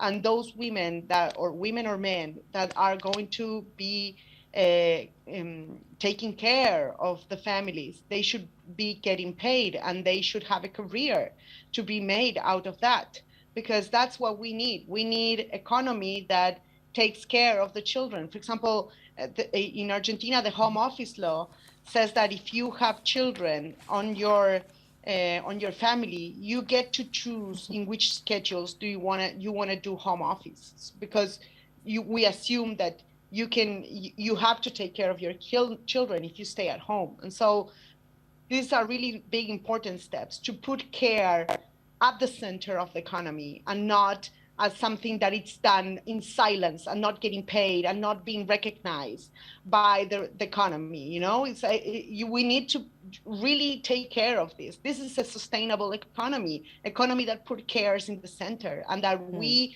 first as societies find a solution about how to take care of our elderly and about our children. And this is what we should be taking care of. About AI systems that you ask, I really think that the biggest problem with AI is not so much about the bias that has. The biggest problem that we face in AI is that we don't find a way to regulate it. And we don't find a way to regulate it because it's a totally black box. It's a black box that is protected by IP policies. We have seen throughout the pandemic with vaccines, for example, how intellectual property can cause really big problems for all the humanity in something so simple as a vaccine. And imagine what it's doing in AI, where there's these black boxes that we cannot regulate, where we don't know what it's inside. We don't know if it's biased intentionally or accidentally. We just don't know what's going on in there. And so in that sense, we need to create a new culture around AI based on open source, based on data for public good, and with a different logic, a logic that puts people first and public policy first. And we need to develop intelligent regulations around AI. And we cannot, the humanity cannot assume the risk of having a black box of AI governing workers' lives and governing our lives in general with these AI systems that are being developed. And I think that's the biggest problem. It's not so much about the bias, it's how we regulate the bias, because bias is going to exist nonetheless, whether we like it or not. And so I think that's the main point. That's what we need to discuss inside the WTO and in some other regulatory spaces. So those are my thoughts. All right. So that I'm saying that our organization, we have a lot of members who are caregivers. And these caregivers, most of them are involved with the government program, the geriatric adolescent program, the GAP, they call it the GAP program, where they send out women to work at people's home, where they have elderly existing. And this is supposed to be really for poor people, But people in all kind of different jobs who could afford caregiving for their parents, is usually for their parents. They seek out that. So the people who really doing low-income jobs and need somebody to take care of the family back home, they don't get that kind of assistance. You know, it always go to the wrong people. I'm not saying they shouldn't get it, but they're working for sufficient money to take care of the elderly parents and things like that. So that is one of the things happening there. Now you have to have a certificate. We're not sure about the certificate, what they went and do, what was the curriculum and what they teach them to do. You know, because just as the certificates in childcare and geriatric. So that we never see a syllabus of what these workers really doing in when they go for training in well, before when people say caregiving, most of the time they're talking about geriatric people, the elderly, you know, so that we had a webinar last week, and one of our caregivers spoke and our housekeeper spoke to let people know what was going on with them in COVID time. And one of the things that the caregiver was saying, you know, they have so much interaction with the family of the person. You know, sometimes that puts a dent in the relationship and change up things when these people could be living happy in the last days, you have to say. You know, and some families really don't know how to treat the elderly. So it is a savior sometimes with these caregivers who may learn and know more about caregiving and things about caregiving and who have the ability to read and watching a caregiving in a different light. Not just going to take care of them and give them some tea or feed them. You know, the whole issue of care and the relationship with the person that you come there to take care of. You know, sometimes the family intervention, they say, is very terrible. Sometimes you go there just to take care of the person and they want you to do the housework. Or sometimes they find you get too close with the elderly. In times where they might be living in some big house, the woman living, you know, she might have wealth or whatever. They're very careful with you, you know, and always mistrusting you and things like that. If they get too friendly with you. Now, if something happens to these caregivers and they end up in the hospital, as we have a case, it's always you they blame, you know. They don't take into account this is an elderly person, you know, and things wouldn't work too good, the body not 100% anymore and things like that. You know, and they treat caregivers with so much scorn. You know, some people, not everybody in that way. We have good people in this world. So that we have to watch out, we have to more, I don't know what word to call for it, but people need to be trained. The caregivers need to be trained in the different avenues that they might have to take. You know, as I said, it might be some people go there and just be a companion, then it have people who have to give out medicine, it have people to do all, you have to stay up all night because the person cannot sleep. This is a hard work, you know. So that is why we, in Trinidad and Tobago, people who are in the union and who know about the union, associated with the union, they know that you have to, it's $250 for day to work in the day and $300 for the night. Now we also have all these caregiving places all over, and they are subsidized by the government. Now these people so want to make money, they want to pay you the minimum wage, so they take anybody to come in there to give care. You know, you was never trained, so that they can give you the minimum wage. They can give you $150 a day to work for these elderly people. So sometimes usually they don't get the proper care. So you see, this is the thing that where we believe that there is where government should join up with the partners, people who doing care, who taking care of the union, who is hearing all the complaints from caregivers. You know, we have to sit down and talk and see how best we can go forward with caregivers, if it has to be institutionalized, what we have to do. Because it's not until we have to talk and we could know where we're going from. Dialogue, social dialogue is so important in this time, so that we can go through a clear road. Don't reach each other and then say, oh, I should have done this or that. Let us sit down and have social dialogue together and see where to go. But if we should say that in public, when they do have social dialogue, we wouldn't be part of it, you know, because we speak out too much, you know, and make certain people look bad when we speak and all that. So we are always left out of these tripartite meetings and all that. We have to depend on the trade union centers now to speak for us. And when we speak and tell people what is going on with the problems of workers, the narrative always changes when it goes to the table where you have to sit and make decisions on how to move forward. So this is our big problem in our country, and I'm sure it's a problem in many countries. Thank you. Because what happened here is no different to what's happening in many, many countries with respect to domestic workers and caregivers. Because we involve in the International Domestic Workers Federation, and from time to time we will have meetings and hear what's happening in different countries, and it's no different to what is happening here.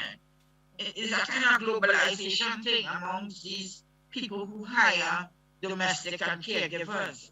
You know, they do the same thing. So that is what I have to say. I didn't really prepare for the questions. Thank you so much, Ida, for making those links with what is happening in Trinidad and Tobago, but that reminding us about the global sort of implications as it relates to migrant workers and others. And Anita, if you could also respond to the questions, but also give like your closing thoughts as we look to you've already given us some salient points towards the ends of your presentation on the Bridgetown Declaration. So if you could respond to the questions if there's anything that you want to elaborate on, but also point us to your conclusions. And Sophia, I'll give you 30 seconds to conclude, to provide some concluding remark as well as you.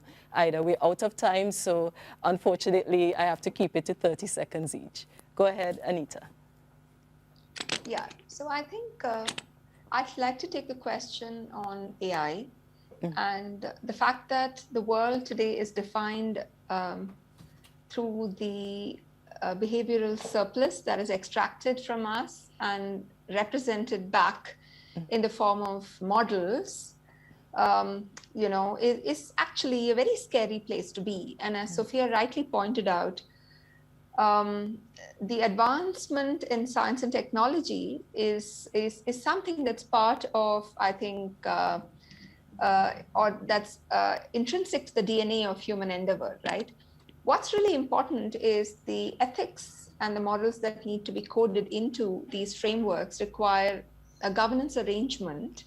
And in that regard, I'd like to point out that the regulation of AI, which is a point that was already made by Sophia, will also have to be accompanied by ideas of what are digital and data rights. And there, I think it would really be important that at a global level, with respect to workers, we are able to define ideas of how far this business of surveillance can go. A lot of governments in the past couple of weeks have been talking about the Pegasus spyware, and people have called attention to the fact that we should simply ban certain kinds of innovations, like the way in which facial recognition technologies easily, frame people that are of a particular race or a particular caste, right? So it's vital that the no-go areas are clear in AI regulation.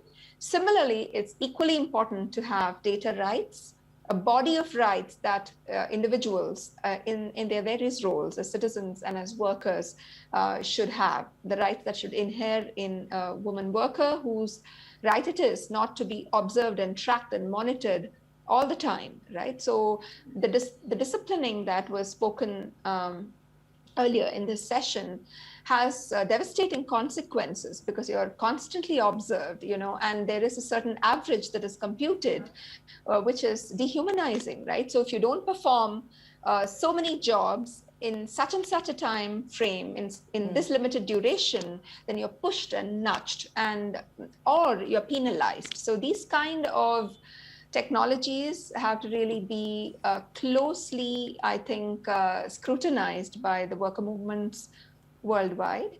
And I think it's vital also for the AI framework to be appropriated for purposes that has already been referred to as AI for the good, in which the politics of AI is really defined by the most marginalized.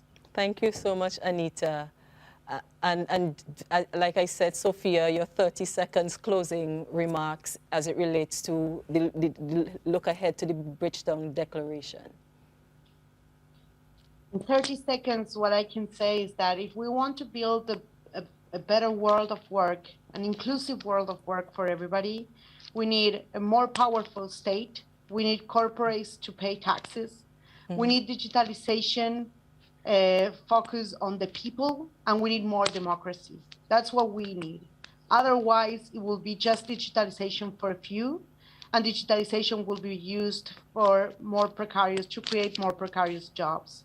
So what I do think is that we need more democracy and more social dialogue among all in the construction of a new digital world. Thank you, thank you. And in your 30 seconds, Ida. Yes. Well, all I can say is that we want decent work. Decent work will cover a lot, the exploitation and things that hamper domestic and caregivers, so that we could all live better lives, And we need also the help of academics, I must say, to help us with the way forward.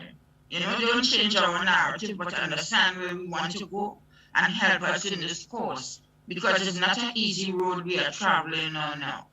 Because just recently, I had a housekeeper, not a caregiver, a housekeeper who the employer's wife, husband, put her camera and was watching her all in the bathroom and in the toilet. And when she drew it to the attention of his wife, thinking that she would get some support, she was fired instead. So, we want some more understanding from people who know better or supposed to know better. And we are all women together, and let us go the course to help women down below, because they need the help. Thank you. Thank you very much, Ida, and thank you all for joining us today and for your very wonderful insights, your very critical insights on the future of work. And we look forward to hearing more in the sessions ahead. Thank you.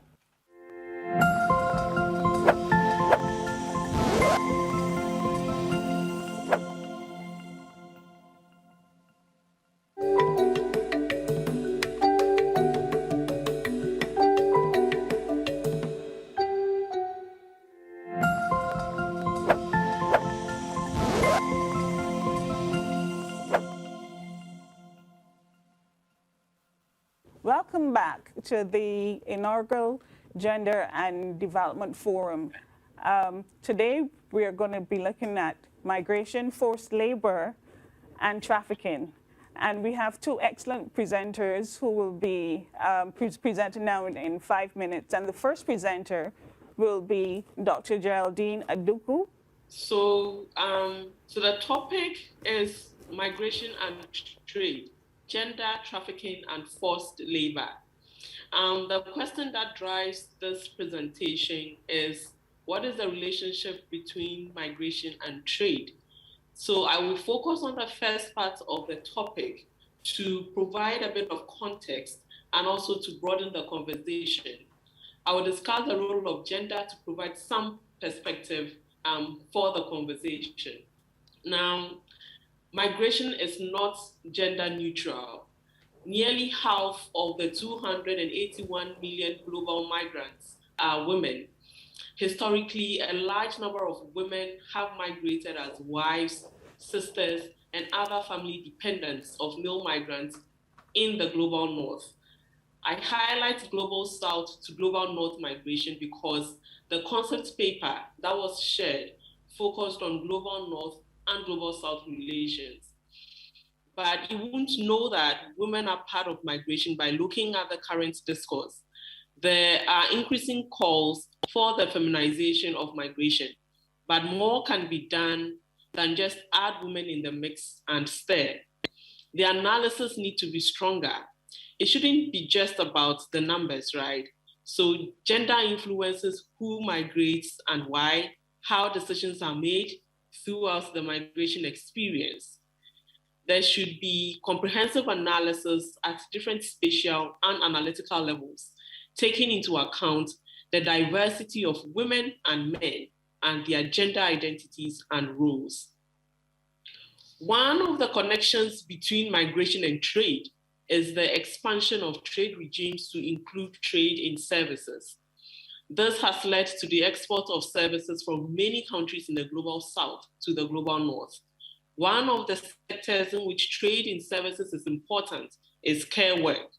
It should be noted that globalization and changing lifestyle in the global north has brought about increased demand for service workers. These workers, who are primarily women, move from the global south to the global north and are usually de-skilled because though they may have various educational qualifications, they rarely use or improve or maintain their skill sets. These women usually work in the care sector as domestic workers, as carers, as cleaners, and caterers, with some being trafficked and coerced into forced labor. Women and girls' experience of trafficking is different from that of men and boys. Domestic work and hospitality are the sectors of work most female victims of labor exploitation are trafficked into, whereas agriculture and particularly construction are sectors which male victims of labor exploitation are trafficked into. There is a fairly equal proportion of male and female victims trafficked into manufacturing. Now, migrant experiences from the global south in the global north are shaped by intersectionality. The disadvantages of class, race, and gender tint their hard lives abroad, leaving them vulnerable. They form part of the minority group in many global north countries. If they become undocumented, or if they are undocumented, their experiences become worse. They are exploited by their employers, they are given no paid leave, they have insecure contracts, or the ability to work from home is taken away from them. They can't do that. And there's nothing they can do about it. They cannot report to the appropriate authorities unless they want to risk being arrested and subsequently deported. Now, despite their vulnerabilities, they send remittances, which is an important component of the ongoing migration and development debate because of its large volumes. Remittances trump foreign direct investment and official development assistance. Officially recorded remittance flows to low and middle income countries reached $540 billion in 2020, just 1.6% below the 2019 total of $548 billion. This according to the latest Migration and Development Brief. Now, women send half of global remittances, which has the potential to lift families out of poverty and achieve some sense of equality. However, with the global pandemic leading to economic downturn, migrants are sending fewer remittances, further exacerbating the vulnerabilities of households that depend on the salaries. Now, another important connection between migration and trade is cross-border trade, which is also dominated by women.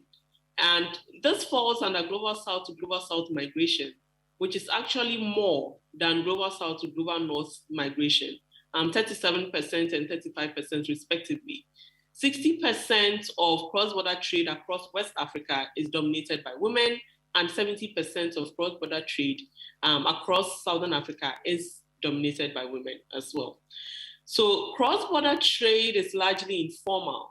And one of the arguments that can be made for the dominance of women in the informal trade sector is their exclusion from other sectors of the economy as a result of long-established patterns of gender inequality. Majority of these women are poor with low levels of education, trading in low-value goods. Migration is an important aspect of cross-border trade, but it is rarely highlighted or discussed. It is essentially a form of short-term migration, varying from a couple of days or weeks or months, and they may cross several borders. Now, these women have to also manage care work or responsibilities while they are away, and this may not be always easy to arrange, right, because of increasingly changing world we find ourselves in. Since I'm giving 5 minutes to do this, and the conversation would happen after this short presentation, I'd like to conclude by saying that going by the title of the concept document that was shared, for equality and vulnerability to end and lead to prosperity for all, migrants need to be supported because of the challenges they face, right? And for them to be able to overcome this, particularly migrants from the Global South. Thank you. Yours was an excellent presentation. We'll have some time for questions and answer after this, after Bina. So Bina, you're next. Good morning, good afternoon, and good evening, whichever part of the world you're watching from. I represent the Asia Dalit Rights Forum, which is looking at working on the issues of marginalized women and men, primarily known as Dalits in South Asia. But under the UN term, it's known as communities discriminated on work and descent. According to the Global Slavery Index 2018, there are 24.9 million people affected by modern slavery in Asia Pacific region and 9.2 million in Africa, out of which 40.3 million globally. Communities discriminated based on work and descent are observed as the most vulnerable, stigmatized, and ostracized in social, economic, and political development processes. Within this, women, of course, and within this also children who are child laborers, mostly seen in this part of the world, in South Asia. I will refer to the communities discriminated on work and descent as DWD communities.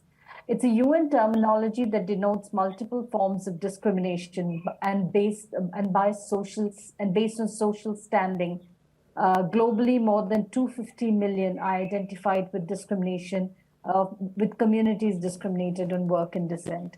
In the Asia Pacific region, the ILO estimates a minimum of 9.5 million people in forced labor, the majority who are in debt bondage. Bonded labor exists predominantly in the informal and unregulated economies of Nepal, India, and Pakistan, in which the vast majority of those employed are poor. Around 93% of the workforce in India, 90% in Nepal, and 87.5% in Pakistan work in the informal economy. These figures are higher than average for Asia overall, where an estimated 75 to 85% of the labor force is employed in informal or unregulated work. Most of this is forced also as a result of their economic status. Those who are employed as bonded laborers in South Asia are predominantly Dalits, also known as untouchables. Anti-Slavery International estimates that the vast majority of bonded laborers, about 80 to 98%, are either from communities designated as untouchable or from indigenous communities. Within this, a large proportion of this come from women from these communities. The weak economic status of Dalits and a lack of resources increase their dependence on wage labor. Access to land is a crucial issue, and the failure to introduce effective land reform compounded by unemployment have left a significant part of the population vulnerable to selling themselves in debt bondage to meet basic needs. In India, bonded labor is practiced in agriculture, silk farms, industries, rice mills, salt pans, fisheries, quarries and mines, forest work, and cigarette industries.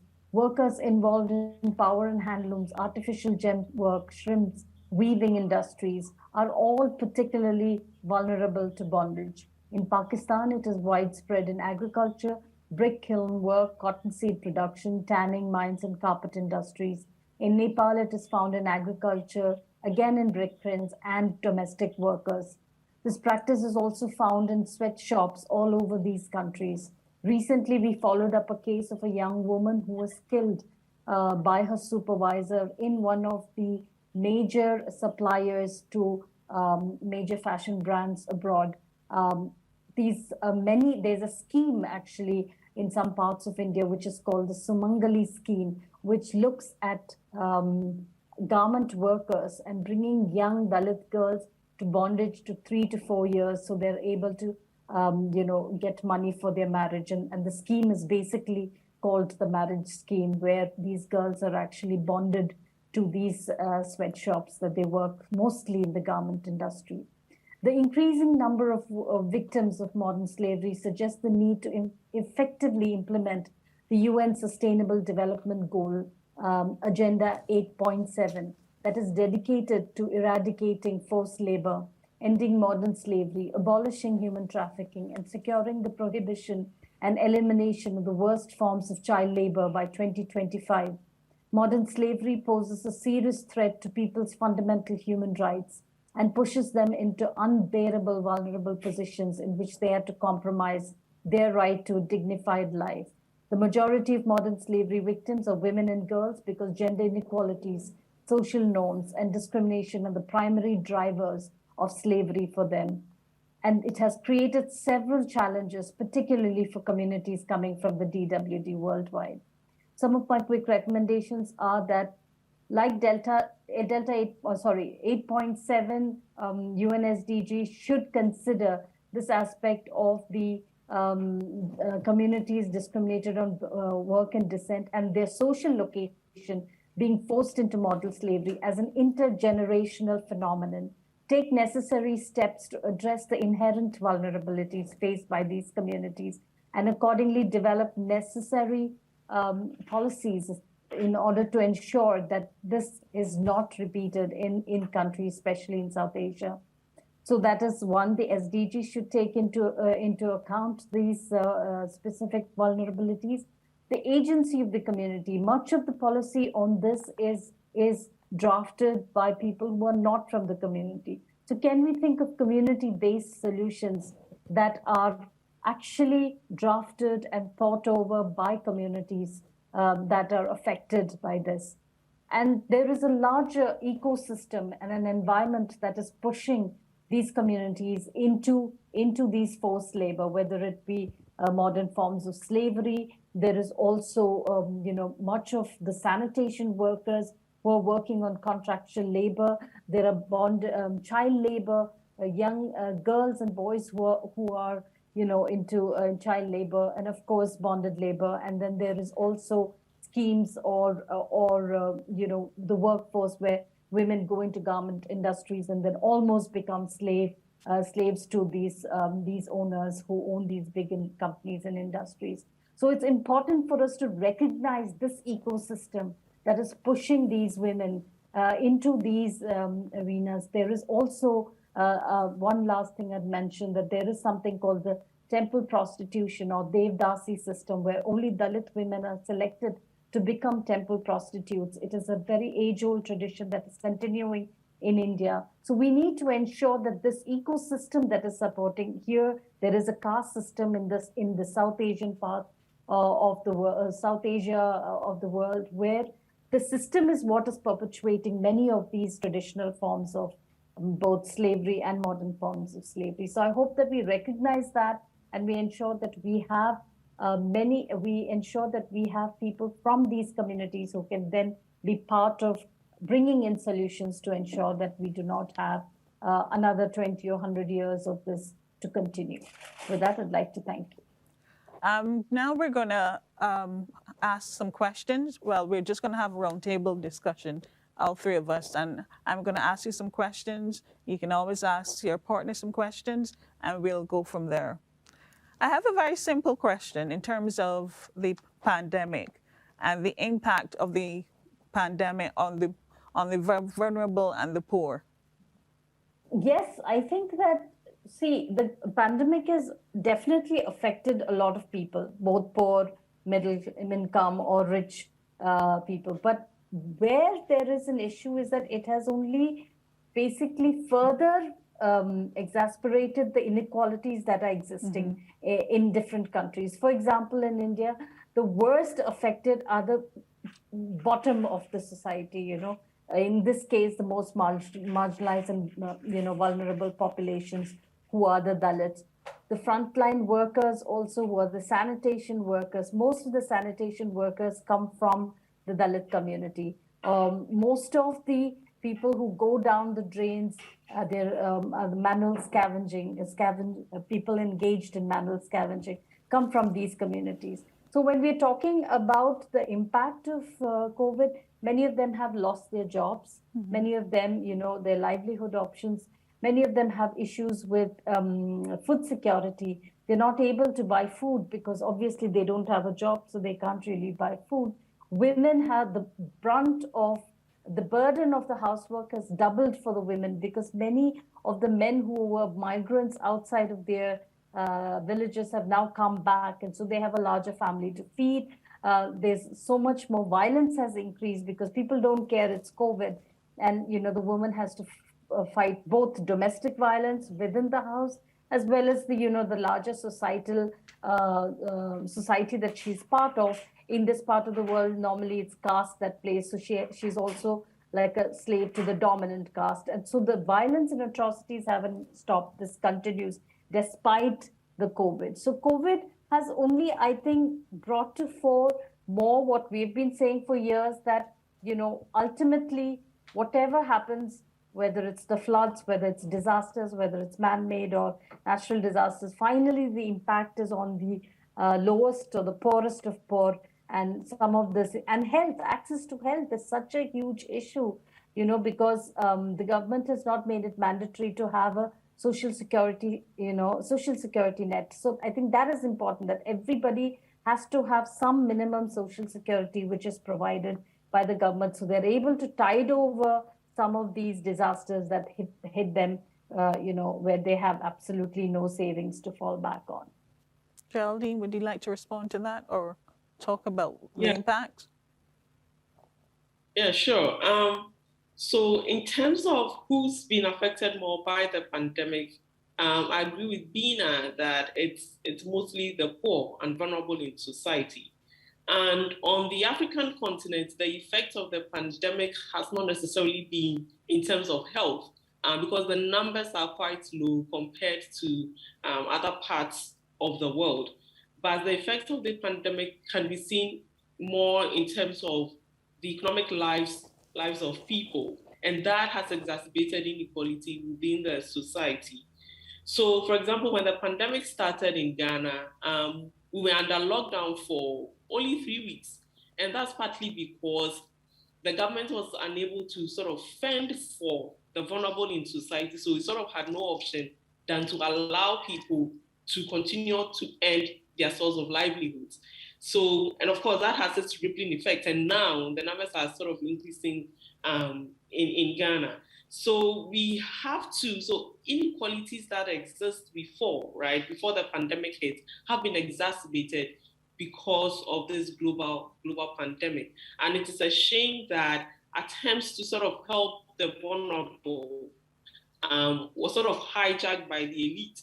And so there was a program that was implemented in Ghana to sort of care for the vulnerable, right? But as usual, a lot of the money was looted by the elites, and the poor people continue to suffer. And even in terms of vaccination, as we've seen, the politics or the geopolitics of vaccination means that countries in the global south have not been able to vaccinate their people like those in the global south. And when the vaccines come, it is not the poor and vulnerable that are targeted, right? It is those in the elite in societies that are targeted. So it's just exacerbated in the existing inequalities. And a lot has to be done to sort of bridge this gap. Okay, thank you. Both of you are saying the same thing in terms of what is happening in India, what's happening on the African continent. I also want to ask, what role do you think this forum can play in terms of mitigating the exploitation of the most vulnerable in society? What do you see the role of this forum? Yeah, I think that definitely, UN agencies have a huge role to play. And in this case, this forum that is on gender and development, to ensure that many of the sustainable development goals, which we're all talking about, the 2030 agenda, has to take into account some of these vulnerabilities or the intergenerational poverty, so to speak, and look at how and who are the most marginalized in many of these countries, so that we can have specific mechanisms to ensure that we have specific solutions to ensure that we don't continue to fall between the cracks. What happens is we have this large agenda that is looming over our heads, but actually when you go to the ground, it's not really impacting people on the ground. So how do we ensure that we have a more I know this is cliche, but a bottoms-up approach than a top to bottom. So I think there it's very important. I mean, pull up countries who are not doing what they're supposed to do. I think that's what we want from the UN, or that's what we want from forums like this, where we think that there is, I mean, we just have to, we don't even have to have any more research to tell us which are the countries that are faulting on some of these things, If we look at forced labor, if we look at, trafficking, if we look at, many of these domestic workers, migrant workers who are, we have a lot of data already, but how do we ensure that we take this data and then formulate policies so that we can, bridge these gaps that we're talking about right now. Okay. It has to do with implementation of various treaties and agreements that have been signed, right, by all these various countries, particularly on the African continent. A lot of these countries sign up to various things, and they are part of this Gender and Development Forum as well. So, like Dina said, it's not just about all these policies, right, but the implementation of it. Right, that's also very, very important. We have a lot of these things gathering dust in various offices, right, of so-called development experts, etc. But rarely is there an effort put into implementation to ensure that the most vulnerable in society have some form of alleviation. So for me, it's very simple. There has to be some form of implementation. A lot of emphasis has to be put on implementation of various treaties and forums, various treaties and agreements, right, that have been signed by these countries, and many of them are attending this Gender and Development Forum, I'd say. Both of you are saying the same thing about the fact that there needs to be some sort of implementation when these agreements come to the fore. And I just want to pin you down on that a little more in terms of give me an example of an implementation that could happen realistically, can happen in, say, like 5 years. Or it could be shorter. I mean, I think that's ambitious, considering that we've had so many years of MDGs, but a lot has not happened, during MDGs. So I don't know, maybe I'm being too pessimistic, but finally it comes down to the countries, right? It comes down to actually the countries implementing. So how much ever the UN is going to say, or have sanctions, or whatever, but I don't believe in sanctions personally, but whatever action that is taken against countries, ultimately the countries will have to do what they have to do in country. So I think that it's important that the country themselves understand, like for example in India, caste-based discrimination is a huge problem. The country has to understand that that's a problem, and we need to find solutions. There are n number of policies that are there in country, but none of them are implemented, like what Geraldine is saying. So I don't know I think 5 years is a very short time. 2030 is what, 6 years maybe. I don't know if in 6 years we'll be able to achieve all that we're saying, unless some countries fudge data, but I don't think that we can really. But it is up to the country. So how do we ensure that we have some constructive mechanism? I also, top of my head, can't say that, but I'm sure that there is a way to ensure that we're signatory to, like what Geraldine has said, that we are signatory to so many of these conventions, so many of these, so they must be aware where, countries are pulled up and said, hey, hello, this is a huge problem. Last 10 years, we have seen it. We just need data. There isn't even, not even my organizational data. There is state data to prove, that so much of people are in bonded labor, that so many people are engaged in manual scavenging, that so many people are, migrants who have lost their jobs during COVID. So, these are state data that is available. So why not the state have those mechanisms to ensure that? So I think ultimately it does come down to what each country or state takes the responsibility and the accountability to do that. It is definitely the responsibility of the countries to do. Definitely, it is a responsibility of various countries, and the sort of willpower, right, that various governments have to ensure that the generality of their populations are doing well. So in Ghana, for example, we have back to the point about signing up to various agreements, we have a National Development Authority, right? That's supposed to sort of spearhead the development of the country and move us from lower middle income to upper middle income, for example, right? But there isn't willpower from various governments, right, to sort of stick to the rules that the National Development Authority sets forth. So it's very difficult to sort of pinpoint one agenda that various countries, or particularly in Ghana, for example, that the government can be held to account for. But it boils down to willpower and share willpower from them to be able to do this, I'd say. Okay, thank you. I'm just going to follow on from this because this is very interesting in terms of that's what is missing, the implementation, how the questions around how we're going to implement and in what ways, which groups are we going to focus on and so on. I want to ask you basically just a comment. We have researchers, we have academics, we have practitioners at this conference, at this forum. And again, how do we all get together to make something that is feasible and practical? Because we don't want these reports to be in a drawer somewhere. How do we make sure that that doesn't happen? Because we have very talented people, very educated people, practitioners and so on at this forum. And this is an opportunity to actually do something, come together and do something.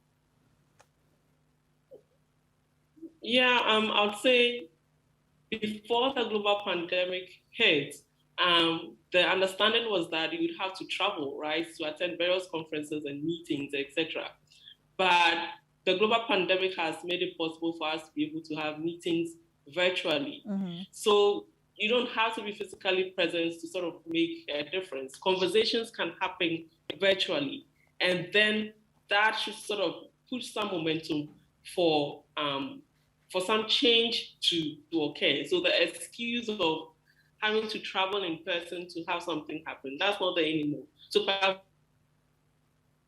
say a virtual meeting of various academics, researchers, NGO workers, etc. That can be a stepping stone or a point of start, I'd say. Tina, you have anything to comment? Yes. I think that, yes, multi-stakeholder conversations and dialogue is extremely critical to ensuring that we find solutions to either a forced labor or trafficking. So it also has to involve, states, academics, practitioners, people from the civil society organizations, UN agencies, to come together to see how we can. I think there are a lot of conversations around this, and there is a lot of debate around this. But I think to really come down to ask, what is it that we can actually do to change, like you said, in the next 5 years? Can we really make a change? And if we need to make those changes, then what is it that we need? And I think to be able to do that, it's absolutely critical to have representation from these communities who are affected, whether it be, the migrant workers, whether it be people who are forced into labor, whether it is bonded laborers. It's absolutely critical that we have them, and what is it that they look to a future? Because unless you have agency, unless you have empowering the agency of these communities who are affected, we cannot talk about solutions to be really, we need to have the Dalits in South Asian context to ensure that, these policies actually have realistic solutions and not just something that we sit and we make these solutions on behalf of them. So I think that is very critical. And definitely academics to ensure that we get the data, to ensure that we get the evidence building, the research that we need. We have a lot of research, but definitely one thing I'd really like to say that there's been a lot of talk on disaggregated data. And I think we need to have that data. We need to have how many women within the migrant workers are affected. We need to have enforced labor, we do have much data, but we need to further have this disaggregated data based on different communities, based on different, race, based on caste, based on, so that we can have those very concrete solutions on the ground to be able to address this issue. And we will keep talking and debating around these issues until we find a practical, on the ground solution to some of the things that we're looking at in terms of the exploitation of women, exploitation of men, children, in terms of forced labor and so on. We will not stop talking. We have to keep talking and debating in order to achieve some sort of change. And I want to thank the panel. I want to thank you for coming and presenting today. And we will wait on, we have a few questions to answer.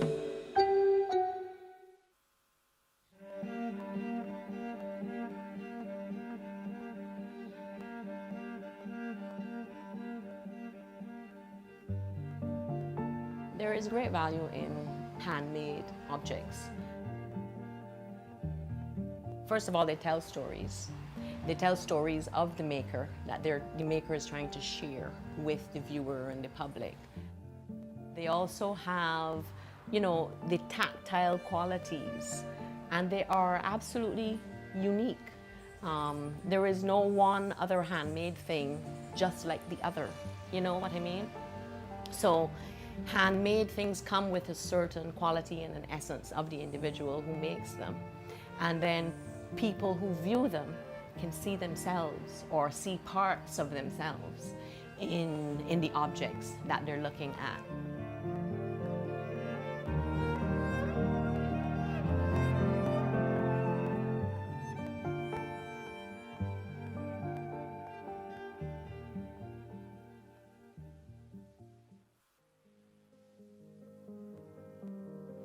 Hi, my name is Juliana, and I am a ceramic artist. I prefer to be called a ceramic artist because I make works in clay that tell stories about my heritage and where I live and where I come from. Ceramics is a very old custom, traditional custom of making vessels for food or storage of water. And being a black woman, an African woman, the continent of Africa is filled with traditional ways of making pottery. So sometimes when I make pottery, I will use the traditional techniques and create vessels using those techniques. I'm also inspired by techniques in Japan. Ceramics is a very vast body. You can spend your entire lifetime learning just one particular area. So I try to investigate, build my skills, and learn as much as I can. So what I try to do is to create stories about myself as a woman, as a maker, as a Caribbean woman, and to try to share that information with Barbadians and visitors and whoever is interested in my work. It's a very long heritage, starting from the Taino, moving into the enslaved population, and it was used in the sugar industry. And then there was a cottage industry from Chalky Mount, where we all know about ceramics, and even to today. We have our pottery and getting the clay from the lands, and how many people know, in the schools that know about throwing the wheel and throwing a pot and, sitting down, and because these things is creation. People really love things that are handmade because it contains the essence of the maker, and then you can see yourself in it as well.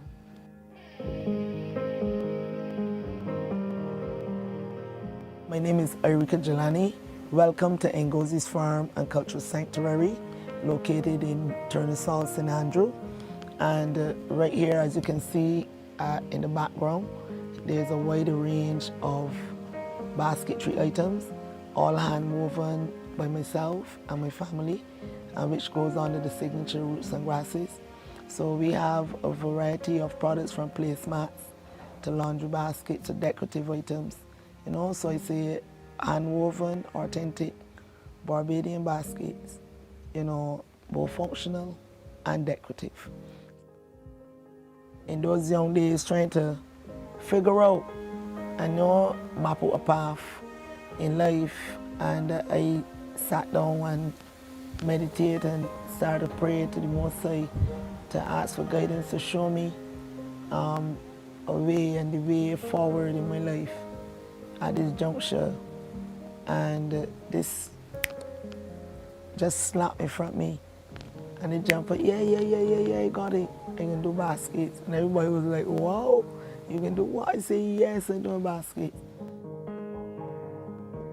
And I remember my sister was saying, my elder sister in Canada now, Ivadne, she was saying,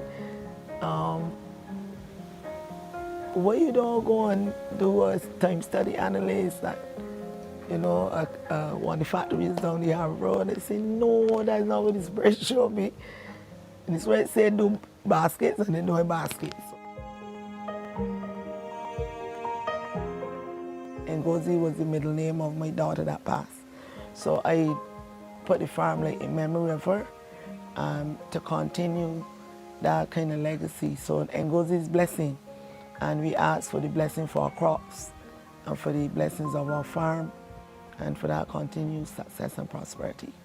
And here at Ngozi's Farm, we plant a wide variety of organic fresh fruits and vegetables, cassava, sweet potato, and also we plant the vegetables, sweet peppers, salt peppers, cabbages. We have a good crop of bananas and plantains. We plant a variety.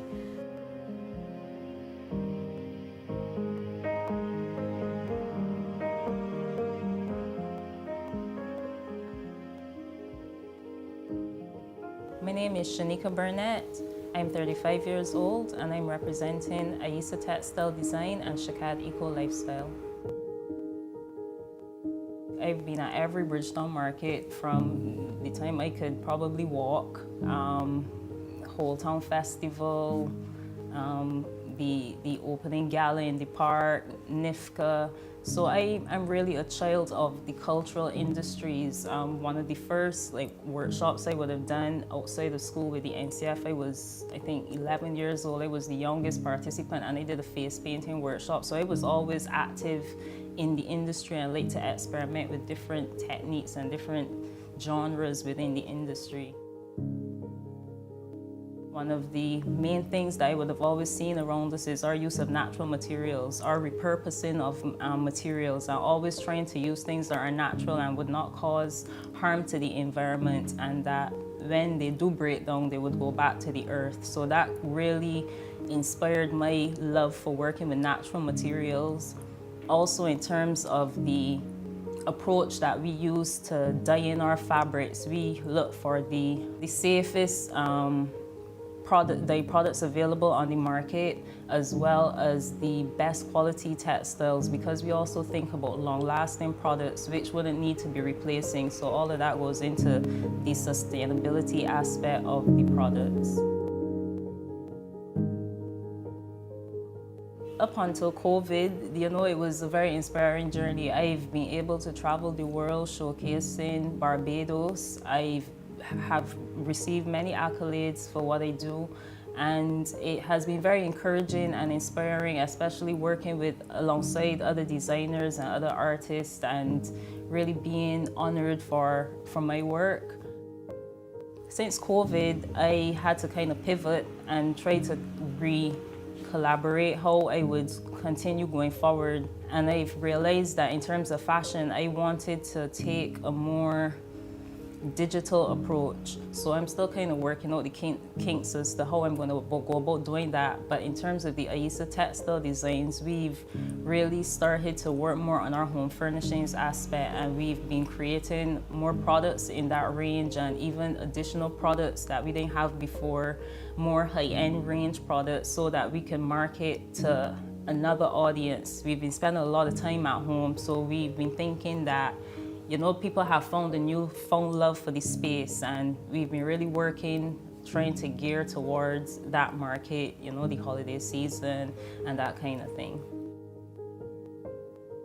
Before the pandemic hit these shores, we used to operate from a kiosk in the departure lounge of the currently Adams International Airport. And 3 weeks after we moved in, everything was shut down because of the security protocols for COVID. And I thought I had made the worst decision in my life at the time to have a business. So I had put everything I had into opening the business at that point in time. And so it needed to be open. And so when the pandemic hit, I had my 24 hours of fear, like, oh shoot, what are we gonna do? And then it was straight into strategic planning, and we used kind of like lots of local channels, and it just grew from there. The rest is history. Let me start by saying I had no plans of being an entrepreneur. It wasn't the path that I was taking. I was taking the traditional route that you're kind of taught from young. You go to school, you do well, you do all these degrees, you get all the nice jobs, and that's the recipe for success, right? Old formula, but I followed that one, and it just came a point in time it wasn't working for me anymore. I remember having a conversation with my grandmother, and I was telling her, I don't think I'm happy anymore. And I wanted to go back to school to do yet another degree and retool myself maybe to do something else. And she laughed at me. Yeah, she basically told me, she stoops. She was like, what you want to go back to school for? Was her reaction. She's like, it's time to use your hands. I didn't raise you with one talent. It's time to use your hands and do something, create your own dollar, and it's the best advice I've ever had. She challenged me not to get more education, but to use the one I had to start a business. And whatever I did, the challenge was to make it my own, whatever I settled on doing. And she was like my biggest cheerleader. She was the reason I got started. Unfortunately, she died 3 months before I could open this store. But everything of these scents, everything of the whole feel of the brand is to honor her legacy. It honors our relationship. And she raised me. She lived with my parents, my sister, and myself. And so her influence is really heavy on my life. And everything here is some good memory that I have with her. From the preparing the jars to the mixing, the blending, the pouring, the labeling, every single thing is handmade.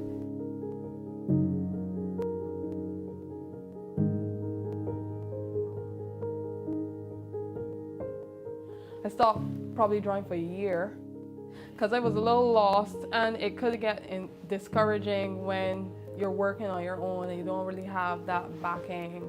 I had 1 or 2 peers I was really close to, and we still used to talk about art, but you know, you can't help it. It's human to feel discouraged sometimes, especially in a field that is so like stigmatized, especially here. Like if you do art here, it's like it's just a hobby.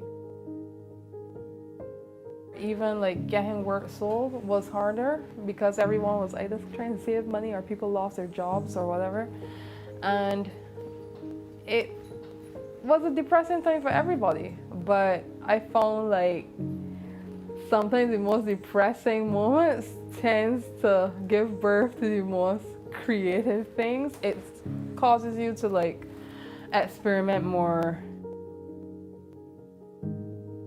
I could almost see like different worlds, or a lot of times it's about emotions or, you know, just experiences I may have.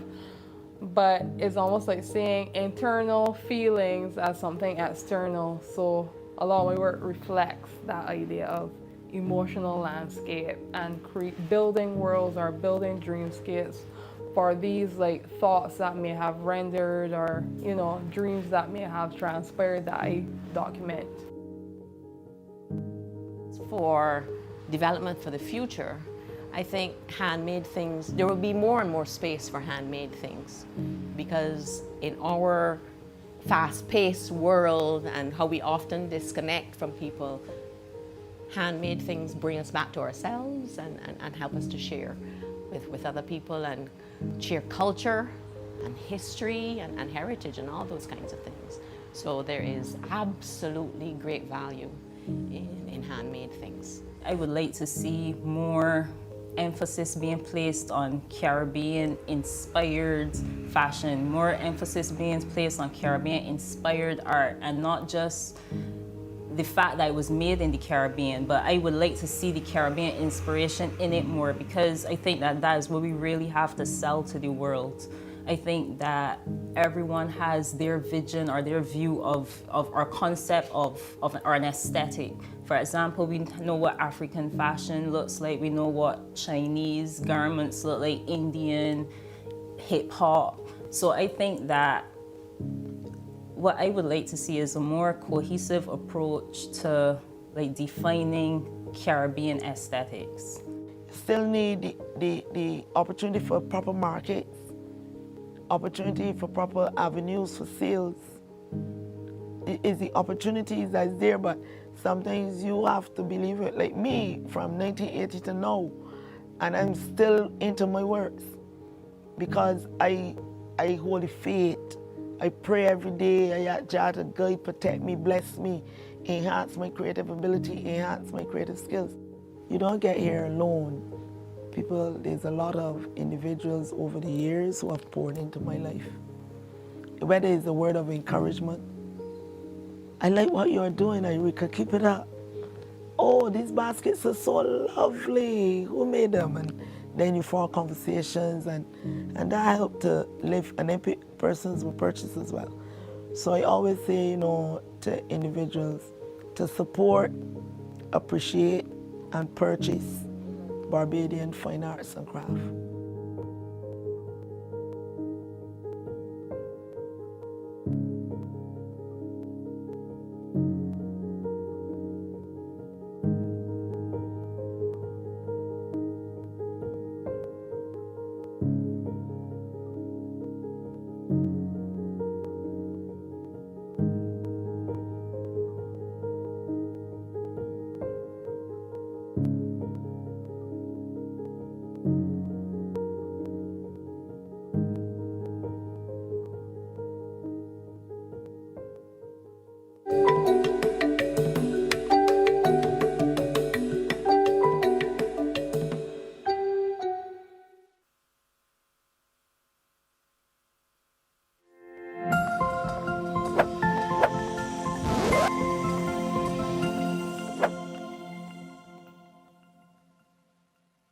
Welcome back. I'm Dr. Danielle Bob of the Institute for Gender and Development Studies, Nita Barrow Unit at the University of the West Indies Cave Hill campus. Women's care work sustains families and underpins economies. Yet, that work remains mostly invisible and devalued. I'm here with Professor Alyssa Trotz of Red Thread, Guyana and the University of Toronto, who will explore the issue with an esteemed group of panelists from around the world. Over to you, Professor Trotz. Thank you very much, Dr. Bob, and welcome everyone to this roundtable on underwriting economic production, exploitation of unpaid labor, care work, and social reproduction.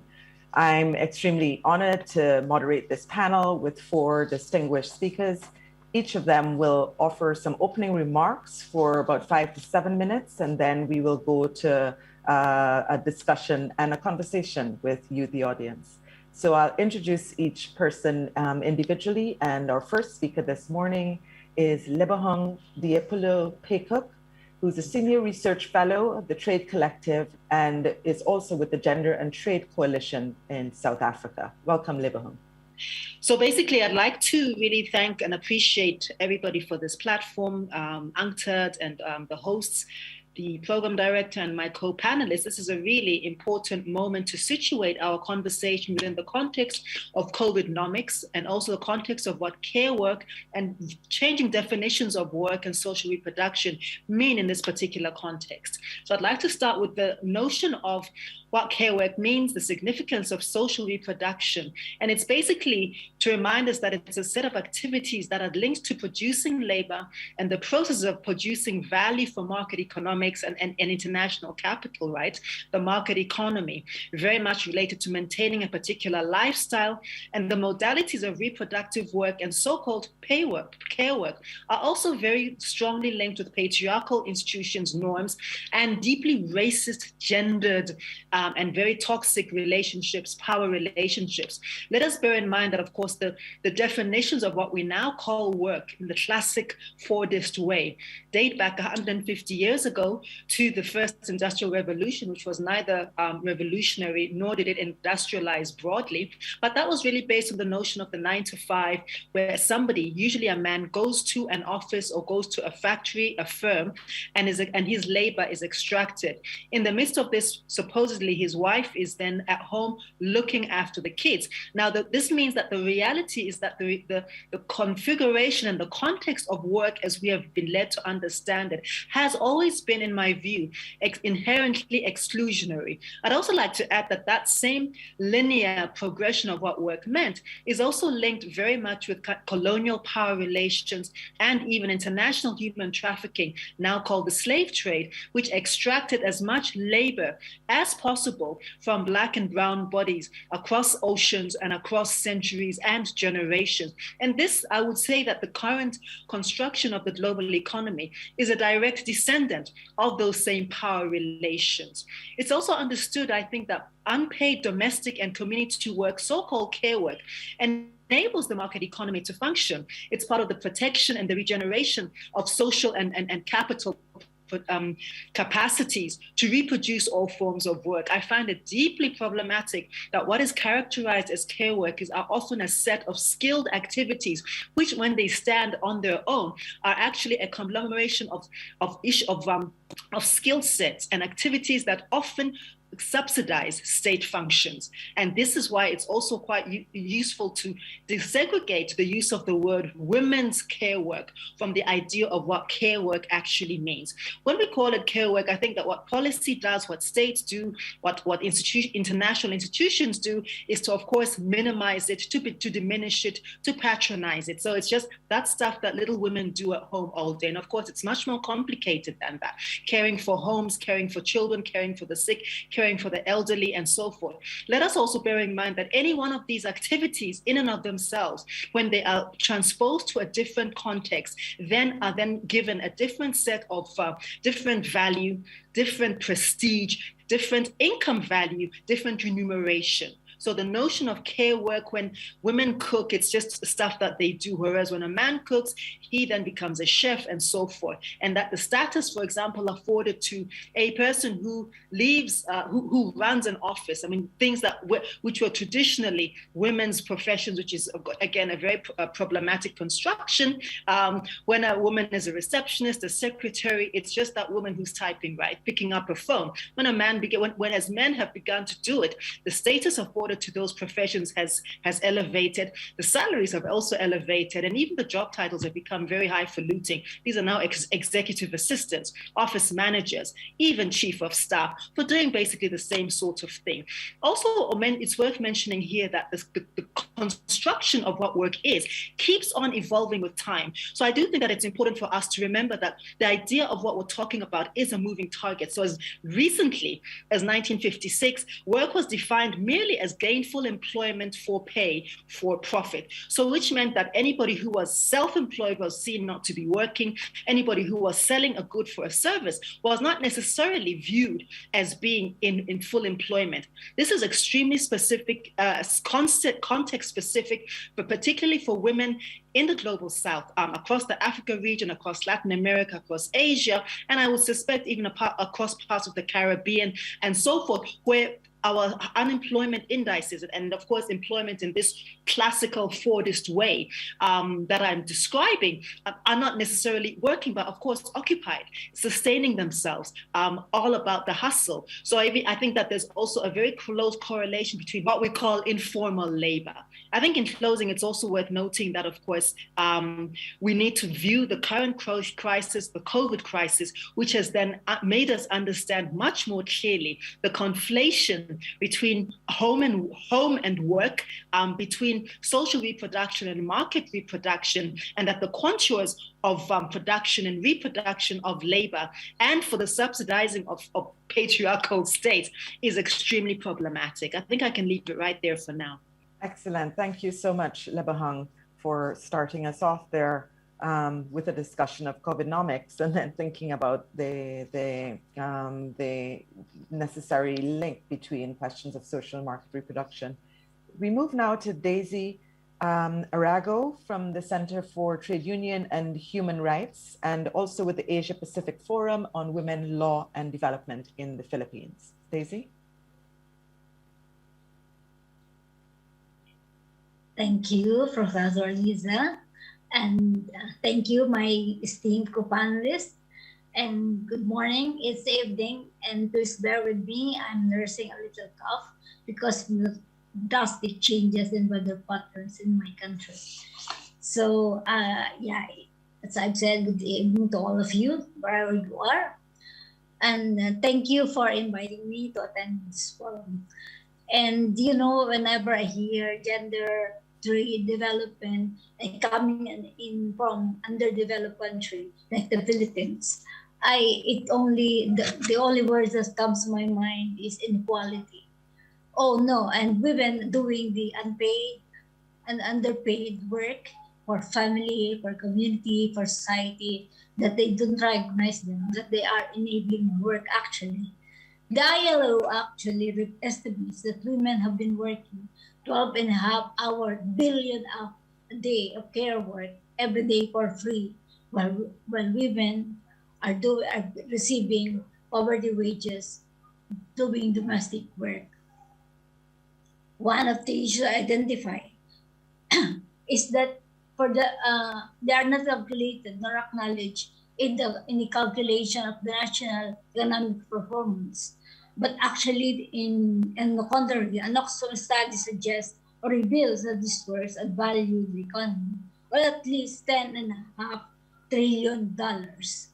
So it is critical that, as our earlier panelists have said, to address the issues of unpaid and underpaid labor, and especially care work, as part of economic inequality across or happening across the world, especially in Asia Pacific region. Care work, as you have heard, care work are defined into two types of activities, often overlapping each other: the direct and indirect work. The direct work are activities involving relational or personal, meaning like raising children, caring for the elderly, while indirect work are activities involving not personal or not relational, but also aim to care for others, like, as you have heard, like cleaning houses or cooking meals, etc. So it is critical to address, as I've said, it's very critical to address about the care work, the issues, whether direct or indirect, especially is disproportionately done by poor women. It's society divided by patriarchy. Patriarchy is structurally rooted in our society and construct gender roles and mainly targeted to women. Patriarchal ideology as a major cause of unpaid and underpaid work, especially women experiencing multi-layered discrimination based on race, ethnicity, nationality, class, sexuality, and even caste. So women care work is therefore borne by all women, no matter how younger or older they are. Women also navigate in multiple labor spheres or multiple labor demands in different levels of structures in capitalism as a way to respond in the reproductive labor demands.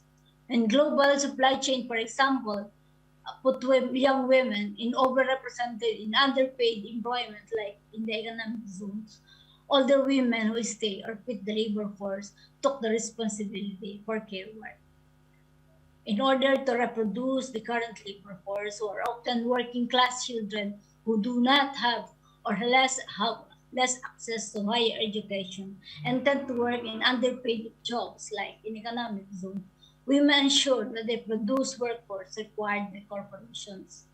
For example, are young women who comprise 75 to 80% of workforce in special economic zones. Gender traditional caring activities are tied to the imperatives of capitalism. Women work longer hours, and get paid less than men. Capitalism doesn't allow or even diminish women's chances for enjoying or pursuing their desire, their hobby, and even well-being. This practice perpetuates only social and economic inequalities. In a study conducted by our institution like UHR, it is noted that in a special economic zone, for example, young underpaid women are preferred because neoliberal advocates believe that women are less complaining, less interested in workers organizing, therefore less likely to form or join trade unions. In the context of COVID-19, the demand for care work for women are increasing and has been increasing since the imposition of lockdown and quarantine measures. Besides performing their work outside the homes, women are also doubled or are performing multi-layered or burdened with heavier workloads, domestic work, budgeting, teaching as their children go online, attend online classes. Women are considered and women who are considered lucky to still be employed are paid measly, while corporations rake in billions of dollars in profit during the pandemic. As thousands get displaced, women also face the increased risk of domestic violence. As UN Women has pointed out in the Asia Pacific, the burden of unpaid care work for women are also not only increased, but also the risk of becoming infected themselves. Therefore, in closing, I would like to suggest that care work should be considered as a public good in all development policies to be provisioned by the states. Second, that care work should reduce the burden amongst women and redistribute the care work only to household members, but between households and the public. And third, that care workers will be accorded with equal value, social protection, and decent work. And lastly, I would like to suggest that care work should be recognized, given the right to organize and the right to unionize. thank you. And some of the points I've already mentioned. So I'll be happy to answer any questions during our Q&A session. Thank you. Excellent. Thank you so much, and thank you, Daisy, for putting some proposals on the table, which I think will come back to, to the entire panel at the end of the presentations. We move now to Valeria Esquivel, who is based in Geneva with the International Labour Organization, which Daisy just mentioned, and which, as we know, has done this amazing work, certainly on thinking about the Convention on Decent Work for Domestic Workers. So welcome, Valeria, and over to you. Thank you, and thank you, Daisy, for mentioning the what we call in-house report and the data that we brought and the definitions, in fact, that you mentioned. So it saved me a lot of time. And to Libohan, I would say that sometimes international organizations challenge patriarchy also, not all the time, but sometimes there is some work that can bring up transformative change, I believe. So let me focus on the crisis, on the COVID-19 crisis, given the background that offered already by Daisy and Lebohan. The crisis has made clear to the world something that those of us who provide care already knew, and is that the world doesn't function without care. That there is no health without the health workers, there is no school without teachers. And when the school and the health system face a crisis like the one that we are facing, nothing keeps on going normally. And that normal, quote unquote, included the unpaid work provided at home, mostly by women. In fact, 3/4 of all unpaid care work is provided by women. 70% of all health workers are women, and 2/3 of all education workers are women, and roughly the same proportion, depending on the region, is the proportion of women who are domestic workers. The care provision cannot be postponed. The quality cannot go down without challenging or jeopardizing, I would say, the well-being of those who need to receive care.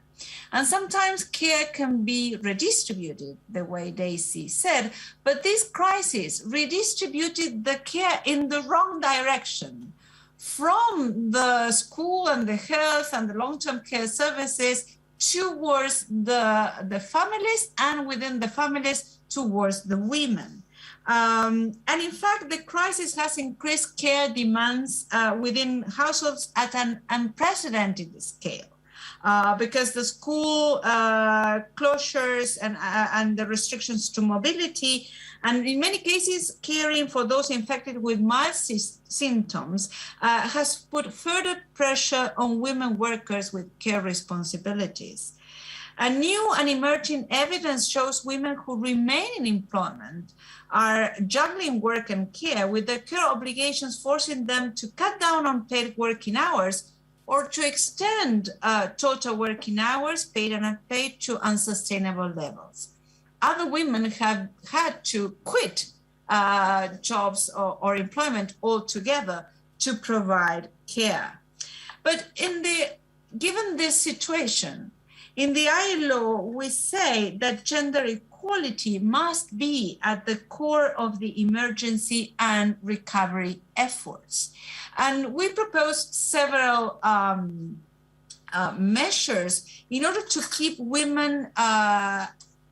women's jobs when it's possible, to bring them back to decent work, certainly, to bring them back to employment when they've lost their jobs.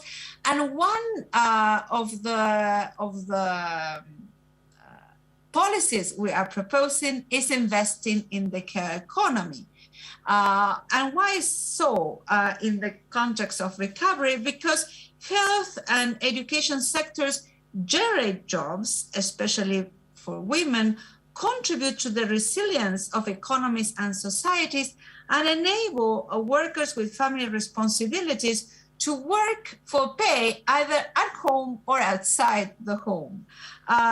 So investments in the care economy have the potential to become a central part of an inclusive job-rich recovery, and generating works in ways that boost demand and alleviate supply-side constraints and contribute to women's better partaking in labor markets.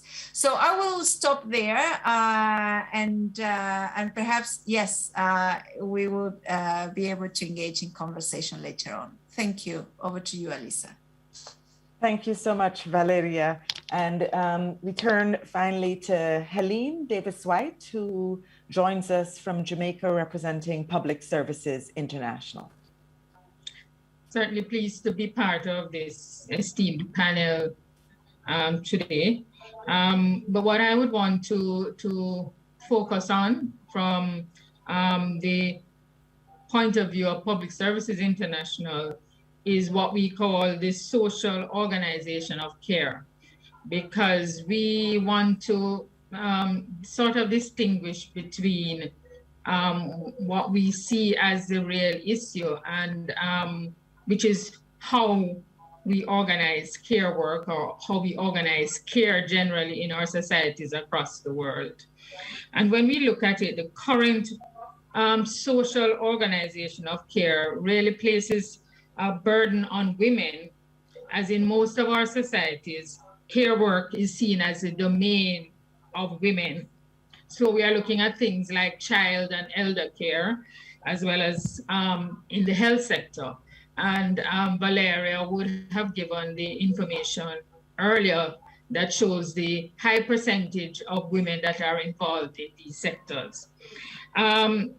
But what we have found as representatives of persons in this sector is that women in this sector are primarily from the global south. And these are workers, women who fill care gaps right across the world. So the global north benefits from the work performed in the care sector by women primarily from the global south. But what do we find? That these women are grossly underpaid, and sometimes and very often unpaid, and are unrecognized. One good thing that may have come from the pandemic is that it has brought into sharp focus this whole issue of care and the importance of care work. You know, many of us would just go about our daily chores. If we have family responsibilities, we are able to work because there are others who are taking care of our family responsibilities while we work. And what we have found is that because of the pandemic and persons are not able to carry out the care work, it affects the economy generally, because then persons are not able to do their work in formal employment, so to speak. So as I said, that may be one good thing that has come out of the pandemic. It has brought all of this into sharp focus. And this is one of the reasons why when as trade unions, we are involved in talks about the recovery from the pandemic, we are careful to put across that it is not just about economic recovery in terms of what some persons may call the dollars and cents, but also it is about social recovery. And in this social recovery, the care work is an important aspect of the social recovery. So for us, we believe it is time to recognize the social and economic value of care work. And therefore, we feel that it is time to rebuild the social organization of care. And this is now being accomplished through a global movement that has been established, where various organizations have signed on to a manifesto that speak to this issue. And I think at last count, we're looking at 200 and odd organizations across the world who have signed on to this CARE manifesto. What does this CARE manifesto speaks to?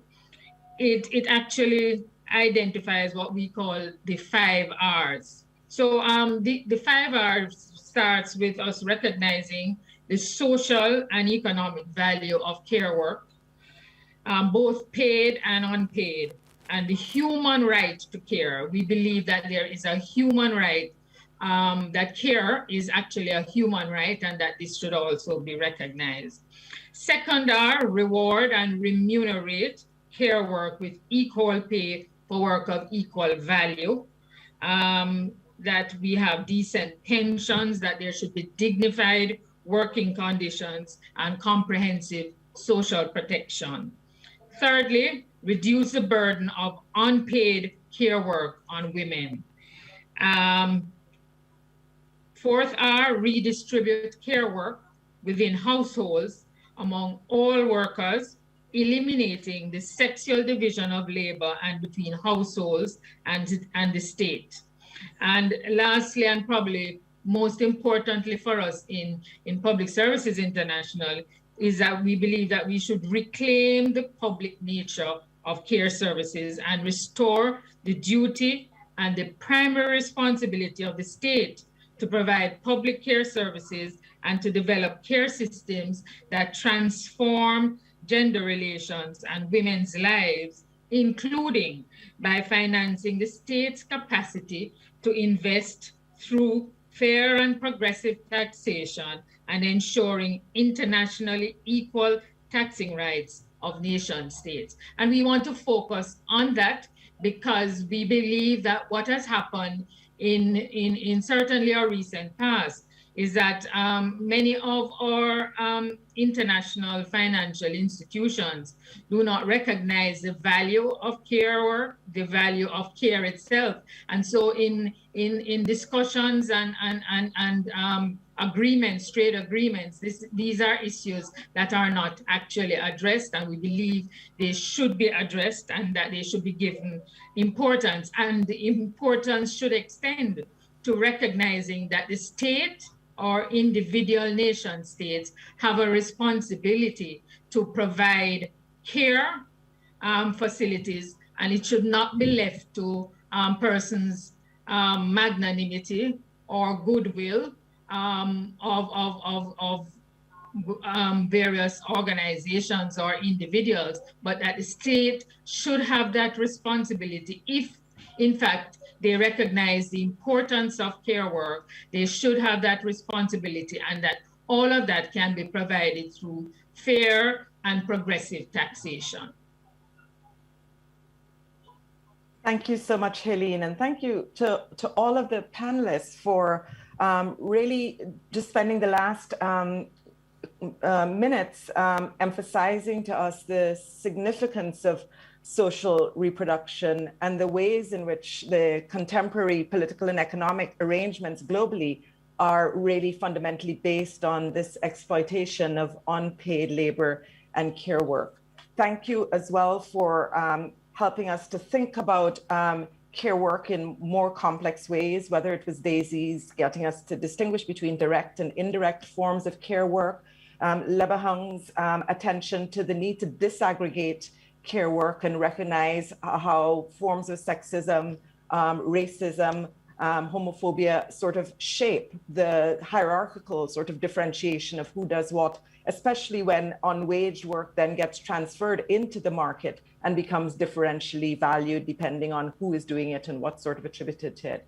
And thank you especially to Valeria, Daisy, and Helene for putting some proposals on the table, whether it is investing in the care economy, thinking about care work as a public good,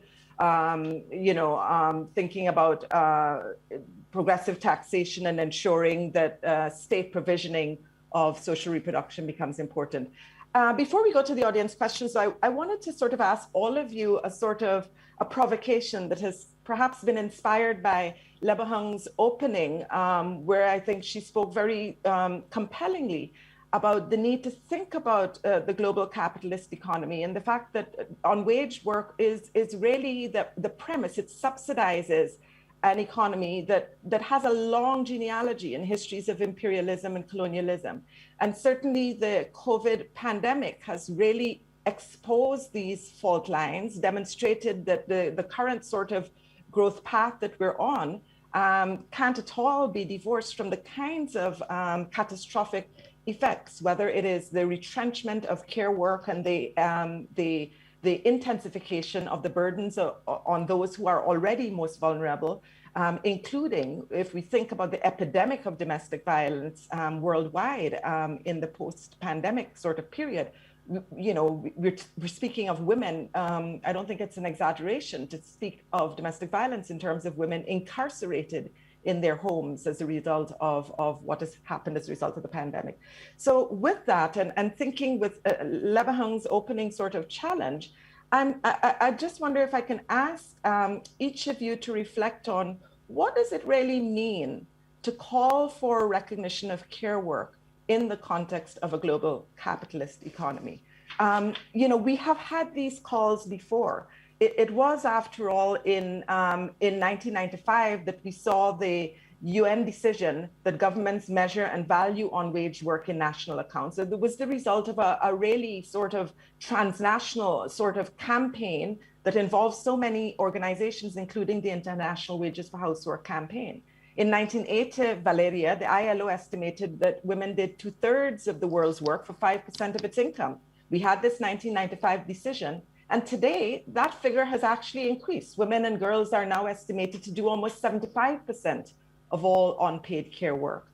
Then we had the the convention, the ILO convention on decent work for domestic workers in 1995, which legal scholar Adele Blackett has described as extending fundamental protections and rights to domestic workers, which again was the result of transnational organizing and mobilizing, including organizations in the Caribbean, which is where I'm from. And yet here we are today. It just seems that we keep saying these things over and over again.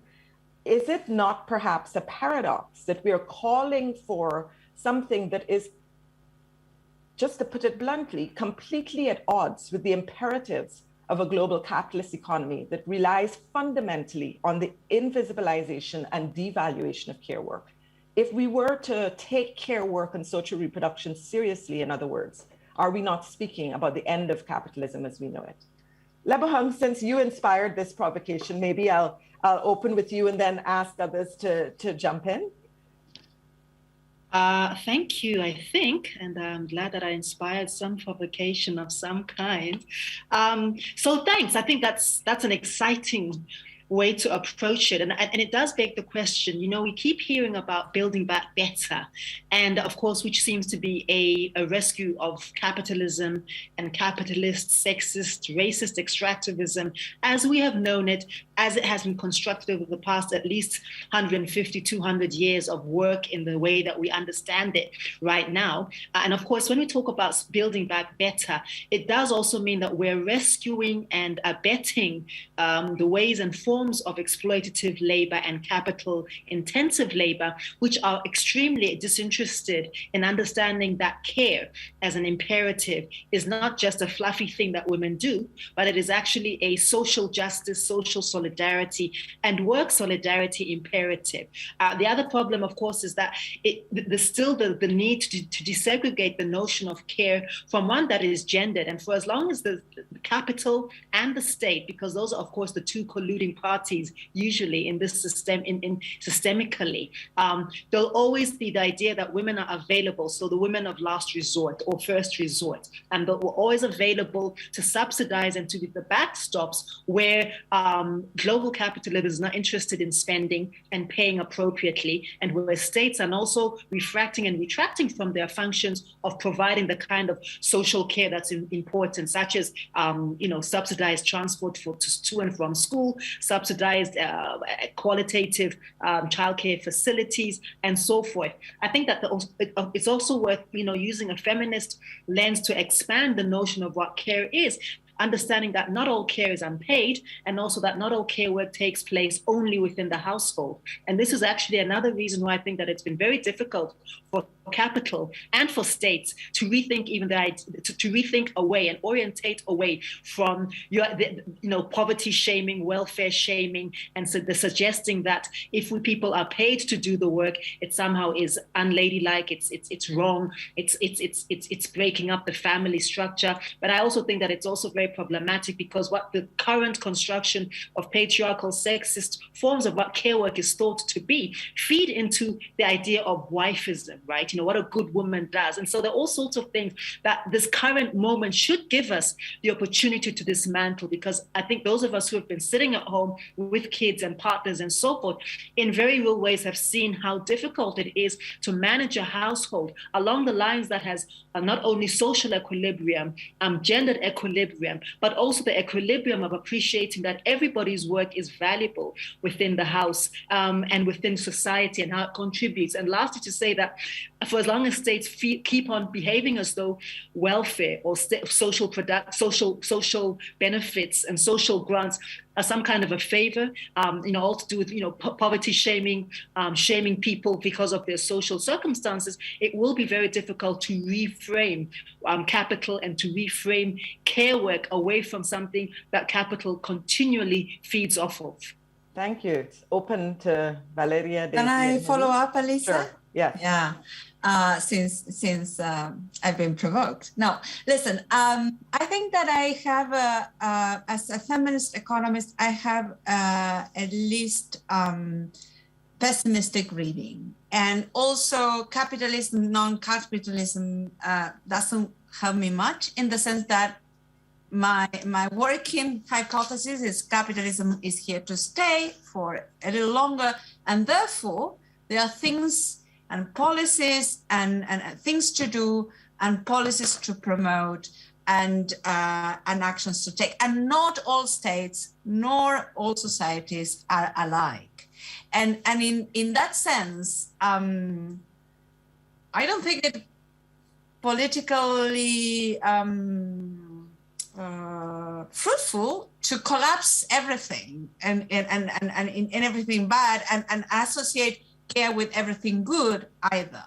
And in that sense, I think that there are examples in which, and in fact, the care report mentioned before shows them, that care policies have been put in place that are transformative, that generate decent jobs for care workers, that allow that kind of counterbalance traditional roles that work for the benefit of those who need care.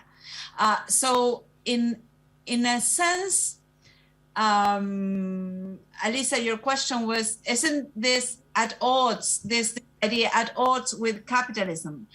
Not with all of them, and not with all the variety of situations. And I think that if we don't claim strongly about these issues, we give up.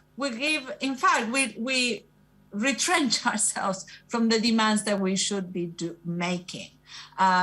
So in that sense, I think that the 5R framework is a promising framework, and Helene mentioned, it comes from the SDGs. So Alisa, again, I don't think everything has been equal along the way. That I think that the Beijing Platform for Action was important, but we've walked a long way and we've produced knowledge and frameworks and policies and experience that hopefully takes us to another place. So in this COVID situation, it's very hard, as it was in the past, to say that you need to do cuts in health and education. And that was the normal discourse when a crisis, an economic crisis took place, and there was a need for fiscal adjustment. So some things change, and we have to identify those changes in narratives and discourse and policies and make them progressive. I would respond to your provocation in this way. Thank you. Excellent, thank you. Helene and Daisy?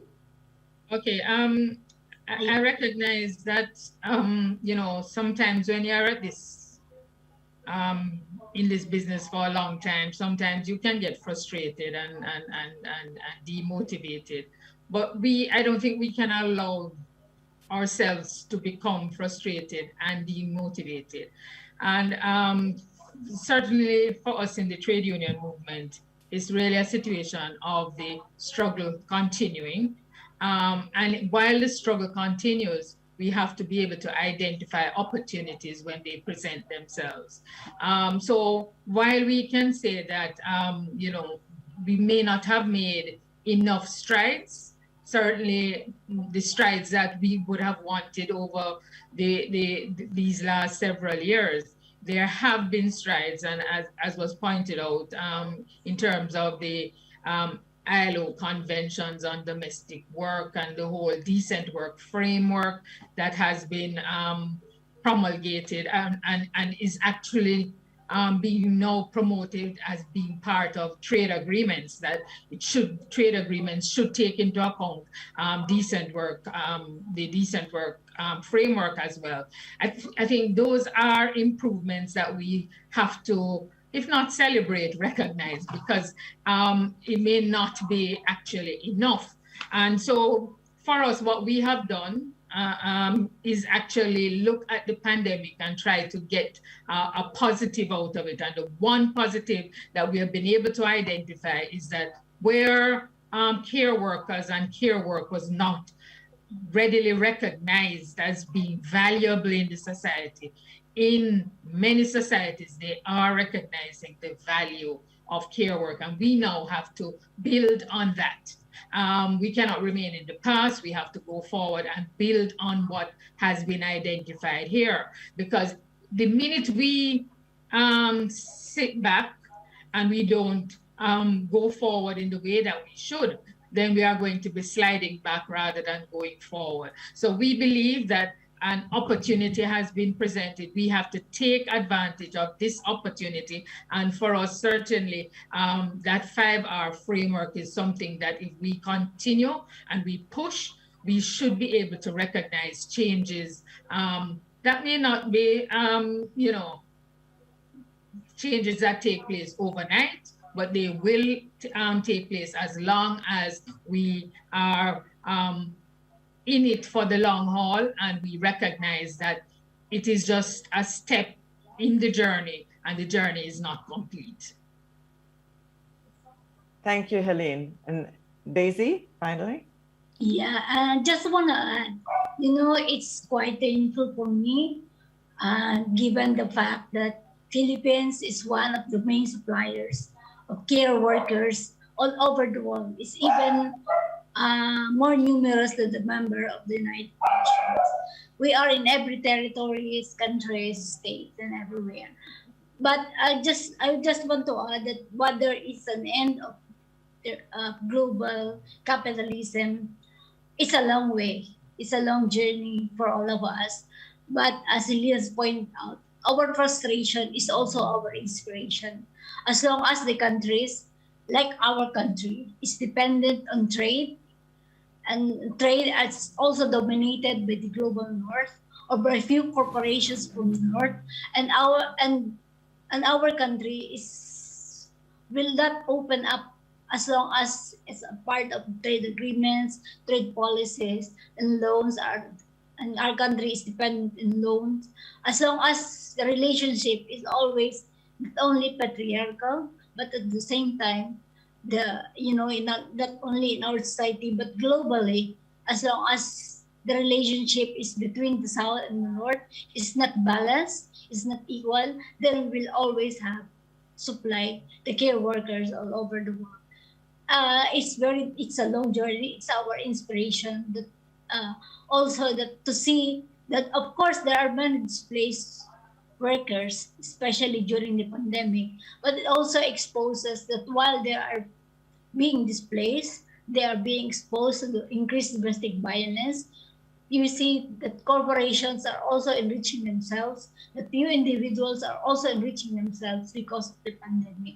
And now more people are realizing that it's easier to say that corporations and some individuals are enriching themselves out of the poverty of others. Unlike before, it was difficult to explain. Unlike, yeah, today it's much easier. So it's our inspiration.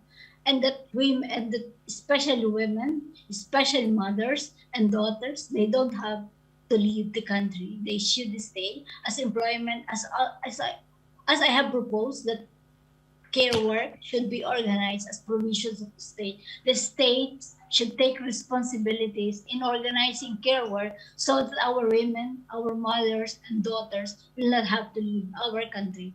And yeah, first, the relationship between the South, the developed and the undeveloped country should be balanced, not based on the, how to say, not patriarchal, but in terms of paternal relationship. I think it should be that way. As long as the paternal relationship remains, then the global capitalist is it's the end of things. So and yeah, we have to organize, we have to educate, and I think the pandemic offers a good opportunity for us to educate the people in terms of how individuals are enriching themselves out of the poverty of others. Thank you so much, Daisy, for that sort of wonderful closing, and to all of you for responding to my provocation by sharing with us the ways in which these inequalities that we find in the household, in communities, in countries, in regions, and then the north-south disparity is really, all of these things are fundamentally interconnected. The ways in which you talked about the need to recognize that we're in this for the long haul, that it doesn't mean that nothing can be done in the moment, that these short and long-term strategies need to be sort of fundamentally confronted. The importance of intervening to reframe the question, reframe the issue, to reframe the way in which we talk about value, to reframe the way in which we come to see care work and all of the carers who do it in their different sorts of ways with all of their vulnerabilities and their strengths, to reframe Lebahang, the way in which we think about welfare and think about the fact that it is corporations that have gotten the most massive subsidies and handouts in the context of economic crisis and pandemic, notwithstanding this overemphasis and stereotyping of welfare as something that the poor get. And then finally, the importance of organizing. It is without the organizing, without the regional and transnational networks, without the getting more and more organizations, as Helene pointed out, to sign on to this 4-hour mandate, there can actually be little change. And to close with Daisy's words, frustration is also the root of our continued inspiration. Thank you so much for your wonderful insights. And when we come back, we will open the floor for audience questions. Thank you.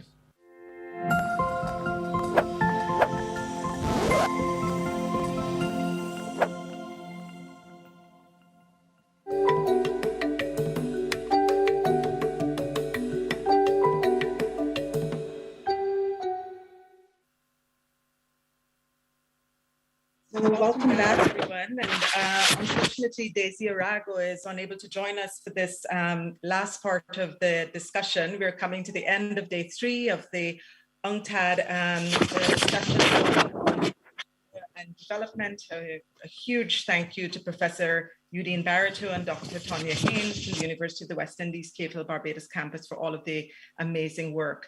We're opening it now for about 10 to 15 minutes, 10 to 12 minutes of questions. So if you have any questions, please put them in here so that we can ask people panelists. And there is one question that I wanted to begin with that has come in, which is, over the last 2 days, there's been a lot of conversation about care work, about unpaid work, about the relation between paid and unpaid caring work, about how to think of the sectors in which care work actually operates.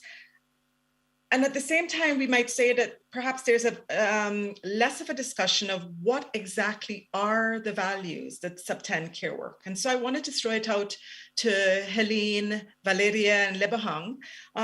If the title of this panel is How Does Unpaid Labor Underwrite Economic Exploitation, where the emphasis is on exploitation or thinking about extractivism, starting with unpaid work and the extractivism in relation specifically to gendered labor, how might we turn around this panel to focus on what is it about care work that is important? Why should we care about care work? Shall I start, Alisa? Yes, absolutely. Certainly we should care about care work because it's at the foundations of how the economy and the societies function and work on an everyday basis. And we've in a way we've had this implicit in all our previous conversation, but it's associated to the fact that without care, societies just don't reproduce themselves. Reproduction was, but not on generational basis and biological basis only, but every day. I remember using the metaphor that workers show up in the economy every time they appear in the labor market or in working for pay, but yet all that happens behind the scenes at households and communities for that to take place is what is invisible and is unpaid care work. But we also know that the conditions by which unpaid care work is provided also impacts both how women and men, and in particular women, enter the labor market on the one side, and the way unpaid care work is provided. So to me, without care, things nothing would work. And that is what was made blatant by COVID-19. And that is one of the messages of the women's strike or the domestic workers strike. The idea that you take that out, that all that work out and nothing keeps on going. And I think that is something, and therefore, this is a societal thing to solve and not a private issue. Mm-hmm. And therefore, there should be policies to reduce, redistribute, recognize, and remunerate and represent care workers. So that is, to me, the reason why this is not a private thing. This is a very, very important and political thing. Mm-hmm. I will stop there. I could tell much more, but I will stop there. Excellent. Lebahang or Helene, were you going to jump in? You're on mute, Helene. Sorry. I just wanted to follow on from Valeria because a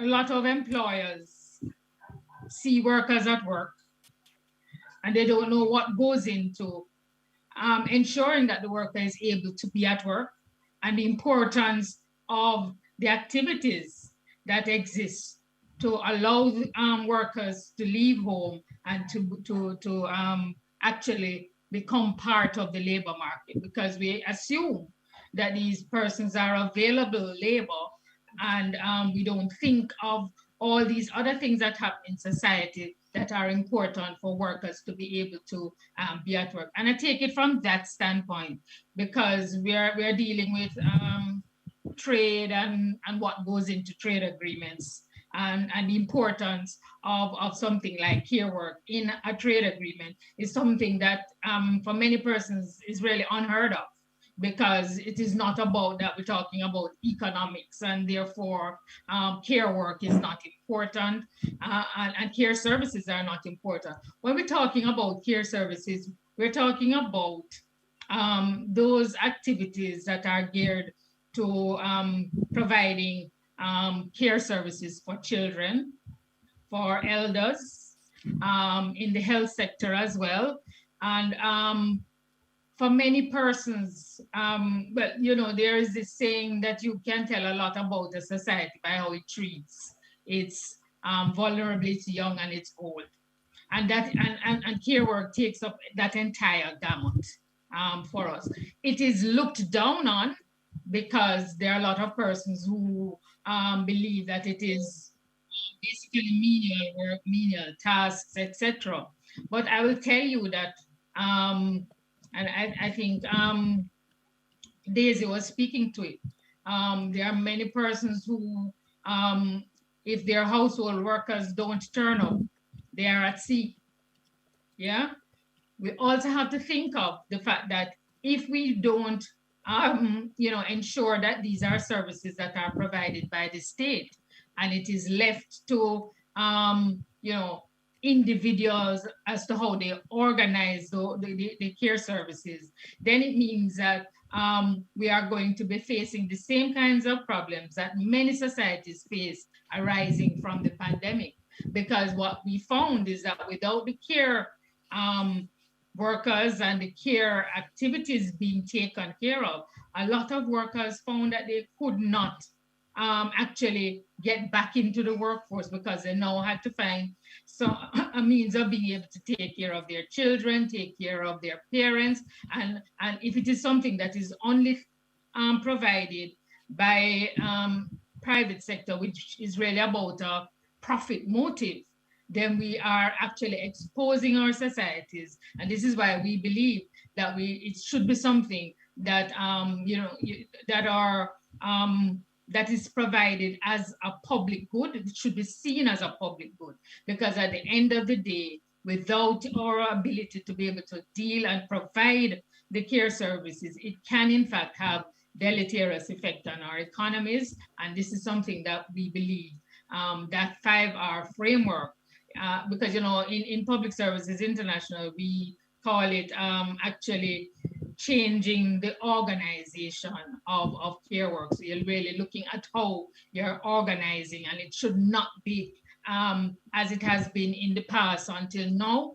We believe that the pandemic has given us this ability to look at it in a different light, recognize the importance of it. Having done that, our governments should look at it and deal with it in the context of the recovery programs that are being developed, and that recovery is not just about economics, but also about the social side as well.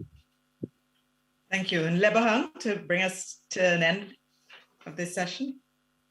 Thanks. So I think I'd like to agree broadly with my colleagues, but I also want to, because I seem to enjoy provocation. So just to really suggest that we reframe and really think around how care, even the word care, really seems to diminish or to invisibilize or to somehow detract from the skill, the power, the import of what this work actually is, because it is work. And sometimes, you know, oftentimes the construct of care is linked to the idea of love work, you know, domestic work, chores.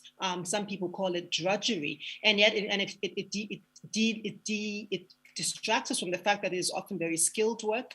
It does indeed hold up economies. It holds up entire communities and societies.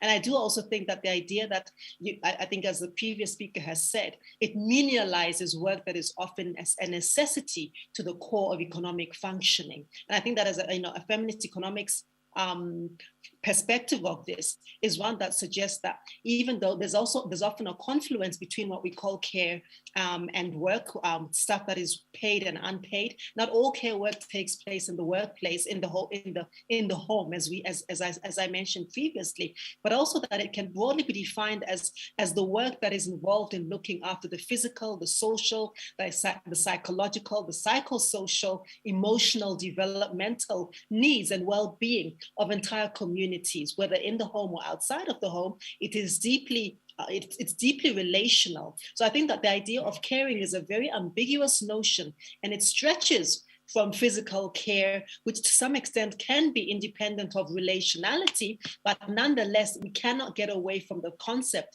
that care, the notion of work that involves care, has been gendered, and that is another reason to deconstruct it, and also the idea that, of course, there needs to be an equitable distribution both of the status that is ascribed to this work, and also a gender deconstruction completely of the notion that this is the work that primarily is done by women. And lastly, to say that, of course, that we also need to rethink of and rectify the inequities of how society divides labor and apportions, prestige and credit and even remuneration to this labor. And there's a whole, other conversation around progressive childcare subsidies, tax credits, subsidized maternity and paternity leave, shared parental leave policies, and so forth. And last, to say that, the burden of so-called care is also linked to the fact that, states refract away from their role and their responsibilities in providing the social reproductive infrastructure that is necessary indeed for societies to function effectively. I'll leave it right there. Thank you. I know Lebahang is anxious to get to the closing ceremony, but they'll wait for you. This was a wonderful set of responses, and I kind of feel like I wish we had more time.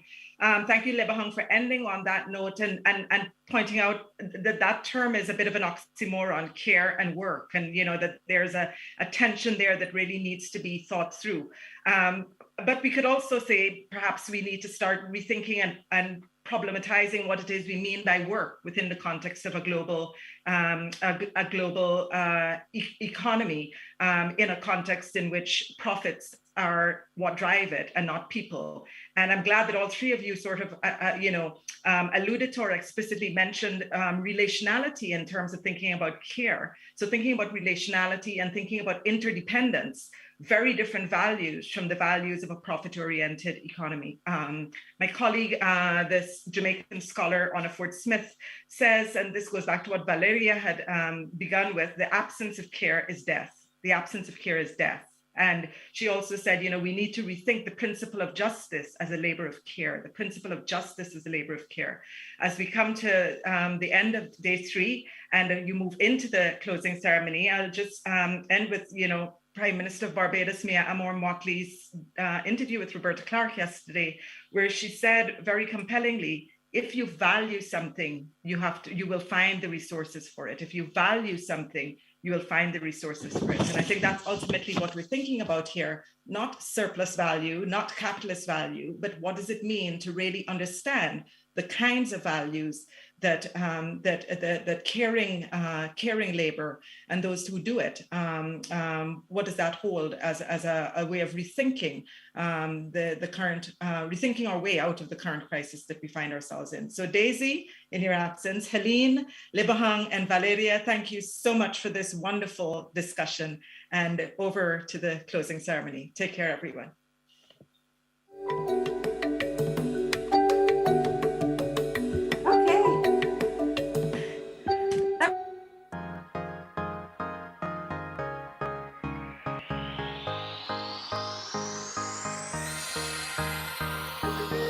Out of crisis and catastrophe comes opportunity, yeah, for real change in the world economy, to reduce vulnerability and inequality.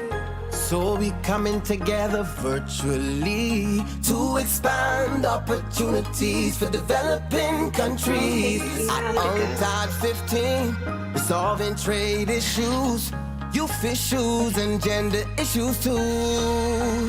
Civil society and creative industries are part of the call to bring prosperity for all. Small island, big ideas, much more than the beach. Small country, big reach, touching the world virtually. We might be small, but proud people standing tall. Creative and hardworking, we bring Barbados to you. You can't come to Barbados, we bring Barbados to you. Hey everyone, we need to go Barbados, we take Barbados to you. If you can't get to Barbados, we get Barbados to you. UNCTAD, Barbados welcomes you.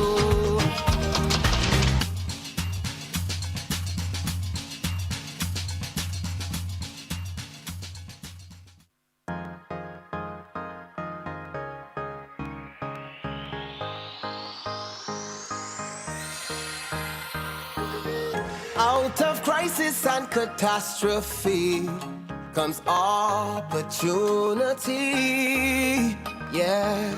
For real change in the world economy, to reduce vulnerability and inequality. So we coming together virtually to expand opportunities for developing countries. At UNCTAD 15, we're solving trade issues, youth issues and gender issues too. Civil society and creative industries are part of the call to bring prosperity for all. Small island, big ideas, much more than the beach. Small country, big reach, touching the world virtually. We might be small, but proud people standing tall. Creative and hardworking, we bring Barbados to you. You can't come to Barbados, we bring Barbados to you.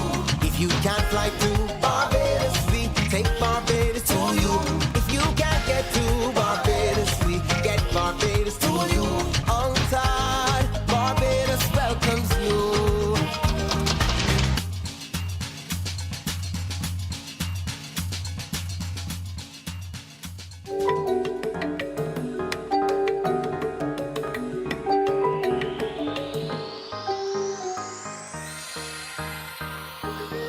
Out of crisis and catastrophe. Greetings and welcome back to day 3 of the inaugural UNCTAD Gender and Development Forum. I am Tanya Haynes and I'm here with the lead organizer of this inaugural historic Gender and Development Forum, bringing to you our closing. And at this point, I want to introduce Professor the Most Honorable V. Udine Barito, lead organizer of the UNCTAD Gender and Development Forum, to bring us her remarks. Thank you, co-lead organizer, Dr. Tonya Haynes, the Honorable Mia Amor Motley, QC, Prime Minister of Barbados and host of this forum, Ms. Rebecca Greenspan, Secretary General of the United Nations Conference on Trade and Development, Ms. Isabel Durand, Deputy Secretary General of UNCTAD, civil society organizations and staff and of all the UNCTAD divisions, our many partners, participants, and friends from across the global South, members of the Planning and Consultative Committee for the Gender and Development Forum, UNCTAD 15. I welcome you to the closing for the first ever Gender and Development Forum of the UNCTAD quadrennial cycle of conferences. We have had 3 exhilarating, dynamic days of analyzing the multiplicity of issues adversely affecting the lives of women and their families in the global South. We have insisted that this moment in which the world is experiencing the intersections of 3 crises, the COVID-19 global health crisis, a global economic crisis triggered by the pandemic, and a global climate crisis, which is wreaking havoc on economies, societies, workers and households, especially households, low-income households headed by women, that this is an ideal time to acknowledge the problems created by these crises. Now is the time to acknowledge the limitations of the neoliberal growth model. Now is the time to acknowledge that the resources of the earth are finite and that the emphasis on rapid extraction and consumption can no longer continue. And now more than ever, we need to value indigenous knowledge and indigenous technologies. Now is the time to alter the diverse mechanisms which increasingly marginalize the countries and citizens of the global south. In Asia and Africa, the Caribbean, Latin America, the Pacific and Europe, these are the areas all impacted by these intersecting crises. The Gender and Development Forum has focused on the immediacy and impact of these three intersecting crises, but more critically, our deliberations and recommendations have indicated what UNCTAD and our member states must do to work to change these conditions and work towards prosperity for all. We have kept our focus deliberately broader than trade. We have used feminist analyses of unequal relations of gender as unequal relations of power, fully aware that gender inequalities permeate all social and economic relations.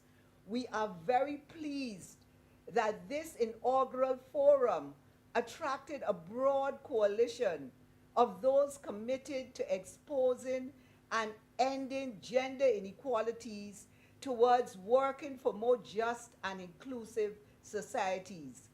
Joining us over the past 3 days were the Governor General of Belize, Her Excellency Froila Zalam, the Prime Minister of Barbados and host of UNCTAD 15, the Honorable Mia Amo Motley, government ministers, executive leaders of UNCTAD and the International Trade Center, UN professionals, civil society leaders, organizations and networks, academics, activists, artists, entrepreneurs, committed individuals, and you, our committed audience. We thank you all for enabling us to honor our collective commitment to search for solutions to the ongoing challenges of producing gender justice, particularly but not exclusively as it relates to women and trade. We are very pleased that we are able to honor our pledge to produce the Bridgetown Declaration that advocates gender justice, just trade regimes, a rethinking of neoliberal approaches to development, and a reaffirmation of the benefits of applying feminist analysis to the intersections of gender, trade, and development. We will present this declaration to you for your adoption later in the program. It is in a draft format.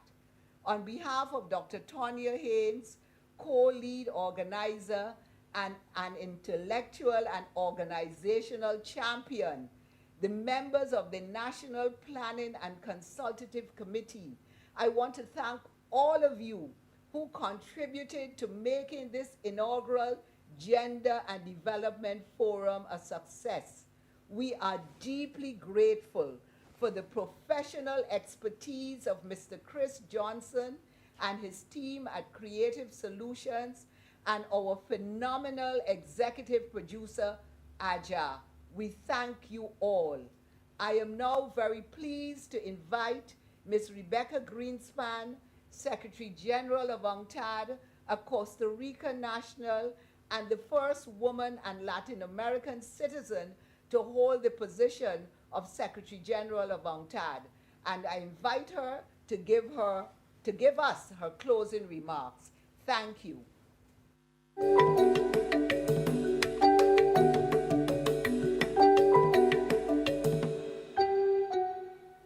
Distinguished panelists and delegates, ladies and gentlemen, dear friends, numerous stakeholders have gathered these last 3 days for the Gender and Development Forum, an event that has provided an inclusive space for dialogue among civil society, the private sector, governments, and multilateral institutions.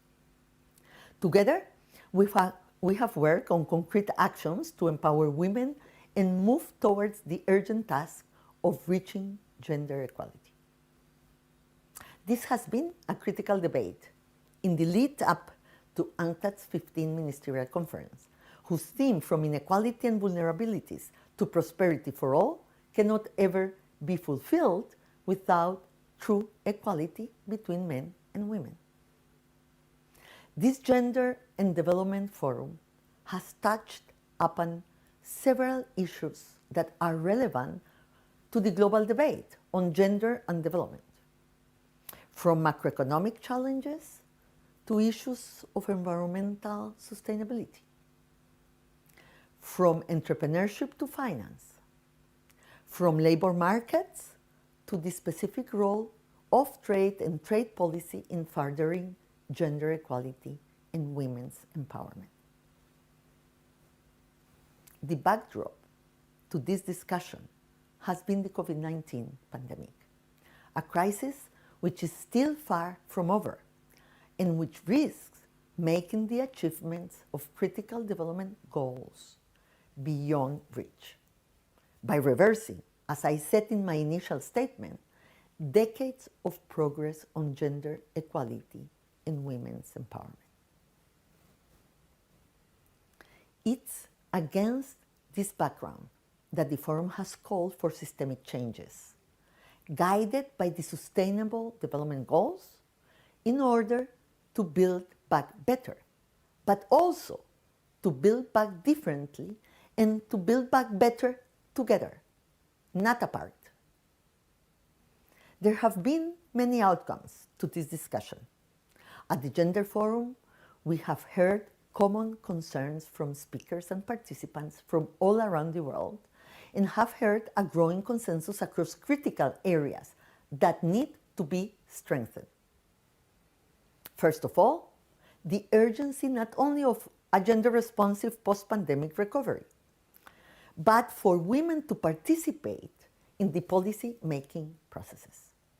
Because the way we get out of this crisis will not only shape our agenda long-term, but also decide how we handle the next crisis and whether we are ready to do it more justly and equitably than this time around. Second, the issue of rising inequalities, both gender-related and beyond, and the increasing urge to make human rights and non-discrimination approaches an inherent part of economic trade and development policies.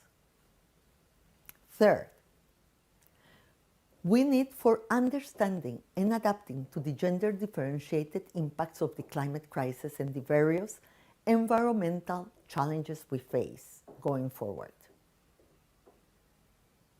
And lastly, the importance of bringing back the debate about trade and gender to the next phase, admitting the progress we have achieved, but recognizing that much work still remains.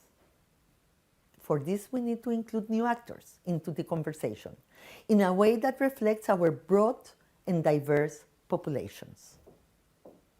The final goal, however, should not only be to have more women involved in trade, but to ensure that they engage under fairer terms and that countries have the space to put in place policies at the domestic level for this to happen. Fortunately, nowadays, we have more tools to analyze and assess the impact of trade on women that are very promising steps in this direction. For example, UNCTAD's ex-ante gender impact assessments that alert on the possible effects of any given trade agreement to know what are the differentiated impact on women, or to proactively pursue trade agreements that are gender responsive. We should use all the tools we have available, tools that we at UNCTAD have worked hard to develop as a way to contribute to this important agenda. Dear delegates, trade and trade policy are a powerful driving force to put back on track the global efforts towards the realization of women's economic empowerment and gender equality.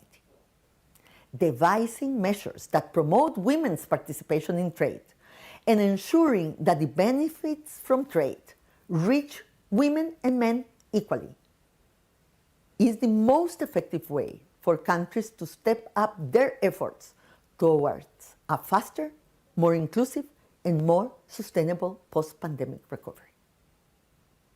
Likewise, complementary policies pertaining to the spheres of labor, finance, investment, environment, social protection, health and education, and the care economy are critical to help fight inequalities and maximize opportunities for women.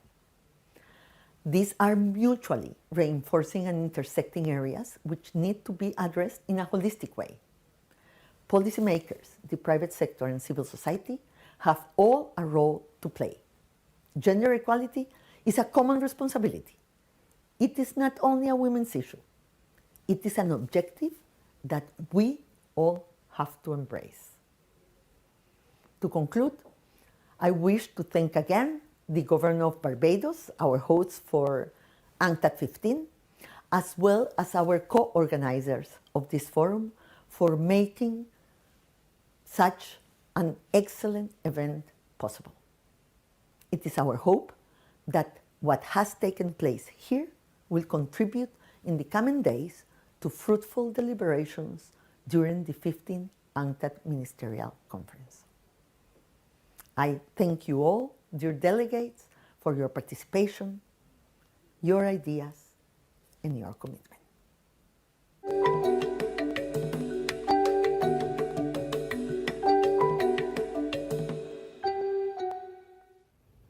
Thank you, Secretary General Greenspan, for those very critical comments, for reaffirming your commitment to gender justice in the areas of trade and development. And of course, it is a special point of pride to know that the Secretary General of UNCTAD is from our region of the Caribbean and Latin America.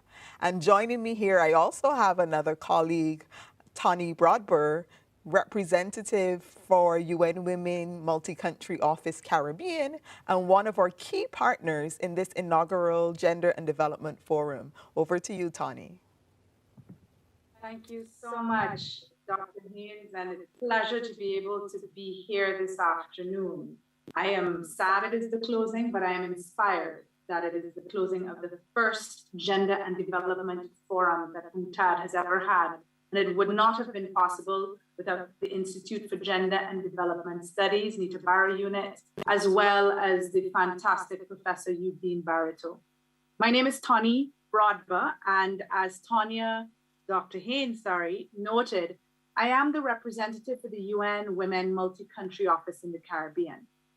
We have an expectation that this Gender and Development Forum informs not only the conversations and agreements at the UNCTAD conference itself, but the ways in which the governments in the Caribbean, Latin America, and across the world build back equal from COVID-19.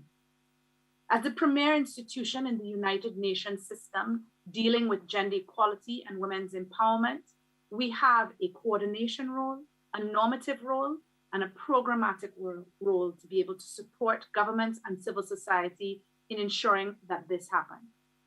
A dedicated forum on gender and development is critical because we plan to make sure that what happened during this forum does not just tick a box to demonstrate one was held, but that it drives the imperative that gender equality must be centralized in trade and trade policy, and more broadly, in development strategies and policy.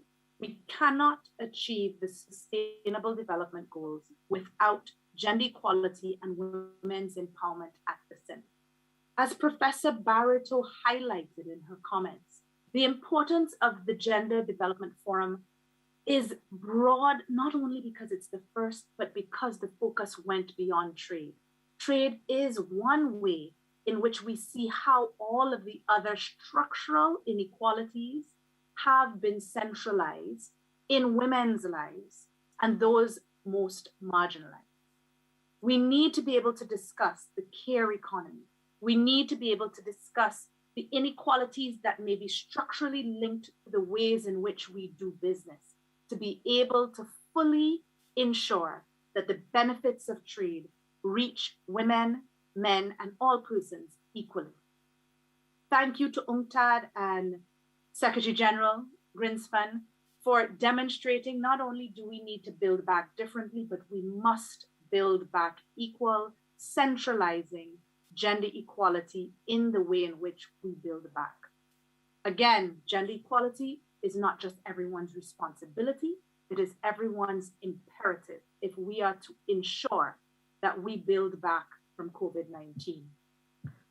I'm pleased to be able to introduce Aishu Balaji, who is a senior coordinator at Regions Refocus, which serves as co-chair and secretariat of the Gender and Trade Coalition.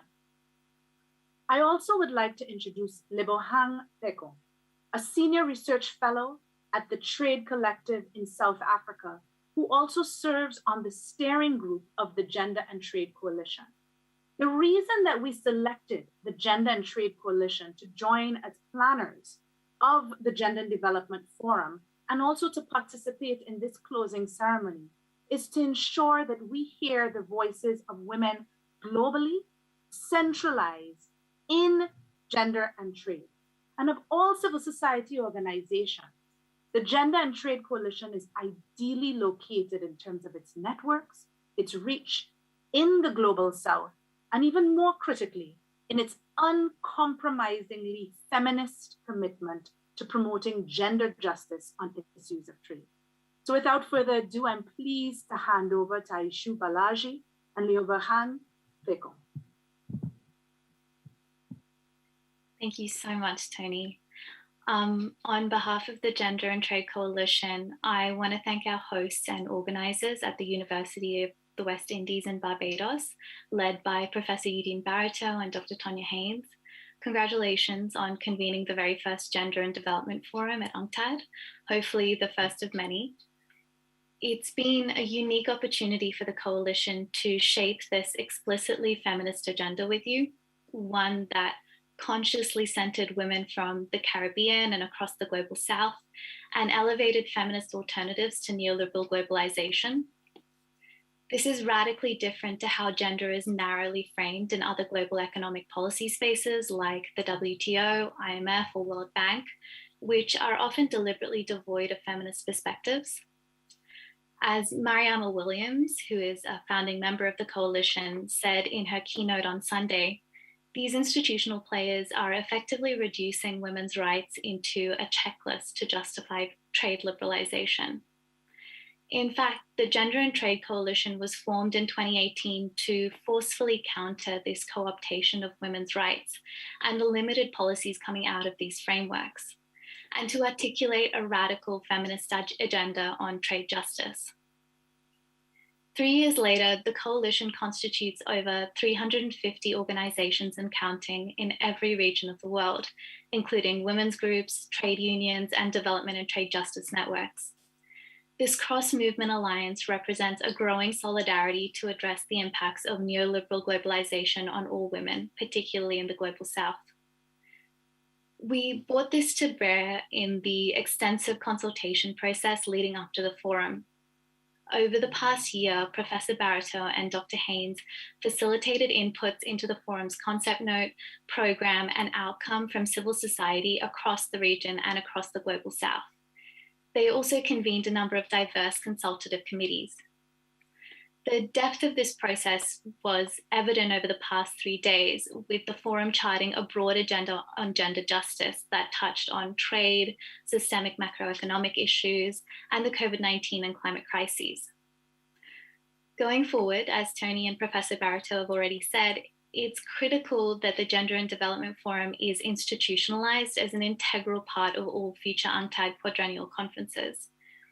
There are also some further steps that UNCTAD can take to facilitate the forum's objective of addressing the systemic power imbalances that exacerbate gender inequality. This could include, for one, creating opportunities for engagement between governments and women's groups so that they can benefit from their expertise. 2, facilitating the engagement of civil society, particularly women's groups, with the Trade and Development Board, UNCTAD's highest political body between conferences. 3, integrating critical feminist analysis across UNCTAD's work beyond just the gender unit into the globalization and development division, for example, or in implementing the SDG on unpaid care and domestic work. This can be done by calling on the expertise of UN Women, women's movements and governments. And 4, at UNCTAD's next quadrennial conference, creating a process of sharing the draft mandates in a timely way to ensure civil society can meaningfully engage in the intergovernmental negotiations. These are just some early thoughts towards a robust follow-up to this groundbreaking forum, and the Gender and Trade Coalition is ready to continue working to develop these ideas and more with you. We recognize what an exceedingly rare opportunity it is to engage with a country and a region with feminists in key institutions and at the highest levels of government. Thank you again, and we look forward to our continued collaboration.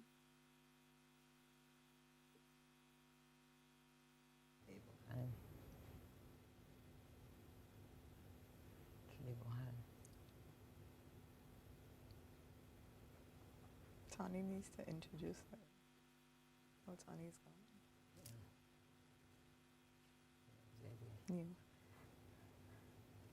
And sorry for that short break, but we will have Lebo Hang to deliver her statement on behalf of the Gender and Trade Coalition, and also to share with us some key recommendations coming from the Gender and Trade Coalition.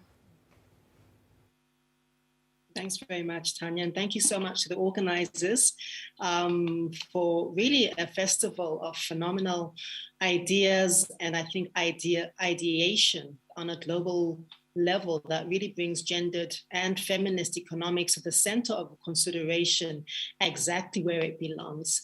So firstly, I think it's important to then state that indeed our key demands or our key asks would be to really recenter feminist global South view of rebuilding the economy. The majority of this world looks like most of us, a Black or a brown woman. And it's not really about returning normalcy and building back better in the traditional neoclassical sense of the word, but rather appreciating that work needs to be valued and remunerated and recognized, and really to think through what a new economic ethic could potentially look like. So a just recovery, an ethical recovery, a recovery that centers the considerations of the majority of people who have been dispossessed, marginalized through the previous dispensations of the economic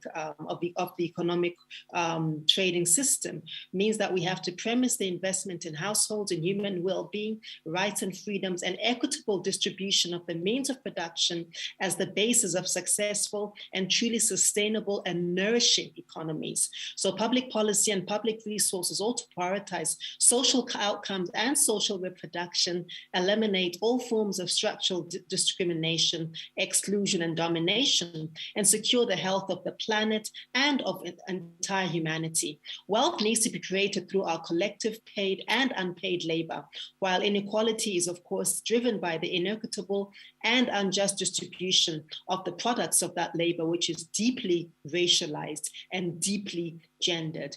Secondly, to state that when we think about resilience as a term, and of course this is linked to the whole building back better or building forward radically, building forward different, as Tony also said, that resilience is a very slippery term, and rather that states need to take an active role in ensuring that we build economies that are able to sustain us effectively, including basic income grants, furloughs, and rebuilding a solidarity economy and new forms of global value chains. Resilience really means the capacity of a system to tolerate the shocks of disturbances and recover. And some say that this depends on the ability of people to adapt through changing conditions, through learning, through planning, or through reorganization. But resilience is also incredibly violent and incredibly tiring. And it's incredibly violent, particularly on Black and Brown women's bodies, psyches, health, and general well-being. So we really need to rethink the ecological and social components that are really the foundation of people-centered economic systems, institutions, and outcomes in this moment. So states must use this opportunity to reorientate economic models and protections, to reorganize the global South economies that are predicated on this invisibilized work. And I draw very deeply from the work of many African feminists and Black feminists locally and globally who have been thinking through these articulations for the last 12 to 18 months. Lastly, to say that this economy it mustn't be treated as an adjacent or informal part of the mainstream or the male stream, as I often say, economy, because it's largely driven by the labor and the work of women. And measures such as the GDP and the GNP are clearly not the most effective or the most sufficient measures of enterprises that occur in this parallel or gray sector. The coronavirus has been described as a natural disaster, but in truth, it's not really that natural. It's an inevitable result of policy and fiscal choices that have created and maintained hierarchies between women and men, between the working class, the middle class, and the privileged, between urban and rural communities, between agriculture and nature and the human world, and of course, between Black races, between Black and white people, and have continued to privilege a predominantly white male discourse. And finally, that financial globalization in this instance has definitely raised the issue of redistribution of the authority of governments and non-state actors. And we are hoping that UNCTAD, as the kind of important body that it is, can assist in mediating these governance inequilibriums. We've prepared a statement at the Gender and Trade Coalition, which I'd like to also draw on. And I'd like to remind us that the statement tells us that it's important to restore the primacy of gender justice over the economic goals of trade and investment policies. And this includes a complete transformation of global macroeconomic governance, including the current trade and investment systems, towards one that is based on human rights and respect for life and for ecosystems and for all lives, for all humanity, and that advances sustainable development in the truest sense of the word, nourishing development, intergenerational development, posterity development. Without addressing the current impacts of current trade and investment rules on women and gender non-conforming people, we won't be able to tackle the deepening inequality, exploitation, and dispossession. And also to ensure that trade policy measures take a gender mainstreaming perspective, a feminist perspective, whereby all trading arrangements and the negotiations are assessed according to their positive and negative impacts on women and gender non-conforming people, with policy being designed appropriately and accordingly. We can't do the one size fits all and hope for the best anymore. Trade policy can only be sustainable if policies are transformed to achieve economic goals based on feminist economic paradigms. This means an economy in which the economy of care is fully acknowledged, the social reproductive sector is fully acknowledged, and the economy serves well-being objectives versus growth in productivity. In terms of a few proposals that we actually have, for UNCTAD, the one is really to expand the work on gender. The excellent work that has been done in this conference is really a seminal point. And to center this feminist approach to trade and development, including trade, ecological debt, and redefining what work is. And we've had some extremely vibrant discussions over the last few days in this regard. The second piece of this is that we would also suggest that it's important to engage with civil society in the broadest sense of the word. And we're very mindful that there have been, all sorts of formations are now viewed as civil society, and would really like to be specific to name them as many, including the labor movement, women's movements and feminist movements, youth and student formations, climate activists, academic scholar activists with various communities, transdisciplinarians, feminist organizers, fund mobilizers, land and agrarian rights workers, health, cultural producers, development workers, and so forth. And this is a very important dichotomy because in many respects, when we say civil society and not name who should be there, we leave ourselves open to several blind spots. And lastly, of course, this requires orientating a research agenda around movement-based work. There's a very deep politics around who is producing knowledge, how they're producing this knowledge, and from what standpoint it is being produced. So feminist research, for example, suggests that it's important that knowledge is produced about women's lives by women, and that it speaks to the advocacy that women have been doing. It speaks to the analysis of gender oppression and the transformation of society and into transformation of human lives. We suggest that this multipolar approach to knowledge production and the recognition of various sources of knowledge is particularly important because it must be derived from the experiences of women, and it must be framed very clearly and boldly within a decolonized and decolonializing frame of reference, because otherwise we're going to keep on reproducing more of the same. And I thank you. Thank you so much, Leobrahang Peku. I got it right this time, as well as Aishu Balaji. We really appreciated everything that you have been able to contribute to this forum, your comments that reminded us of the feminist agenda and the importance of an ethical recovery, centering the majority of people who have been dispossessed and marginalized by structural inequalities. The economy that we create from this moment must be able to sustain us effectively, and it must serve well-being objectives. We hear you loud and clear. And now I'm going to ask Professor Barreto to present the draft Bridgetown Declaration, which will also encapsulate what has come from this particular Gender and Development Forum and reflects much of which both of you have spoken to. Over to you, Professor Barrett. Thank you. Thank you, Tony.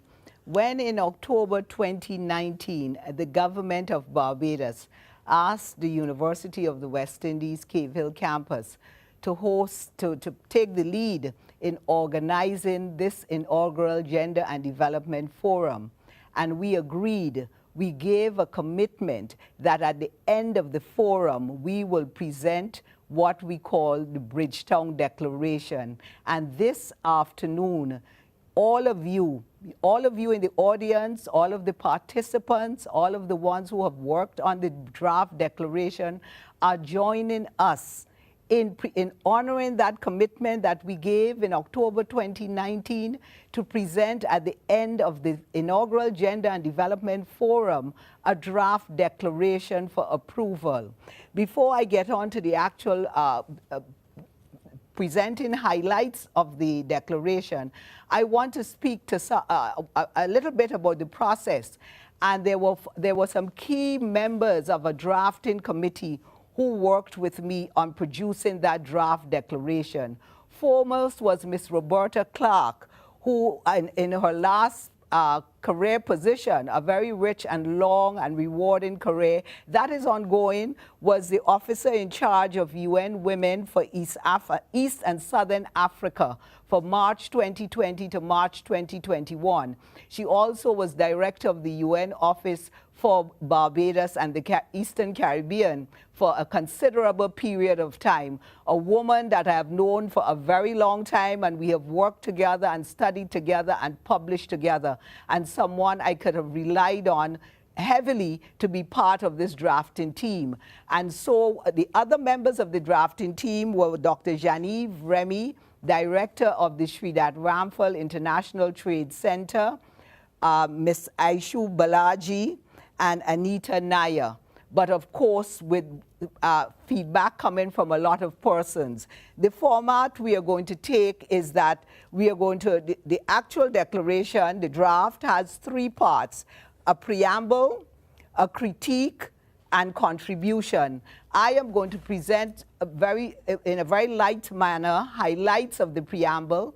I am going to invite Roberta Clark to present on the critique, and I'm going to ask Tonya to round it off, Dr. Tonya Haynes, co-lead organizer, to round it off on presenting the contributions. When we designed this, as I said, we made that commitment that we were going to deliver. So it matters to us very much that at the end of the process, working with all our colleagues and networks, we have a draft Bridgetown Declaration. Now, what we are going to do, we are going to circulate this through email to all our partners, and we are going to ask you to agree to its adoption and invite you for comments. We would like to have this back by Friday of this week. And the reason why we want it back is because we want to formally present it to the host, the Prime Minister, for her political statement, but also for the inclusion in the shaping of the Bridgetown Covenant, that they are having a document, and UNCTAD itself is very much aware of it.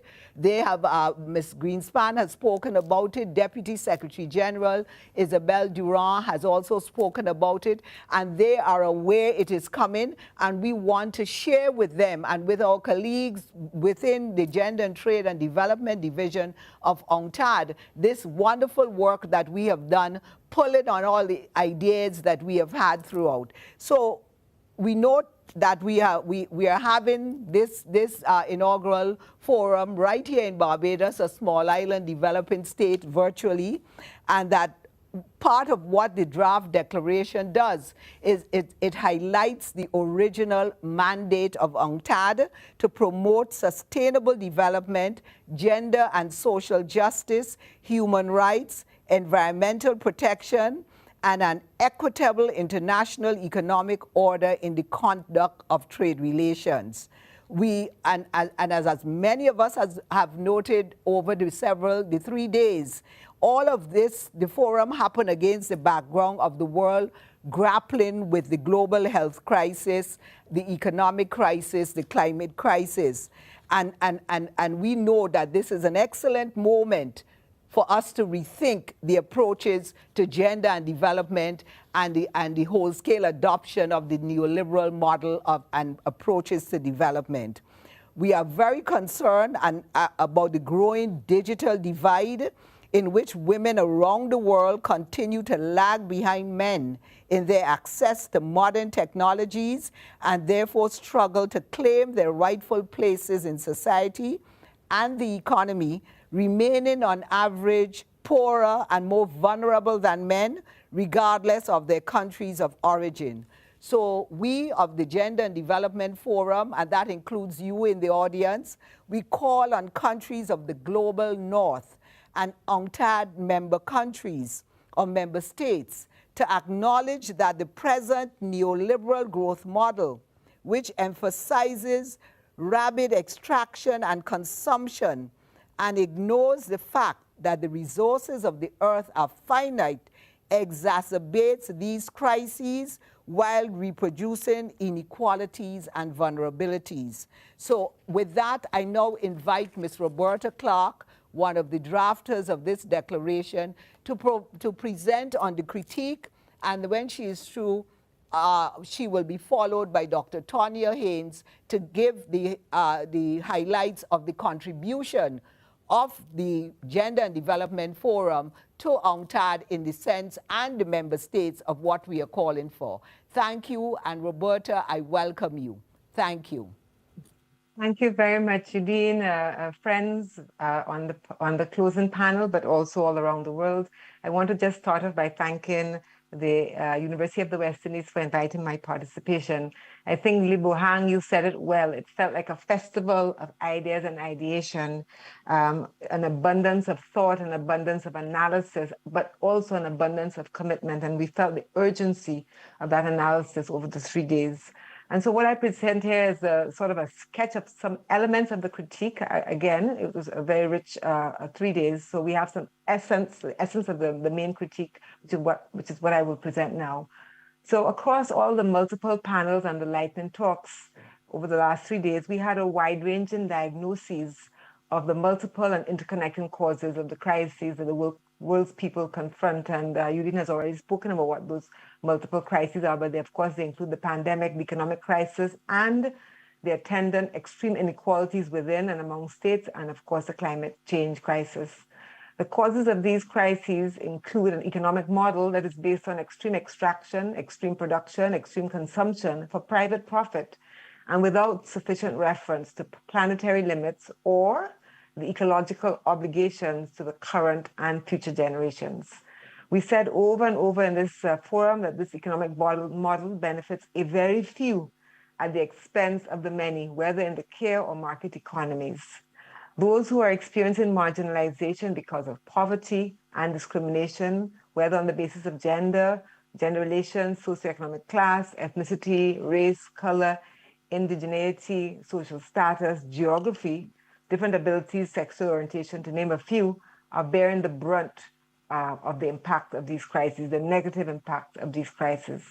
And there is no doubt that within that, women and girls are experiencing these crises harshly, even while they continue to carry the burden of care for families and communities, and do so, as we have said over and over, undervalued, invisible, taken for granted, and indeed silenced.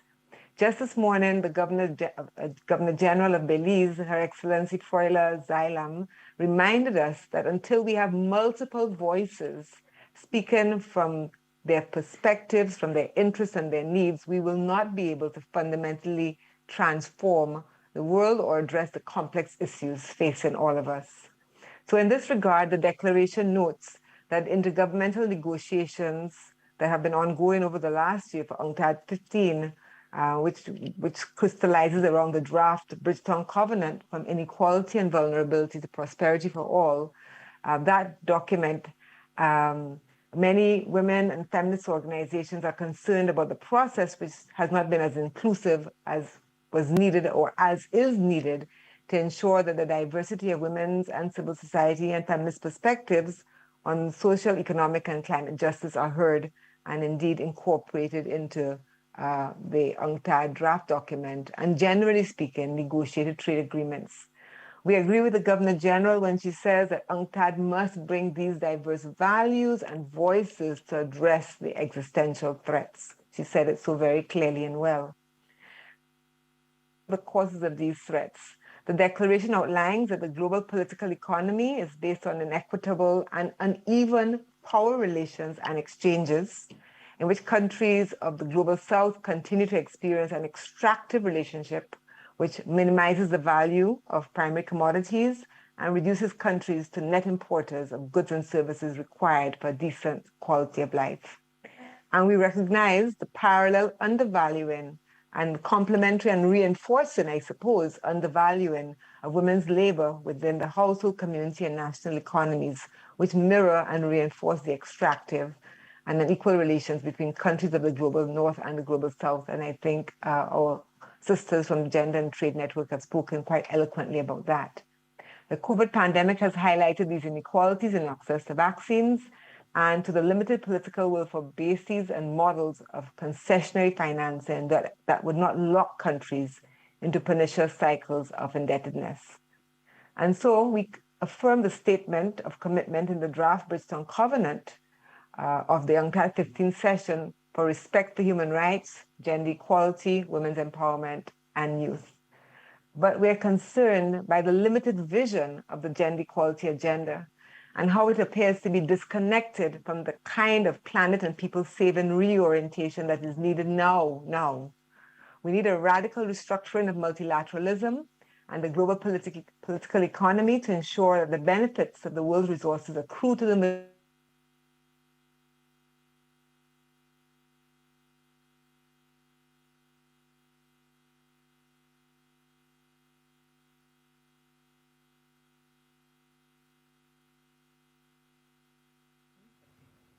Okay, thank you so much for that, Roberta. I will continue to present.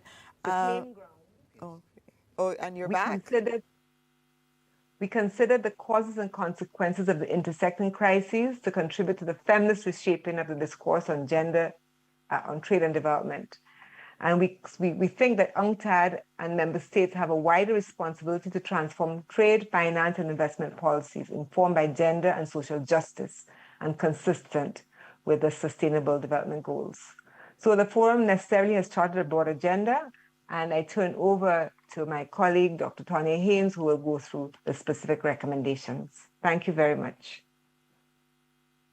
Thank you so much for that, Roberta. And indeed, it has been a pleasure working with you and all of the others on the Planning Committee for the inaugural Gender and Development Forum. And just let me say that I think the University of the West Indies more broadly, but the Institute for Gender and Development Studies in particular, was especially well placed to organize and deliver this inaugural Gender and Development Forum, given our triple mandate of both teaching, research, and outreach, and our links with networks like the Gender and Trade Coalition, and with networks like Development Alternatives with Women for a New Era. These are linkages that go way, way back to the inception of the Institute for Gender and Development Studies. So I think it was particularly apt that we were the hosts for this inaugural Gender and Development Forum, or as well as, our partnership with UN Women. It all came together very beautifully for us to have such remarkable brilliance from all over the world. And so now I will turn specifically to the declaration, presenting some of the highlights. And we joined the Gender and Trade Coalition in calling on UN member states to restore the primacy of gender justice over the economic goals of trade and investment policies. This includes a complete transformation of global macroeconomic governance, including the current trade and investment systems, towards one that is based on human rights and respect for life and ecosystems, and that advances sustainable development. We join the Gender and Trade Coalition in calling on UN member states to ensure the substantive and transformative and transparent inclusion of a broad group of stakeholders, including women's groups, throughout trade policy and agreement negotiations, improving democratic engagement of all UN member states in global negotiations. We call on UN states to require that trade policy measures a gender mainstreaming perspective, whereby all trading arrangements under negotiations are assessed according to their positive and negative impacts on women and gender nonconforming peoples, with policy being decided accordingly. Trade policy can only be sustainable if policies are transformed to achieve economic goals based on a participatory and inclusive feminist economic paradigm. And, my colleagues have already fleshed out exactly what that looks like.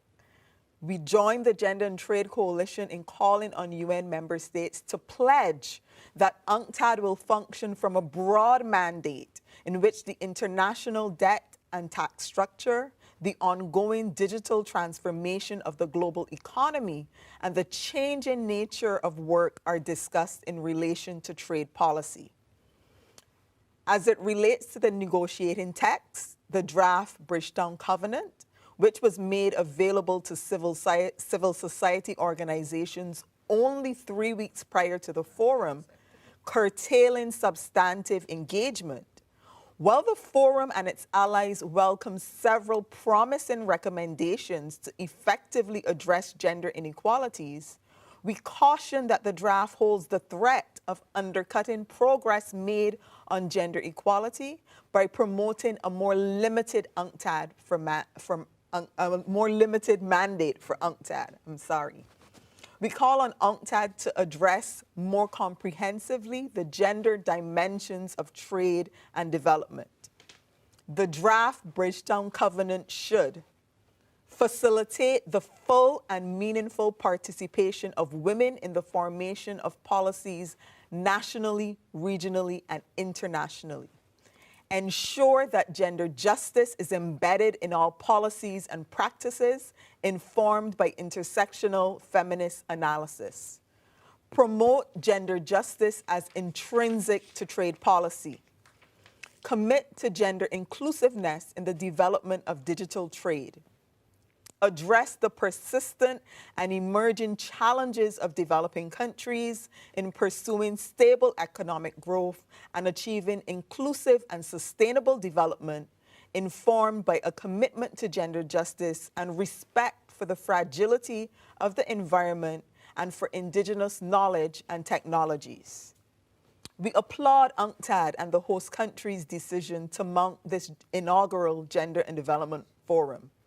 We demand that UNCTAD and member states provide supportive credit facilities and physical security infrastructures and protection for women involved in cross-border trading.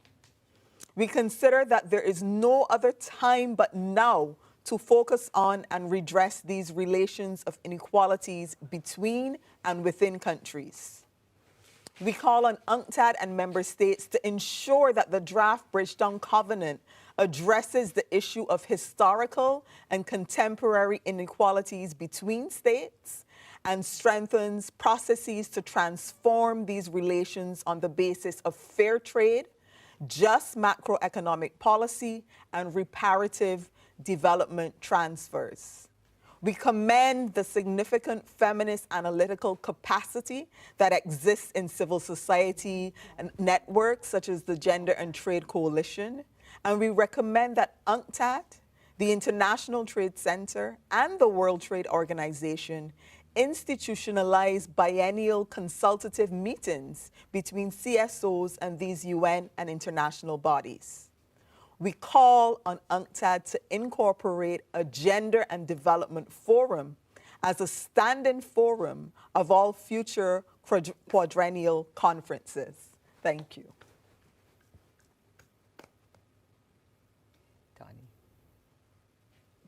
Thank you so much, Dr. Haynes, Professor Barreto, and Roberta Clark for that robust and comprehensive approach to understanding the policy and the Bridgetown Declaration and sharing the details of that declaration.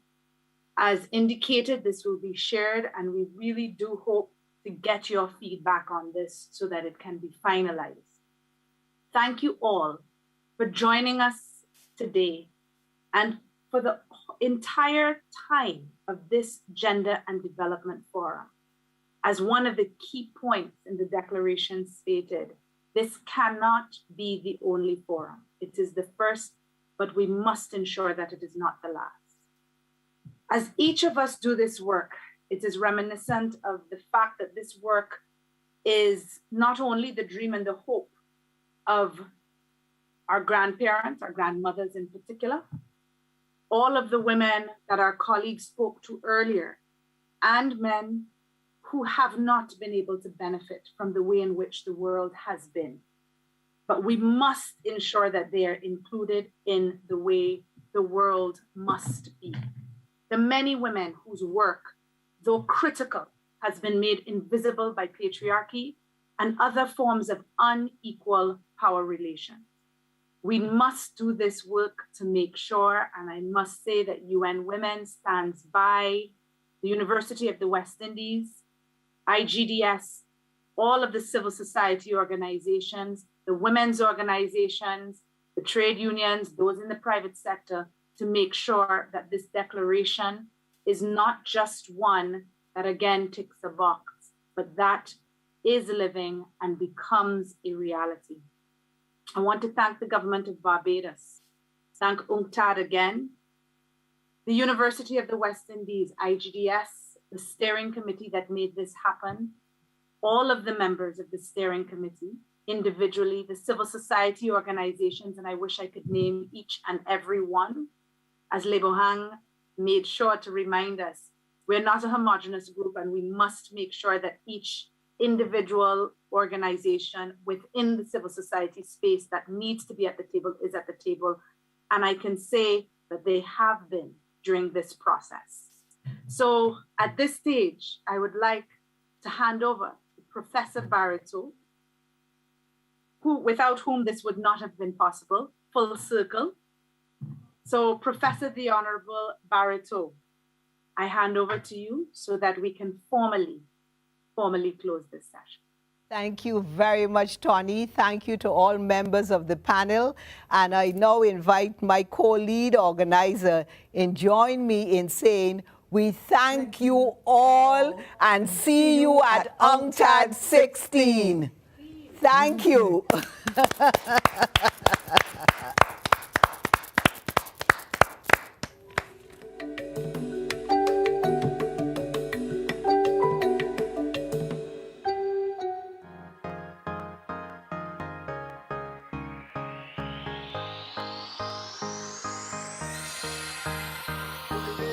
Out of crisis and catastrophe comes opportunity, yeah, for real change in the world economy, to reduce vulnerability and inequality.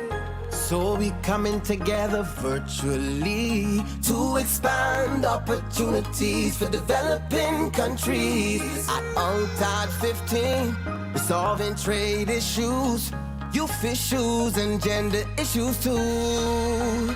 Civil society and creative industries are part of the call to bring prosperity for all. Small island, big ideas, much more than the beach. Small country, big reach, touching the world virtually. We might be small, but proud people standing tall.